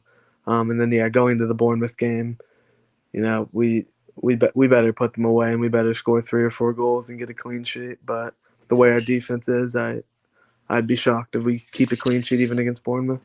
Yeah, believe me, we had a real howler defensively against Bournemouth away from home last time. I remember some real shocking goals that we let in that game. So, yeah, I wouldn't doubt it if there was also just Bournemouth. They've been a weird team this season. They're punching well above their weight, if you ask me. So, don't take them unserious. Yeah, don't take them too lightly. Don't take them too lightly is what I would say. They've definitely no Premier League game is easy. That's for sure. Mm-hmm. Anybody seems to, especially this season, more than any season, especially this season. Yeah. But Tyler, great call, my friend, as always. Thanks for keeping me company. And also thanks for your patience as well, dude. Yeah, thank you, Jack. And feel better, Dave. Yeah. I'll let Dave know. And hopefully we get to catch you sometime, or you get to have a good chat with him, because I know you're missing a good defensive chat with Dave. That's for sure. Yeah, definitely. Thanks a All lot, right. Jack. Have a good No one. worries, my man. Thank you for keeping me company. Great call always. See you, Tyler. See ya. Everybody, big up Tyler in the chat. I love talking to that guy. He's been, honestly, I think he smashed it since the first time he's ever even come on the channel, really. I really have loved talking to that guy. But somebody who I haven't chatted with in a while here is the likes of Donovan Osterreicher, one of the best names in the business as well. Here he is. Jack, you're too kind. Been a long time, Donovan, it feels like. And feels like it's our fault, because I think we've missed you a few times. Like, feels like you've come in either at the back end or something like that. So I don't know. Like, what do they call him? A good closer off the bench, come in and close, eh? We love a closer. What's up, man? Where do you want to start? Do you want to start with the Brighton game, or do you want to start with maybe something that's been on your mind for a while? What's going on? Yeah, let's do that. Like a bit of both, a bit of Spurs therapy coming in now. Yeah, thanks for welcoming me back, man. It's been Project Rebuild over here. I've hit the gym again, and so you have your own Project Rebuild going on. Yeah, exactly. Nice. I'm going over to London. I'm going to London for the first time in my life, so I want to go there like in best shape of my life. So I'm really excited. Nice. When are you headed there this season? Yeah, I'm probably gonna go at the end of July. I already got 3,000 put away. I'm just like ready to go now. So wow, cool. That sounds very fun. I mean, I know, and see the stadium for the first time like you did and stuff. Like, it's gonna be great, dude. I'm really excited to meet everyone. Gorgeous. Donovan, I love it. And July, probably much better time to be in London, I would say, weather-wise, because when I was there, it was absolutely terrible. It's more like a kind of Seattle, gross, wet, disgusting kind of weather. One I do not miss. Yeah, and I want to head over to Wrexham and Leicester too. Like, go see what Ryan's doing over there and everything. And see a game. Nice. Yeah. I like that. But I digress. Back to Spurs. Man, Zerbi came in there. Is that how you say it? Zerbi, is that his name? Mm-hmm. Like the Brighton coach, he came in there with a head of fire, man. Like, what are your joke. thoughts on his audition? Well, I have a shrewd theory. Like, I think he came in quite confident that he was gonna get the job. I think he was gonna come in and knock Paratici off the perch and be like, hey, okay, by the way, buddy, this is you're sitting in my seat, okay? Like, watch now. And the whole game, like, he was just chirping and looking over and like, hey, you see how they play? See how they play out of the back? Yeah, that's how you do it. And like stuff like that, and chirping, because if you can piss off our technical directors and everyone else on the bench, like that big ball guy or big strength guy, he's the one that has the calm. Yeah, he's the one who's calm and collective. He was ready to swing at people. If you can piss him off, then he was doing something. You're so right. At the end of the day, he ended up just looking like a doofus with egg on his face because what are you going to do? It turned out to be all for nothing, actually. That's when I think he looked like a real doofus when it turned out to be for nothing. Like, when really, it really was. It was like as if he just read the title of an art. I guess it really was this. It's not even a metaphor or anything. He literally had just read the article, the title of it, didn't read anything else, and just stormed off after reading the title of like one article, when all the other articles were also showing that Stellini was praising him to high heaven. Even Ali Gold had said he could not have given a better account of himself than Stellini had given an account of him. So De Zerbi, it's almost like it's almost like he was giving him like for the job. Yeah, exactly. And the way he said that, well alluded, Jack, to Alistair there, because like it's almost like he's admitting like, hey, my management's done, like I'm just guiding this ship and here you go. Like, this is, you did a good job with Graham Potter and now you're gonna do a good job here. But I guess, well, I can see it in two ways, because like I'm a manager as well and I run a small team. It's not like anything big, but like when you deal with people at that level, like people will do anything to win, right? And if you think somebody's trying to invade your space and your own inner circle and stuff, like you'll put up the walls fast. And he's already seems to be an explosive character. Like, he's already been sent off twice in the Premier League. So if he was trying to think that Stellini was trying to play mind games or something, like, fair enough. But he learned his lesson. Like, I already knew going into the game, like I knew Zerbi was gonna learn, or he was too young of a manager to. Like, it's like Arsenal bottling Liverpool's lead, the lead against Liverpool. They're not in that position yet, and they haven't experienced it, and they're gaining experience on the job. And so, yeah, he learned, and I think he apologized in the press conference after that. I'm not going to apologize for my passion. That's who I am. That's the kind of guy I am. Maybe I have to adapt to a different league, but Yeah. It makes me question, because like if he really was disinterested in the Spurs job, you would think, right, he wouldn't have had such a big blow up or something like that. But the reason he had that blow up, maybe because he was looking at it as a bit of an audition. He has all this attention and everything. He was coming in to play this sexy brand of football that all the Spurs fans have been wanting to see. And it was almost like the day didn't really live out to be how he had anticipated. It was like, well, he felt the weight of the world, because that's what the weight of the world you have to have on your shoulders when you manage Spurs or anything to do with Tottenham. Because if it's a VAR decision, if it's a press release, if it's Harry Kane picking his nose at the golf course, the world loves to shit on Tottenham, and I don't know what it's for, man. It's I love that. So he steps into the 67,000 seat stadium and he sees like, oh my goodness, and it hits him. And yeah, it intimidated him. It kind of rattled him maybe a little bit. It's almost like too much adrenaline, right? Too much adrenaline. Exactly. And him being the young firecracker he is, he bottled it. What did you then? What's up? Go ahead. No, go ahead. No, it's okay. Go for it, man. What were you going to say? I was going to ask you, when it came to the actual game itself, the VAR controversies, I kind of want you to just you could be like myself here and just explain each and every one of them, for why, it was the way it was. Personally, for me, I think Matoma, that was a handball. I've heard a lot of other people say with the McAllister sort of one, where like the Welbeck goal, right? That deflected shot from the Welbeck shot. A lot of people Here, say I'll come at you with one there, Jackie. There you go, buddy. How about the one on Eric Dyer that didn't even get saw, like moon boots? Like we all hate on the guy, but he still got. Who was it? I think it was Pascal Kroos or Jesse Marsh or whatever on the wing. Then not Jesse Marsh, whatever his name is, that Marsh guy on the wing. I didn't even know this. Went explain. Over his ankle, and it's the second time in a couple games I've seen it happen against a Spurs player where will go in late on a tackle and step on your ankle and literally just walk all over it, right? And the ref will be like, almost what happened to Matoma in the box, but outside the box. And if the ref doesn't immediately call it, VAR can't intervene because it doesn't affect the play.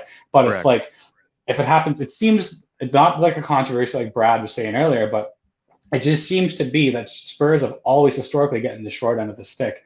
And I don't know if it's going back to that Cucurella hair pulling incident or whatever it was, but I mean, I have no problem with any of those decisions today. Like yesterday, Højbjerg, like if you were to argue both sides, you could look at the eyes. Like you look at the eyes where Højbjerg's looking, right? He's looking down at Matoma's foot. Fair enough. But they're both flying in the air for a 50-50. Matoma doesn't have control of the ball, and Højbjerg can't control where his foot's going to land at that point. So it's a landing stomp, and then the play continues. If Højbjerg were to lunge and it would have went and freaking tried to 50-50, that's an interesting distinction. Right? Yeah, then it totally affects the play. But they're both in the air, and he didn't have full control of the ball. As for that handball, Jack, yeah, that's a handball all days of the week. Like Mia already nailed it on the head earlier with her statement of it. If it's a penalty, if it should be a penalty against you, then it should be a goal disallowed. So that's very good. That's very well said to her. So I don't know if she's still in the chat or whatever. But no, man, that game played out. That game played out how it should have. Okay. I'm okay with that. Yeah, and honestly, I even look back to like Everton too. Like, people like to get honest and like get down on us because I mean it's the hope that kills you, right? Like, why would you back a team and then they'll just keep repeating it? It's like insanity, right? Yeah. I don't know. Like historically, we've been a mid-table, like winning trophies. Like I'm happy where we are right now. Obviously, you can go off on Levy in, Levy out, all this other stuff that's boiling over the surface. But sure. a week ago, we were in a top 3 dog tie with top 3rd. And people are comparing our project to Manchester United and saying, "Oh, I wish we had Ten Hag. We could have had Ten Hag." Well, it's like we're in the exact same position as they are. I mean, sure they have games on hand, but they play us once. Like it's still mathematically in our hands. There's no need into a jump boat yet. Do you feel like the crisis, quote unquote crisis, is exaggerated? Do you think, like at Spurs? Because I know some people have thought this that when because I mean, we were guilty of it on the channel. Like for a whole week, we were saying crisis at Tottenham Hotspur. And do you feel like it's an exaggerated one? I mean, it's half a dozen of this and 6 of the other. The point is that are we underachieving? Yes, as a club, we are underachieving. We've set ourselves up like to be financially stable. We've set ourselves up to be we have one of the best strikers of all time. He'll go down as the greatest of all time in his position. Like, that is something that Tottenham Hotspur can say, and that's pride. So we need the silverware to go with that. Yes, we're underachieving there. But as for a crisis, I mean, no, we have to stay united, and we can't even show any like forms of weak-mindedness, especially at a difficult transitional period that the whole football system seems to be in. There's a European market is growing smaller and smaller every year. Like, we're trying to offload these players and they're coming off loan. Like, well, if we're in a crisis, no one's buying these guys anymore. Yeah, you're exactly. Right. We're talking about a crisis. Well, what are we going to be like in 4 months when we still haven't had a manager and Dembele's stinking up the place? Lo Celso's still here. Like, what are we going to do then? Like, is that going to be further down the road? So we have to stay strong-minded here, because I have Arsenal friends that have already thrown their club under the bus now for the Liverpool game. One game, and I tested him. I was like, "Hey man, what happened there?" He's like, "Oh yeah, we already fucked the league, blah blah blah blah blah." It's like, buddy, you're the best team in the country. Sorry, you're the best team in the country. You're the best team in the country, other than City right now, to beat them, and you just throw in it like, okay, well, and you're already at the end of the day, yeah, exactly. So what does that show to us? That we're, a club that is well run business wise. We just need to get a few transfers in, and Moon Boots out, Lloris, unfortunately, maybe move him to the bench, and love it. Yeah, man. Donovan, I think just a lot of really interesting talking points that you bring up here, and I also appreciate your honesty in a lot of this too, because it's easy to buy into sort of, I don't know, it's easy to buy into, right? The misery. It's easy to buy into sometimes negativity around the club and everything, because we do have some really shit weeks. And then we have some other weeks where we're on top of the mountain, we're on top of the moon. And so it's hard to get a grasp of where we actually are, because it does seem like we're a bit of a volatile, up and down type club when it comes to even our results. But like you said, there is a club that's really in crisis. Would they be sitting in fourth place position, in the same position that teams like Man United and Newcastle, who are being praised to high heaven this season? It's like, are we really in a crisis if we're in the same position as them? Are we really in a crisis if we finish above Liverpool and Chelsea? It's a confusing one. Because if we're in a crisis, they're in a crisis. Yeah. That means everybody else is in a crisis as well. And I don't know, because I've said we are, because we don't have a manager. We don't have a director of football. We don't have a women's manager. We don't know the future of Harry Kane. There's a lot of things that are questionable at Spurs, but like you just said, we're not facing relegation. We also do have some pretty good managers that we're being linked with right now. The manager list is quite great. It's hard. Let me ask you something, Jack. Let me ask you something. You said like Spurs as of late. And yes, I agree with you, that statement that we have been a very up and down club. We look to our manager. Like, personally, I look to Tottenham Hotspur as like my pinnacle of football. Like, my understanding of the game revolves around Tottenham. Like, it's okay, how are they playing, how they're going. That's what I model. Mm-hmm. And for the last 4 or 5 seasons, like I used to think Dermot was a bit. Dermot Strong, how you doing, man? I hope you're doing good. If you're still here, if not, then bless to you, everything you've been through. I used to think of him almost as dramatic when he used to say, "Oh, I want my Tottenham back." I'm thinking, I'm watching the second half and I'm watching us play backwards like we're the home team. And it's like, we're the away team and we're playing home. It's like, yeah, there are moments where we need to change. Is that down to Antonio Conte, though? Like, we eliminated the problem. Like, that volatile roller coaster of emotions. Like, it's a different type of leadership that didn't work. Like, we shouldn't be putting a square peg in a round hole. Stellini came out with, even though he is a Conte man, he might be a bit of a yes man behind the scenes, we don't know. But he came out with that killer statement where it's like, if you've made a difficult decision to benefit you and yourself in the future, then it's not a crisis, it's not a bad decision. And taking these little painful steps, taking the brunt of the media, Harry Kane, the amount of abuse he got after the England game, the amount of abuse even after the Everton match, look at the amount of abuse he gets after the Everton match. Yeah, that was brutal, man. That was like, that commentator during the game is blaming Matoma for not going down. I'm like, excuse me, last week you were the man saying that Harry Kane went down. I'm like, what are you talking about, man? Like, great point. I was so angry. I was so angry at that. Great point. But no, I think Harry Kane, has a lot of respect for Tottenham, and he holds it dear in his heart, because when he came back to Man Stadium, we all cheered for him. It touched him, and I like to say there's a romance inside him that goes along with football, and I like to see him. I like to say he'd be the Francesco Totti of Spurs. Maybe that Italian rubbed off on him. Maybe that Italian rubbed off on him, right? And then he wants to stay. And but you're talking about chanting in the stadium. How about that Pochettino chant? Hey, let's go back to that fight there. Wow, dude! Like so we go back to Zerbi with my theory of him like being that macho guy. Maybe the fans lost all faith in that as soon as they see the red card. Then they have no faith in Mason.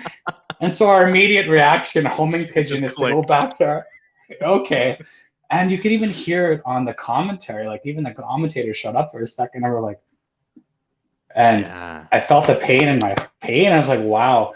And I was not Poch in, because I am like, you know what, like you should never go back. Like I've learned that the hard way. You don't go back in life. Like always look forward. You learn from your mistakes and go forward.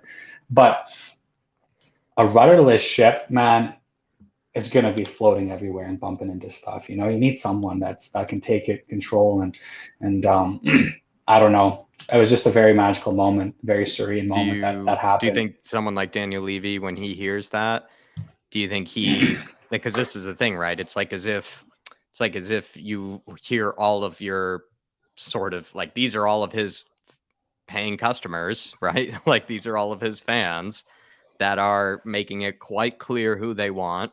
And they're also making it quite clear that they do not like Daniel Levy, because there are a lot of Levy out chants as well in that stadium. Would you say an experience like that, even if Daniel Levy wasn't there, people will report back to him and tell him what it was like? Do you think that would sway his decision maybe more towards Pochettino, or making the decision that would please the fans? Because he knows about his own PR, I think, Daniel Levy. So he might think about the managerial obsesses decision. Over it, man.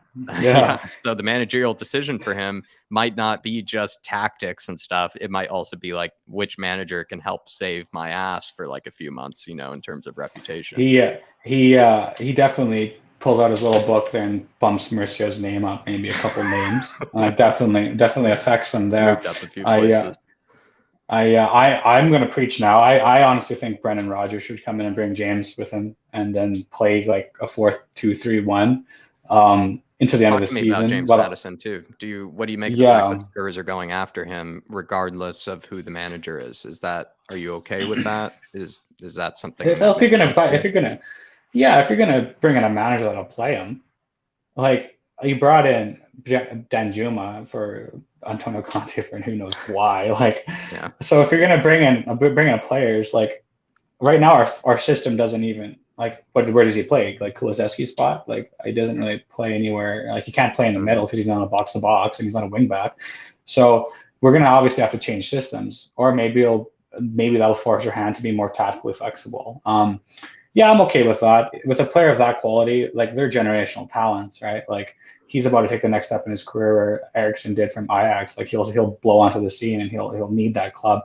I could see him doing what he did to Mason Mount and Frank Lampard, like really come onto the scene and I think he could fill that Eriksen hole. We need that Eriksen hole filled, and I think he could do it. Yeah, but I think then again, we also have Giovanni Lo Celso that's just absolutely tearing it up for Villarreal, right? So like we have to be good. We have to be good on the books.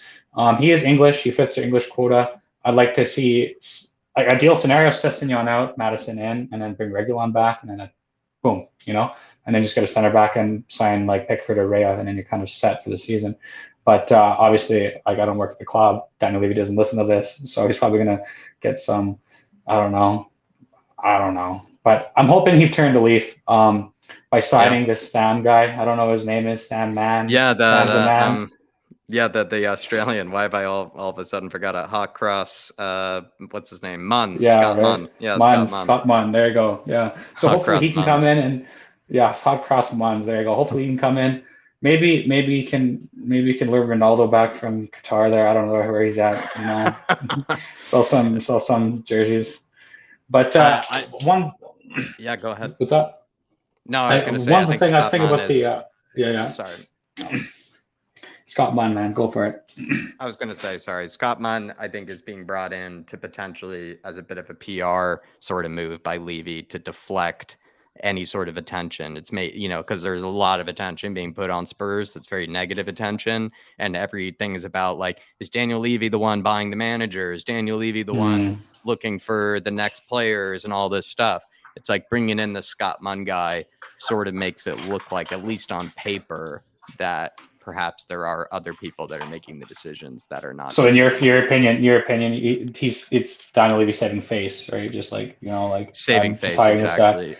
And he also doesn't want it to make it look like he's the only one making decisions. He doesn't want it to be where, totally. Quite right into their narrative. For me, he's just a very successful like business conglomerate that specializes in like going in, cleaning house, making ruthless decisions, not caring about a reputation or making enemies or burning bridges, doing his 16 months, 12 months, 8 months contract, and then getting the reference to the next company.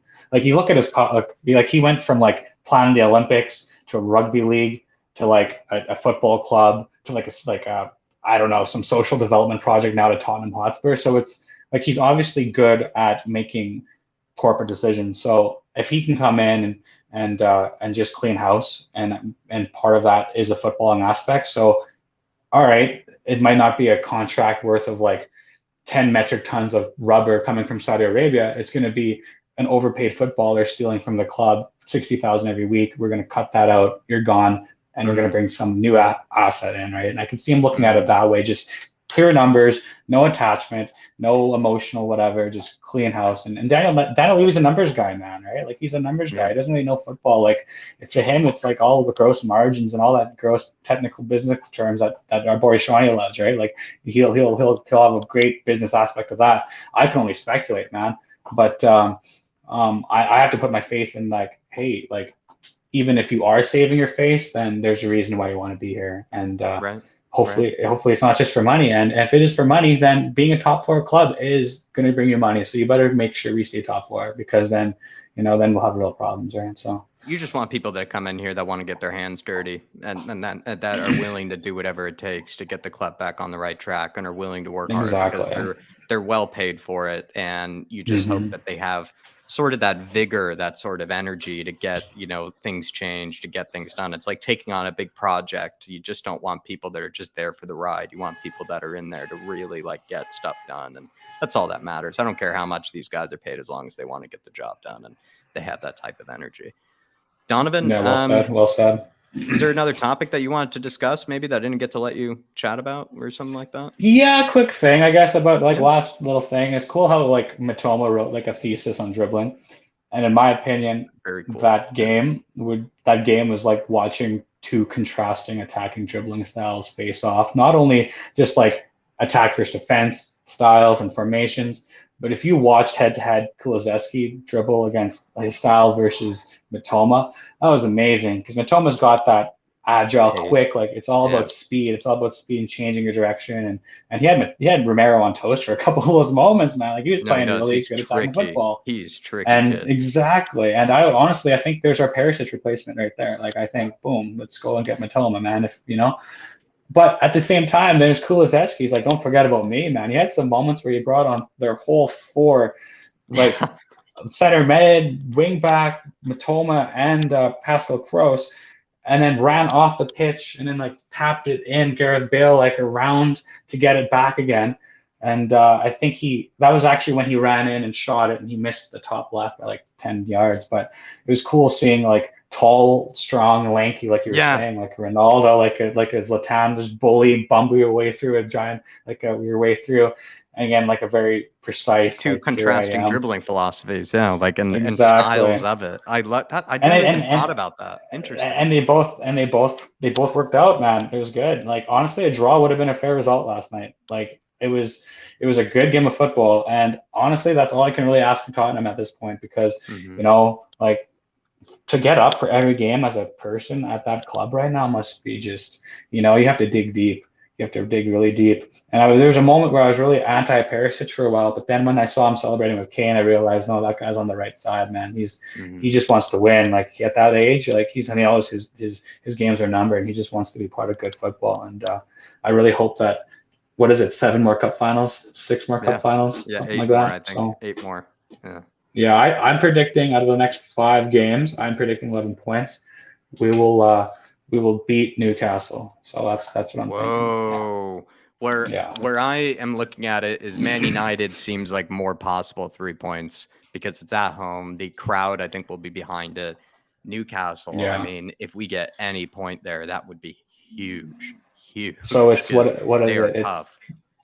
It's Brentford, so we win that, and then it's Newcastle, we win that. Then we draw against. It's even easier than Brentford. It's Bournemouth next. If it were Brentford, I'd be a little worried.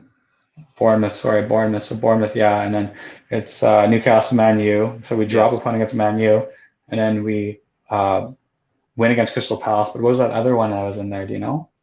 It's I believe it's Bournemouth, then Newcastle, then Man United, then Liverpool. Yeah, there it is. So we actually I can't remember if we draw. Are we at Anfield or are we at Tottenham Hotspur? We're at Anfield. It's away from home. Yeah. Then we'll draw that game. Then that's where we pick up a draw. So it might be we draw against United and Liverpool, and we'll win the rest of the games. And I'll take that any day of the week, man.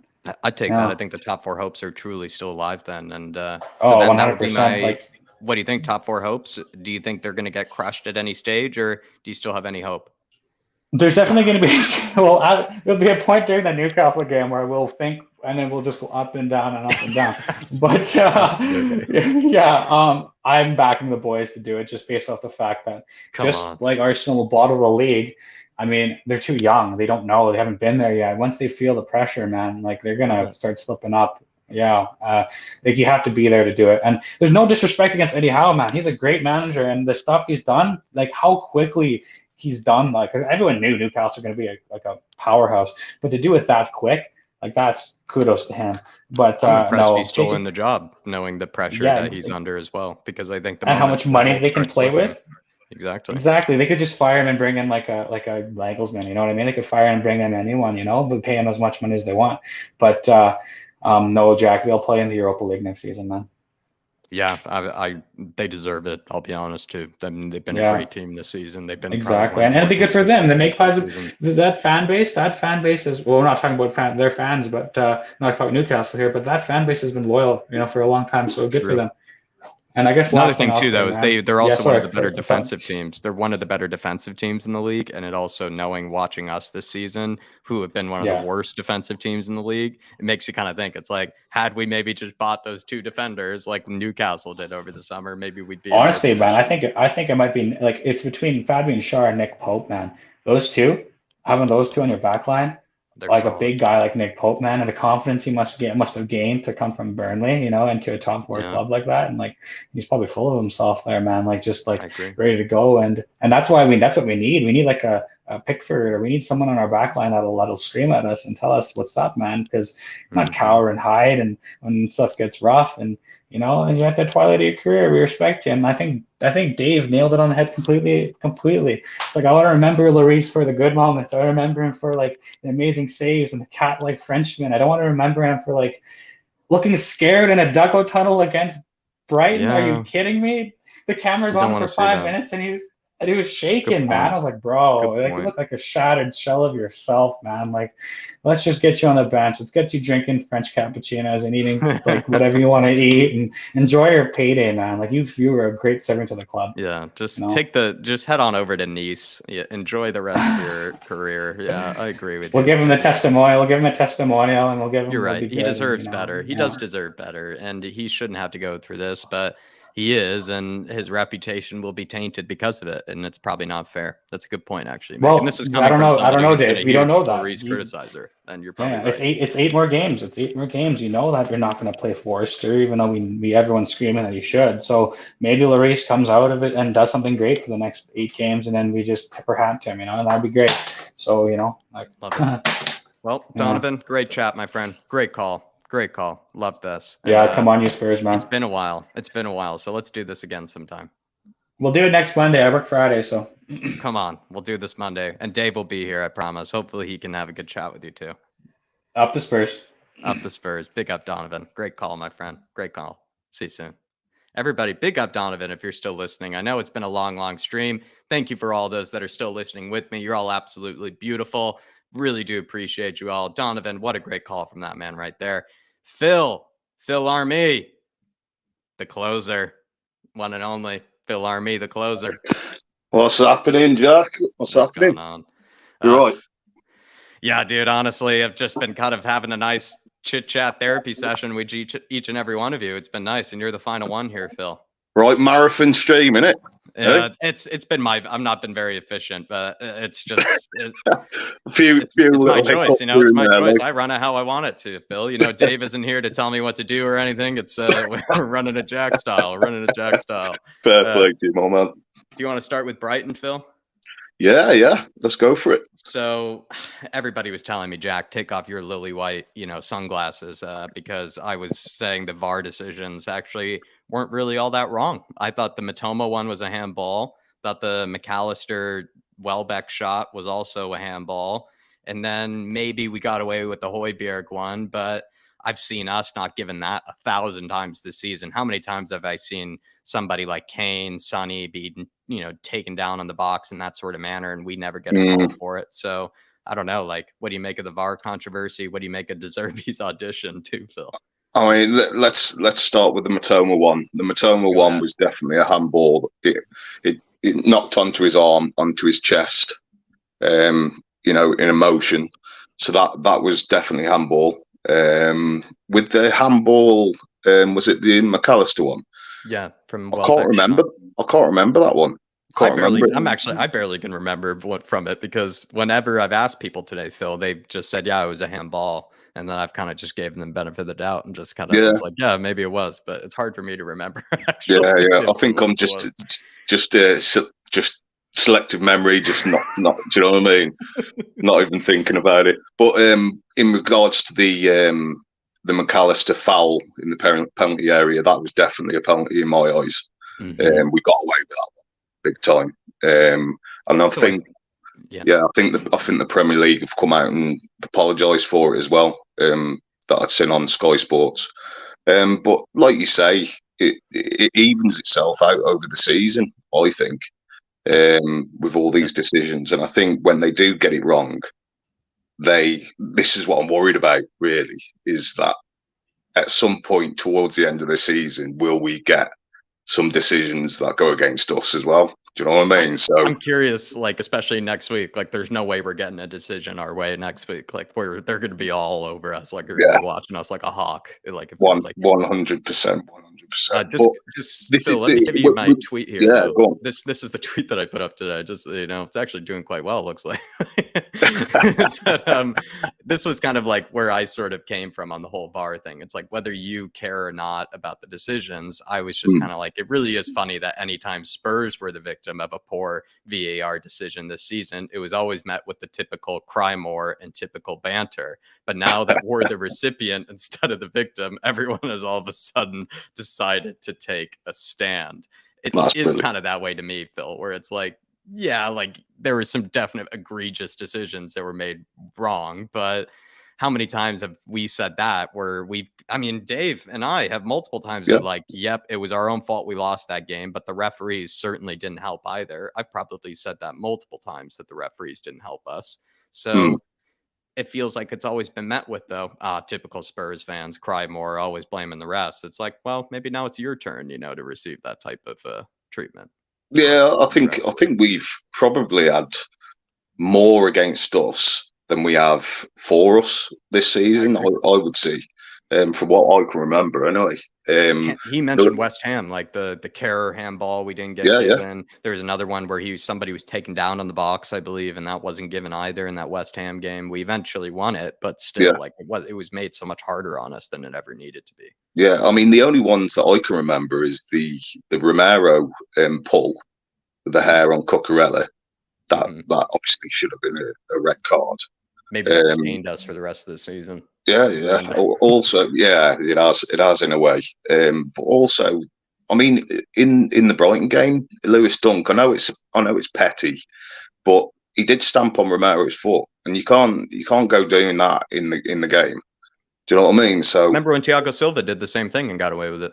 Yeah, exactly.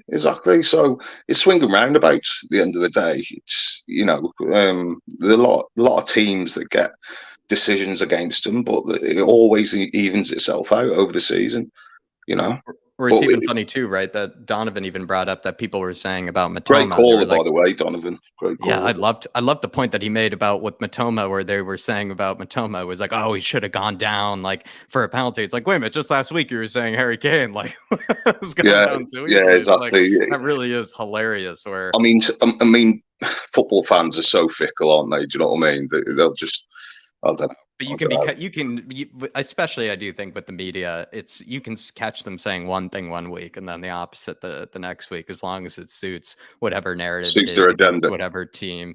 Another thing too, quickly, it feels like with sort of like the agenda against Spurs, I think this season is just in that example of like, I get it. Like Brighton absolutely were robbed, but how many times have we seen other teams get robbed this season? And how many times have we seen us get robbed in games? And then it's not even making the front headlines. It's not even making like a Talk Sport call or like anything like that. But the moment it happens with Spurs, it feels like it's just blown up across the media and everything. It's the same thing with the Harry Kane situation with Everton. It's like, me as a Spurs fan didn't think anybody was thinking much about that Harry Kane, moment. But I guess when I left that game, I realized everybody was talking about that Harry Kane Decore. So it's just funny, Phil, that we get all this attention. I mean, at the end of the day, Decore, he flicked out, hit him in the face. I know Kane went down, but all players do that anyway, play acting. But at the end of the day, his reaction got him sent off at the end of the day. So I don't get why so many fans, go against Kane for that instant. Yeah. To be honest with you, but to balance it out, I think basically we can't let VAR. We don't want it in their hands. Basically, we need to kill games off before them sort of incidents happen. We need to put it in our hands, basically, not in the referees or the VAR sound. What's the kind of thing? Put like a distance between yourself and like the officiating, right? Put yourself in a position where the officiating doesn't have to affect the game. Even if they make the wrong decision, you're in a good position where it won't affect you. Give yourself that leeway. Do you know what I mean? If give yourself a 2-goal head start, or be on the front foot in games. And then them sort of decisions don't really affect you, But what did you make of De Zerbi's audition? De Zerbi, and the fact that I'm not kidding, Phil. I guess he literally just made up some beef that didn't exist between him and Stellini. It's actually quite embarrassing. It's actually quite embarrassing. I don't know. I saw a little bit of his press conference, and he was going on about he was offended by what Stellini said in his press conference. He didn't say anything. He didn't get around. I couldn't understand what he was offended by. Do you know what I mean? Stellini's press conference, he bigged Brighton up, and the good job that De Zerbi's doing at the minute. So I'm baffled in why he was acting so strange and so aggressive against Stellini and our staff. The inside scoop here, Phil, is that he had, I guess, De Zerbi literally just read one article from Gazzetta dello Sport that basically said in the title, Stellini thinks De Zerbi is picking up off of Potter's great work. Like the title insinuated that it was more like Potter's great work as to why De Zerbi is doing so good. But he didn't even say that, Stellini. And then also apparently the majority of the article was actually talking about how Stellini was very praising of De Zerbi. So supposedly all the inside that was in a separate that was in a separate interview. No. Like the Stellini press conference before the game. Yeah. All of the journalists like Ali Gold went out and put out their articles. All of it was praising De Zerbi. Gazzetta dello Sport, the Italian one, decided to put a more controversial headline from Stellini's press conference.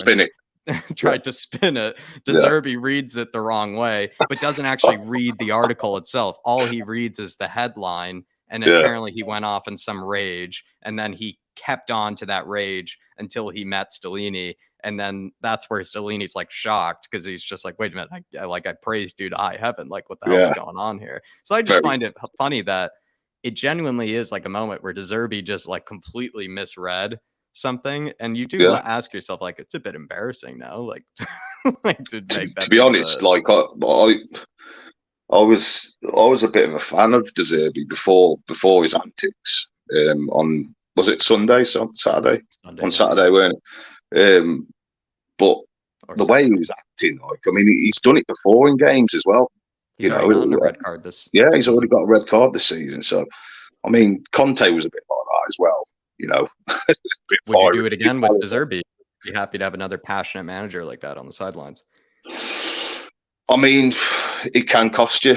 You know, if the manager gets sent off, it can cost you and affect the players, can't it? So, I do like too emotional in your decisions. Like, being too emotional in your decisions. I do like that passion on the sideline, though. You know, from the coaches, I do like it. You know, they want to win. It shows you they want to win. They care. But yeah, I don't know. He's gone down in my estimation, anyway. Well, speaking of managers, Pochettino's name was being sung throughout the stadium, Phil. What does that say to Daniel Levy? Well, the Levy chants were and the Levy out chants as well, weren't they? Yeah, they were strong. I heard the Pochettino ones were like unavoidably loud. Yeah. And then the Levy out ones were they could pick up those, but those ones were not as. I think the Levy out chants weren't far after that as well. Yeah. Right. But the Pochettino, that was, from what I heard on the TV, it was like louder than the Levy out chants. It was like most of the stadium, the Poch chants. The fact that they were also so close to one another. Yeah. I mean, what type of message does that send to him? Like, surely that means then he's going into the next managerial hunt meeting or board decision, and he's probably bumping up Pochettino a few more places, I would imagine. I think I'm unsure whether Poch is gonna come to our club at this time. I don't know if it's the right time for him to come. I'd love him to come. And I would also like Gallardo, and it was the other one, Nagelsmann as well. Yeah. I mean, the managers that we've, you know, I like the list that we're linked. Yeah, the list. Yeah, I was going to say the list of managers that we're trying to get is good. You know, who we get, I don't know. I can't put my finger on it yet, but if I was to pick, I would say Nagelsmann. But he would have to have 5 first-team players to come in. You know, 2 centre backs. You know, the positions that we need. You know, and a creative midfielder is what I want in the team. You know, on par with a centre back, because I think we miss that. I think we got too many samey players in midfield. With the likes. That mean we need to get rid of some this summer if we have too many of the same. Oh yeah, 100%. It's going to be a busy summer for us, guaranteed. But I think we need to get a recruitment team in place as well. You know, before the transfer deadline. You know, before the summer transfer window. So yeah, there's a lot of work to be done at Tottenham Hotspur. A lot of work, but I just hope we get the top 4 place, because that'll put us in good stead going forward, with the money side of it, and you know, the reputation as well, to get players in, you know, in the Champions League and managers and so forth. So yeah. Speaking of recruitment, though, Phil, Spurs do want to sign James Maddison. Weirdly, strangely enough, we are the leaders right now in the James Maddison race. I'm shocked to be saying that. Yeah.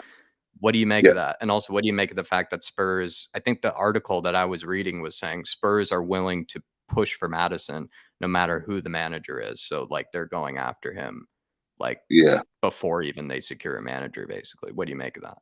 I think it's what Brad said earlier about actually doing the deals at the same time. So, like, getting Maddison in and the manager at the same time, so that he can work with him. Hopefully that's been done straight away. Or when they're interviewing managers, they're saying to the managers, like, these are the players that we're planning on buying this summer. Like, we're planning on buying James Maddison. It's like, would you want to work with James Maddison? They'll be like, yes, no. I think any manager would like to work with James Maddison anyway. He's a top quality player. I've always loved him at the club since we've been linked with him. So yeah, I'd love him at the club. I just don't want it to be Rodgers to go our way as well with the deal. If we get Rodgers, fucking, I don't know, man. If we get him, I think he damaged his reputation at Leicester a little bit. As good as he was there, I really hope that Spurs don't look at him and like think that.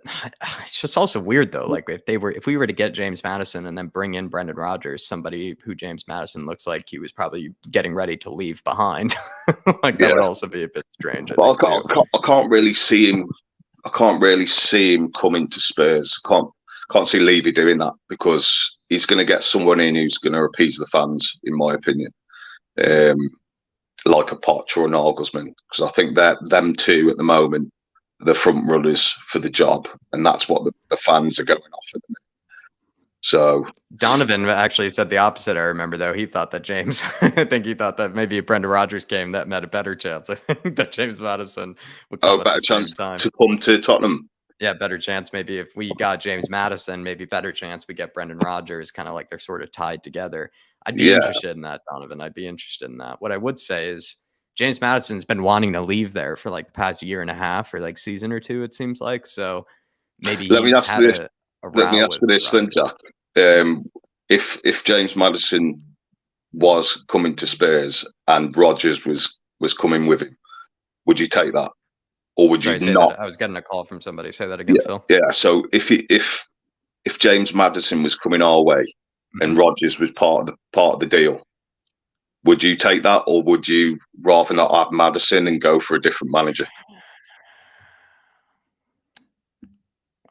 I don't know if I rate Rodgers. I don't know if I rate Rodgers that highly. I think I would say no. I think his stock's gone down now for me. Yeah, that's what I mean. I think he damaged his reputation at Leicester. I think he did. Like the way he built that, it's hard because like he was so great with them originally. Like he was keeping them in the Champions League and he was pushing them and letting them punch above their weight. Like that whole Leicester City, they punch above their weight. He continued that after Ranieri. So you have to give him credit for that.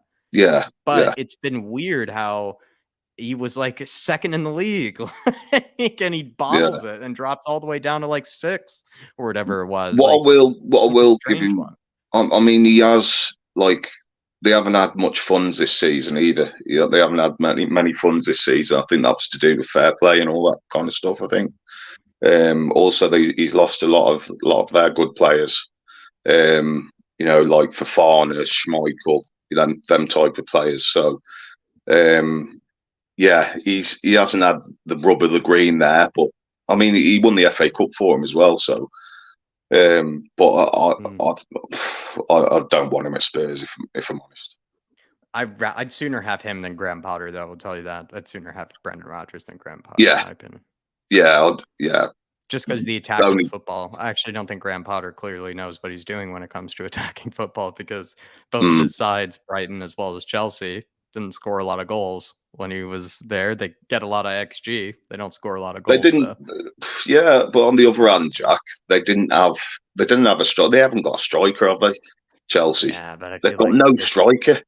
I mean, they've got a Bamino, but he's not in the squad at the minute, is he? He's playing Havertz up front. I see what you're saying, but they need a striker desperately. Chelsea, they're lacking goals massively. But anyway, that's Chelsea. We don't care about Chelsea. What did you make of that thing? Maybe this is one of the other talking points. Yeah, Donovan had a really good little. Just I don't know. He brought up some points about how we are fourth position, still pushing for top four, and you see clubs like Liverpool, Chelsea behind us. It's like the whole quote unquote crisis that Spurs are in. Is it a bit exaggerated, Phil? Do you think the quote unquote Spurs crisis? Is it, is the situation that we're in, is it being a bit over dramatized, or is it as bad as it seems? I mean, there's a lot going on at Tottenham Hotspur, isn't there, with Kane's contract, the manager, like Conte this season, all that clouding over. There has been a little bit of a crisis, but I wouldn't say like the league. I mean, going out of the cup so early as well, that was shocking. But in regards to the league, I don't think it's a crisis in the league at the moment. I think we've got a lot to play for, and I think top four is still there. And I think we could nick it, but Newcastle and United, them 2 games are so important to get points. So important. If we lose points there or lose both games, I don't think we'll get top 4. But them 2 games are definitely vital for our top 4 hopes. Yeah, absolutely. I'm trying to think what else other questions I have for you here, Phil. Sonny, he's in the club. What's your favorite Sonny goal? Favorite Sonny goal has to be Burnley, doesn't it? Has to be. I mean, some people have said the Arsenal North London derby one. Yeah, it was good, but for me, I think the Puskas one. I know it was against. I mean, Burnley are a well-drilled side, good defensive unit at the time, but I think the Sonny goal was class. That's why he was voted Puskas goal, wasn't it? So I've got to pick that one. The goal he scored yesterday too, or the goal he scored against Brighton, wasn't it kind of like? Isn't that the trademark? I feel like that's his trademark goal. It is. Yeah. With either foot from that position. Exactly. He did that against Leicester with his left foot. Yeah. So he's a brilliant player. I mean, he's had a lot of stick this season. His form had to be for next season. Would say that again? Do you give him the benefit of the doubt for next season? Do you I think he's got a lot of credit in the bank. I think we keep him, until his contract runs out.